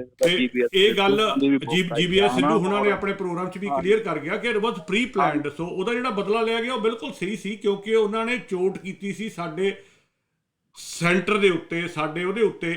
ਔਰ ਉਹ ਬੇਅੰਤ ਸਿੰਘ ਸਤਵੰਤ ਸਿੰਘ ਦੀ ਸੋਚ ਸੀ। ਇਹ ਵੀ ਤੁਹਾਨੂੰ ਨਾਲ ਪਤਾ ਹੋਣਾ, ਬੇਅੰਤ ਸਿੰਘ ਸਤਵੰਤ ਸਿੰਘ ਦੀ ਕੋਈ ਕਿਸੇ ਜਥੇਬੰਦੀ ਨਾਲ ਜਾਂ ਕਿਸੇ ਨਾਲ ਹੁਣ ਭਾਵੇਂ ਮੋਹਰਾ ਲਈ ਜਾਣ ਵੀ ਉਹ ਟਕਸਾਲੀ ਸੀ, ਕੋਈ ਸੰਬੰਧ ਨਹੀਂ ਸੀ। ਸੋ ਸਿੱਖਾਂ ਦੇ ਵਿੱਚੋਂ ਹਰ ਟਾਈਮ ਦੇ ਉੱਤੇ ਕੋਈ ਨਾ ਕੋਈ ਇੱਦਾਂ ਦਾ ਜ਼ਰੂਰ ਨਿਕਲ ਆਉਂਦਾ। ਮੈਂ ਉਹ ਕੋਈ ਇਹ ਨਹੀਂ ਕਹਿ ਰਿਹਾ ਵੀ ਬੇਅੰਤ ਸਿੰਘ ਸਤਵੰਤ ਸਿੰਘ ਉਹਨਾਂ ਦੀ ਸੋਚ ਦੇ ਗਲਤ ਸੀ ਜਾਂ ਸਹੀ ਸੀ, ਪਰ ਉਹਨਾਂ ਦੀ ਸੋਚ ਸੀ। ਔਰ ਮੇਰੇ ਹਿਸਾਬ ਦੇ ਨਾਲ ਜੇ ਮੇਰੇ ਕੋਲ ਉਸ ਟਾਈਮ ਮੌਕਾ ਹੁੰਦਾ, ਮੈਂ ਉੱਥੇ ਖੜਾ ਹੁੰਦਾ ਤੇ ਮੇਰਾ ਖੂਨ ਉਬਾਲਾ ਮਾਰਦਾ ਦਰਬਾਰ ਸਾਹਿਬ ਨੂੰ ਦੇਖ ਕੇ, ਤੇ ਸ਼ਾਇਦ ਮੈਂ ਵੀ ਉਹੀ ਕਰਦਾ ਜੋ ਬੇਅੰਤ ਸਿੰਘ ਤੇ ਸਤਵੰਤ ਸਿੰਘ ਨੇ। ਮਤਲਬ ਸਿਰਫ ਇੰਨੀ ਗੱਲ ਹੀ ਪੁੱਛਣੀ ਚਾਹੁੰਦਾ ਸੀ ਵੀ ਆਪਾਂ ਇਹਨੂੰ ਕਿੱਦਾਂ ਦਾ, ਇਹਨੂੰ ਆਪਾਂ ਇਦਾਂ ਦੱਸ ਸਕਦੇ ਹਾਂ ਬਸ ਵੀ ਇਦਾਂ ਦਾ ਕੋਈ ਸਿਧਾਂਤ ਨਹੀਂ ਆ ਸਿੱਖੀ ਦੇ ਵਿੱਚ ਕਿ ਔਰਤ ਜਾਂ ਮਰਦ ਕੋਈ ਅਲੱਗ-ਅਲੱਗ ਆ। ਜਿਹੜਾ ਕੋਈ ਜ਼ੁਲਮ ਕਰਦਾ ਉਹਦੇ ਵਿਰੁੱਧ ਖੜੇ ਹੋਣਾ। ਹੋ ਸਕਦਾ ਕੱਲ ਨੂੰ ਇੰਦਰਾ ਗਾਂਧੀ ਕਿਤੇ ਹੋਰ ਅਟੈਕ ਕਰਦੀ। ਕਈ ਗੁਰਦੁਆਰੇ ਹੋਇਆ, ਇਕੱਲੇ ਦਰਬਾਰ ਸਾਹਿਬ ਤੇ ਨਹੀਂ ਸੀ ਹੋਇਆ, ਉਸ ਟਾਈਮ ਕਈਆਂ ਗੁਰਦੁਆਰੇ ਕੀਤਾ ਸੀ। ਸੋ ਜਦੋਂ ਕੋਈ ਚੀਜ਼ ਕੰਟਰੋਲ ਤੋਂ ਬਾਹਰ ਹੋ ਜਾਂਦੀ ਆ ਤੇ ਉਹਦਾ ਹੋਰ ਕੋਈ ਤਰੀਕਾ ਨਹੀਂ ਰਹਿ ਜਾਂਦਾ। ਸਰਕਾਰ ਉਹਦੀ CRP ਲੱਗੀ ਹੋਈ ਆ ਪੰਜਾਬ 'ਚ, ਮੁੰਡਿਆਂ ਨੂੰ ਫੜ ਕੇ ਮਾਰਿਆ ਜਾ ਰਿਹਾ, ਹੋਰ ਚੋਇਸ ਕੀ ਸੀ? ਸੋ ਉਹਨਾਂ ਦਾ ਖੂਨ ਵਾਲਾ ਮਾਰਿਆ ਅਤੇ ਉਹਨਾਂ ਨੇ ਉੱਥੇ ਹਥਿਆਰ ਆਪਣੇ ਵਰਤ ਲਏ, ਅਤੇ ਸਲੂਟ ਹੈ ਉਹਨਾਂ ਨੂੰ। ਬੇਅੰਤ ਸਿੰਘ ਹਾਂਜੀ, ਉਹ ਉਹਨਾਂ ਨੂੰ ਆਪਣੀ, ਕਰਦੇ ਨੇ। ਮੈਂ ਸਿਰਫ ਇਹਨੂੰ ਮਤਲਬ ਇੱਕ ਆਪਾਂ ਚੰਗੀ ਤਰੀਕੇ ਨਾਲ ਜਦੋਂ ਬਹਿ ਕੇ ਗੱਲ ਕਰਦੇ ਹਾਂ, ਕਿਉਂਕਿ ਆਪਣੀ ਜ਼ਿੰਦਗੀ ਲੇਖੇ ਲਾਉਣੀ ਕੋਈ ਸੌਖੀ ਨਹੀਂ ਹੁੰਦੀ। ਉਹਨਾਂ ਦੇ ਉੱਪਰ ਹੋਰ ਡਿਸਕਸ ਕਰਾਂਗੇ, ਆਪਾਂ ਕੱਲ ਨੂੰ ਹੋਰ ਇੱਥੇ ਡਿਸਕਸ ਕਰ ਲਾਂਗੇ, ਆਪਣਾ ਟਾਈਮ ਹੋ ਗਿਆ। ਸਿੱਖ ਨਸਲਕੁਸ਼ੀ ਹੋਈ ਉਹ ਵੀ ਕਿੱਦਾਂ ਪਹਿਲਾਂ ਹੀ ਪਲਾਨਡ ਸੀ, ਕਿਉਂਕਿ ਆਪਣਾ ਉਹ ਵੀਕ ਚੱਲ ਰਿਹਾ, ਤੇ ਆਪਾਂ ਕੱਲ ਨੂੰ ਗੱਲ ਕਰ ਲਾਂਗੇ ਨਾਲ ਜਿਹੜਾ ਜੋ 84 'ਚ ਬਾਅਦ 'ਚ ਹੋਇਆ ਉਹਦੇ ਬਾਰੇ ਵੀ ਗੱਲ ਕਰਾਂਗੇ, ਕਿਉਂਕਿ ਹਰੇਕ ਐਕਸ਼ਨ ਦਾ ਰਿਐਕਸ਼ਨ ਜ਼ਰੂਰ ਹੁੰਦਾ ਆ, ਤੇ ਉਹਦਾ ਜਿਹੜਾ ਰਿਐਕਸ਼ਨ ਹੋਇਆ ਉਹਦੇ 'ਚ ਅਸੀਂ ਕਿੰਨੀਆਂ ਕੁਰਬਾਨੀਆਂ ਕੀਤੀਆਂ ਉਹ ਵੀ ਆਪਾਂ ਗੱਲ ਕਰਾਂਗੇ, ਤੇ ਉਹਦੇ ਅੱਗੇ ਤੋਂ ਨਾ ਹੋਵੇ, ਉਹ ਰਿਐਕਸ਼ਨ ਨਾ ਹੋਵੇ, ਉਹਦੇ ਵਾਸਤੇ ਆਪਾਂ ਨੂੰ ਕੀ ਚੀਜ਼ਾਂ ਦੀ ਪ੍ਰੈਪਰੇਸ਼ਨ ਕਰਨੀ ਪੈਣੀ ਆ, ਉਹ ਆਪਾਂ ਕੱਲ ਨੂੰ ਗੱਲ ਕਰਾਂਗੇ। ਧੰਨਵਾਦ ਤੁਹਾਡਾ ਜੀ, ਬਹੁਤ ਬਹੁਤ ਧੰਨਵਾਦ ਤੁਹਾਡਾ ਜੀ। ਹਾਂਜੀ ਜਗਮੋਹਨ ਸਿੰਘ ਜੀ, ਰੈਪ ਅਪ ਕਰ ਦਿਓ। ਆਖਰੀ ਦੇ ਵਿੱਚ ਹੀ ਧੰਨਵਾਦ ਜਿਹੜੇ ਸਾਡਾ ਪ੍ਰੋਗਰਾਮ ਦੇਖਦੇ ਆ, ਜਿਹੜੇ ਸਾਡੇ ਨਾਲ ਫੇਸਬੁੱਕ ਤੇ ਜੁੜੇ ਹੋਏ, ਪ੍ਰੀਤ ਮਹਿੰਦਰ ਸਿੰਘ, ਬਿੱਕਰ ਸਿੰਘ ਧੁਰੀ, ਕਸ਼ਮੀਰ ਸਿੰਘ ਭਿੰਡਰ, ਨਿਸ਼ਾਨ ਸਿੰਘ ਢਿੱਲੋਂ, ਪਰਮਜੀਤ ਸਿੰਘ ਬਾਠ, ਸਾਡੇ ਵੱਡੇ ਸਤਿਕਾਰਯੋਗ ਗੋਬਿੰਦਰ ਕੇ ਸੰਧੂ ਭੈਣ ਜੀ, ਬਲਜੀਤ ਕੌਰ ਭੈਣ ਜੀ, ਸੋ ਜਿੰਨੇ ਵੀ ਸਾਡੇ ਨਾਲ, ਕੁਲਵਿੰਦਰ ਹੇਰ ਹੈ, ਮਨਜੀਤ ਸਿੰਘ ਮੰਡ ਹੈ, ਹੈਰੀ ਢੀਂਡਸਾ ਆ, ਸੋ ਜਿੰਨੇ ਵੀ ਸਾਡੇ ਨਾਲ ਫੇਸਬੁੱਕ ਤੇ ਸਾਨੂੰ ਜਿਹੜੇ ਕਮੈਂਟ ਕਰਦੇ ਦੇਖਦੇ, ਉਹਨਾਂ ਦਾ ਧੰਨਵਾਦ। ਜਿਹੜੇ ਕਮੈਂਟ ਨਹੀਂ ਵੀ ਕਰਦੇ, ਫੇਸਬੁੱਕ ਤੇ ਸੁਣਦੇ ਆ, ਉਹਨਾਂ ਦਾ ਵੀ ਧੰਨਵਾਦ। ਜਿਹੜੇ ਸਾਨੂੰ ਗਾਹੇ ਵਾਹੇ ਸਲਾਹ ਦਿੰਦੇ ਆ, ਦਲਵੀਰ ਸਿੰਘ ਹੁਣਾਂ ਦਾ ਧੰਨਵਾਦ। ਓਂਕਾਰ ਸਿੰਘ ਦੇਖ ਰਹੇ ਸਾਨੂੰ, ਸੋ ਜਿੰਨੇ ਵੀ ਦੇਖਦੇ ਆ, ਅਮਰਜੀਤ ਸਿੰਘ ਪੰਨੂ ਆ, ਜਗਰੀਤ ਸਿੰਘ ਗਿੱਲ ਆ, ਹਰਜਿੰਦਰ ਸਿੰਘ ਭਾਜੀ ਆ, ਸੋ ਜਿੰਨੇ ਭਰਾ ਵੀ ਸਾਨੂੰ ਦੇਖਦੇ, ਬੇਅੰਤ ਸਿੰਘ ਆ, ਸੋ ਹਰਪਾਲ ਸਿੰਘ ਆ, ਗੋਰਾ ਸਿੰਘ ਆ, ਜਿੰਨੇ ਵੀ ਦੇਖਦੇ ਆ ਉਹਨਾਂ ਦਾ ਧੰਨਵਾਦ। ਜਿਹੜੇ ਵੀਰ ਆ ਕੇ ਗਲਤ ਭਾਸ਼ਾ ਬੋਲਦੇ ਆ, ਠੀਕ ਹੈ, ਗਲਤ ਗੱਲ ਕਰਦੇ ਆ, ਜਾਂ ਗਲਤ ਤਰੀਕੇ ਨਾਲ ਕੋਈ ਗਲਤ ਸ਼ਬਦ ਯੂਜ਼ ਕਰਦੇ ਆ, ਉਹਨਾਂ ਨੂੰ ਹੱਥ ਜੋੜ ਕੇ ਇਹ ਬੇਨਤੀ ਆ ਵੀ ਤੁਸੀਂ ਥੋੜ੍ਹਾ ਜਿਹਾ ਗੁਰੂ ਨਾਨਕ ਪਾਤਸ਼ਾਹ ਦੀ ਬਾਣੀ ਪੜ੍ਹਿਆ ਕਰੋ। ਕੋਈ ਗੁਰੂ ਨਾਨਕ ਪਾਤਸ਼ਾਹ ਤੁਹਾਨੂੰ ਸਮੱਤ ਬਖਸ਼ੂਗਾ, ਤੁਹਾਨੂੰ ਭਾਸ਼ਾ ਲਿਖਣ ਦਾ ਵੱਲ ਆ ਜਾਊਗਾ ਵੀ ਕਿਸੇ ਪ੍ਰੋਗਰਾਮ ਦੇ ਵਿੱਚ ਕਿਸ ਤਰੀਕੇ ਨਾਲ ਟਿੱਪਣੀ ਕੀਤੀ ਜਾਂਦੀ ਹੈ, ਕਦੀ ਕਿਸੇ ਨੂੰ ਸਾਲਾ, ਕਦੀ ਕਿਸੇ ਨੂੰ ਕੰਜਰ, ਇੱਦਾਂ ਦੇ ਸ਼ਬਦ ਤੁਸੀਂ ਵਰਤਦੇ ਹੋ ਆ ਕੇ ਫੇਸਬੁੱਕ ਤੇ। ਇਹ ਪਲੀਜ਼ ਇਹ ਸ਼ਬਦ ਜਿਹੜੇ ਆ ਆਪਣੇ ਪਿਤਾ ਹੋਣਾ ਨੂੰ ਕਹਿ ਕੇ ਦੇਖਿਓ ਵੀ ਬਾਪੂ ਤੂੰ ਕੰਜਰ ਆ, ਜਾਂ ਮਾਤਾ ਨੂੰ ਕਹਿ ਕੇ ਦੇਖਿਓ ਵੀ ਤੂੰ ਕੰਜਰੀ ਆ, ਜਾਂ ਆਪਣੀ ਭੈਣ ਨੂੰ, ਆਪਣੇ ਭਰਾ ਨੂੰ। ਜੇ ਉਹ ਤੁਹਾਡੇ ਮਾਤਾ ਪਿਤਾ, ਤੁਹਾਡੀ ਭੈਣ, ਤੁਹਾਡੀ ਘਰ ਵਾਲੀ ਕੰਜਰੀ ਬਣਨ ਨੂੰ ਤਿਆਰ ਆ, ਉਹ ਕੰਜਰੀ ਸ਼ਬਦ ਜਾਂ ਕੰਜਰ ਸ਼ਬਦ ਉਹਨਾਂ ਦੇ ਖੁਸ਼ ਹੋ ਕੇ ਉਹ ਕਹਿਣਗੇ ਵੀ ਸਾਨੂੰ ਇੱਦਾਂ ਕਿਹਾ ਕਰੋ, ਜ਼ਰੂਰ ਬੇਨਤੀ ਆ ਵੀ ਤੁਸੀਂ ਆ ਕੇ ਲਿਖਿਆ ਕਰੋ। ਫਿਰ ਨਹੀਂ ਤਾਂ ਇਹੀ ਆ, ਗੁਰੂ ਨਾਨਕ ਪਾਤਸ਼ਾਹ ਦੀ ਬਾਣੀ ਪੜ੍ਹੋ, ਸਮਝੋ, ਉਹਦੇ ਹਿਸਾਬ ਨਾਲ ਭਾਸ਼ਾ ਲਿਖਿਆ ਕਰੋ ਕਿ ਆਹ ਸ਼ਬਦ ਜਿਹੜਾ ਆ ਮੈਂ ਆਪਣੇ ਪਿਤਾ, ਆਪਣੇ ਭਰਾ, ਆਪਣੇ ਦੋਸਤ, ਆਪਣੇ ਘਰ ਵਾਲੀ, ਆਪਣੀ ਭੈਣ ਨੂੰ ਕਹਿ ਸਕਦਾ। ਜੇ ਨਹੀਂ ਕਹਿ ਸਕਦਾ ਤੇ ਨਾ ਬੋਲਿਆ ਕਰੋ, ਇਹ ਬੇਨਤੀ ਆ। ਜਾਲੀ ਆਈਡੀ ਬਣਾ ਕੇ, ਮੂੰਹ ਲੁਕੋ ਕੇ, ਇਹ ਕਾਇਰਾਂ ਦਾ ਕੰਮ ਹੁੰਦਾ ਆ। ਕਾਇਰ ਲੋਕ ਜਿਹੜੇ ਹੁੰਦੇ ਆ ਨਾ, ਜਿਨ੍ਹਾਂ 'ਚ ਬਲ ਨਹੀਂ ਹੁੰਦਾ, ਉਹ ਇਦਾਂ ਦੀਆਂ ਗੱਲਾਂ ਕਰਦੇ ਆ। ਇੱਕ ਪਾਸੇ ਕਹਿੰਦੇ ਅਸੀਂ ਗੁਰੂ ਗੋਬਿੰਦ ਸਿੰਘ, ਗੁਰੂ ਨਾਨਕ ਪਾਤਸ਼ਾਹ ਦੇ ਸਿੱਖ ਆ, ਇੱਕ ਪਾਸੇ ਸਾਨੂੰ ਮੂੰਹ ਲੁਕੋ ਕੇ ਆਉਣਾ ਪੈਂਦਾ ਆ। ਜਦੋਂ ਇਦਾਂ ਦਾ ਲੈ ਕੇ ਜਾਂਦੇ ਆ, ਬਾਅਦ 'ਚ ਆਪਾਂ ਨੂੰ ਲੱਗਦਾ ਨਹੀਂ ਘਰ ਜਾ ਕੇ ਵੀ ਜਦੋਂ ਕਿਤੇ ਨਿਆਣੇ ਆ ਨਾ ਆਪਣੇ ਨੂੰ ਫੇਸ ਕਰਦੇ ਆ, ਯਾਰ ਮੈਂ ਅੱਜ ਕੀ ਕਿਹੜੀ ਘੋਲ ਕੇ ਆਇਆ, ਕੀ ਗੰਦ ਲੈ ਕੇ ਆਇਆ ਫੇਸਬੁੱਕ ਤੇ, ਅੰਦਰੋਂ ਕੋਈ ਹਲੂਣਾ ਨਹੀਂ ਮਿਲਦਾ। ਸੋ ਗੁਰੂ ਨਾਨਕ ਪਾਤਸ਼ਾਹ ਦੀ ਬਾਣੀ ਨਾ ਪੜ੍ਹੀ ਆ, ਨਾ ਹੀ ਤੁਸੀਂ ਪੜ੍ਹਨੀ ਆ, ਕਿਉਂਕਿ ਤੁਹਾਡੇ ਉਹ ਹਜਮ ਹੀ ਨਹੀਂ ਹੋਣੀ। ਤੁਹਾਡਾ ਹਾਜ਼ਮਾ ਹੀ ਸਿਸਟਮ ਜਿਹੜਾ ਆ ਉਹ ਇੰਨਾ ਖਰਾਬ ਹੋ ਚੁੱਕਾ ਆ। ਗੁਰੂ ਨਾਨਕ ਪਾਤਸ਼ਾਹ ਦਾ ਸਿਧਾਂਤ ਡਾਈਜੈਸਟ ਕਰਨਾ ਬਹੁਤ ਔਖਾ ਆ। ਇਸੇ ਕਰਕੇ ਅੱਜ ਤੱਕ ਨਾ ਸੰਤ ਸਮਾਜ ਗੁਰੂ ਨਾਨਕ ਪਾਤਸ਼ਾਹ ਦਾ ਸਿਧਾਂਤ ਜਿਹੜਾ ਡਾਈਜੈਸਟ ਕਰ ਸਕਿਆ, ਨਾ ਨਿਹੰਗ ਜਥੇਬੰਦੀਆਂ ਕਰ ਸਕੀਆਂ, ਨਾ ਆਹ ਟਕਸਾਲੀ ਕਰ ਸਕੇ ਆ, ਜਿੰਨੀਆਂ ਸੰਪਰਦਾਵਾਂ ਆ। ਇਸੇ ਲਈ ਇਹ ਦੁਕਾਨਾਂ, ਆਪਣੇ ਕਲਟ ਅਲੱਗ-ਅਲੱਗ ਨਵੇਂ-ਨਵੇਂ ਚਲਾਉਂਦੇ ਆ, ਨਵੇਂ-ਨਵੇਂ ਤਰੀਕੇ ਲੱਭਦੇ ਆ ਦੁਕਾਨ ਬਣਾ ਕੇ ਲੋਕਾਂ ਨੂੰ ਲੁੱਟਣ ਦੀ। ਤੇ ਅਸੀਂ ਇਹ ਖੋਲ੍ਹਿਆ ਇੱਥੇ ਚੈਨਲ ਵੀ ਲੋਕਾਂ ਨੂੰ ਲੁੱਟ ਤੋਂ ਬਚਾਉਣਾ, ਗੁਰੂ ਨਾਨਕ ਪਾਤਸ਼ਾਹ ਦੀ ਬਾਣੀ ਦੇ ਨਾਲ ਜੋੜਨਾ ਆ। ਬਾਣੀ ਪੜ੍ਹ ਕੇ ਚੰਗੇ ਇਨਸਾਨ ਬਣੋ, ਚੰਗੇ ਕੰਮ ਕਰੋ, ਭੁੱਲ ਚੁੱਕ ਲਈ ਖੇਮਾ। ਵਾਹਿਗੁਰੂ ਜੀ ਕਾ ਖਾਲਸਾ, ਵਾਹਿਗੁਰੂ ਜੀ ਕੀ ਫਤਿਹ। ਹਾਂਜੀ, ਕੱਲ੍ਹ ਨੂੰ ਆਪਾਂ ਬਹੁਤ ਜ਼ਰੂਰੀ ਟੌਪਿਕ ਸ਼੍ਰੀ ਗੁਰੂ ਗ੍ਰੰਥ ਸਾਹਿਬ ਜੀ ਬੇਅਦਬੀ ਦਾ ਮਸਲਾ, ਵੀ ਆਪਾਂ ਬੇਅਦਬੀ ਨੂੰ ਸਮਝਣ ਦੀ ਕੋਸ਼ਿਸ਼ ਕਰਾਂਗੇ ਕੱਲ੍ਹ ਨੂੰ ਵੀ ਬੇਅਦਬੀ ਹੁੰਦੀ ਕੀ ਆ। ਕੀ ਸਿਰਫ ਫਿਜ਼ੀਕਲ ਰੂਪ ਦੇ ਵਿੱਚ ਬੇਅਦਬੀ ਹੀ ਬੇਅਦਬੀ ਹੈ, ਜਿੱਦਾਂ ਮੈਂ ਅੱਜ ਗੱਲ ਕੀਤੀ ਫਿਜ਼ੀਕਲ ਰੂਪ, ਕਿਉਂਕਿ ਸਾਹਮਣੇ ਦਿਖਦਾ ਅਸੀਂ ਭਾਵੁਕ ਹੋ ਜਾਂਦੇ ਹਾਂ, ਔਰ ਹੋਣਾ ਵੀ ਚਾਹੀਦਾ ਆ।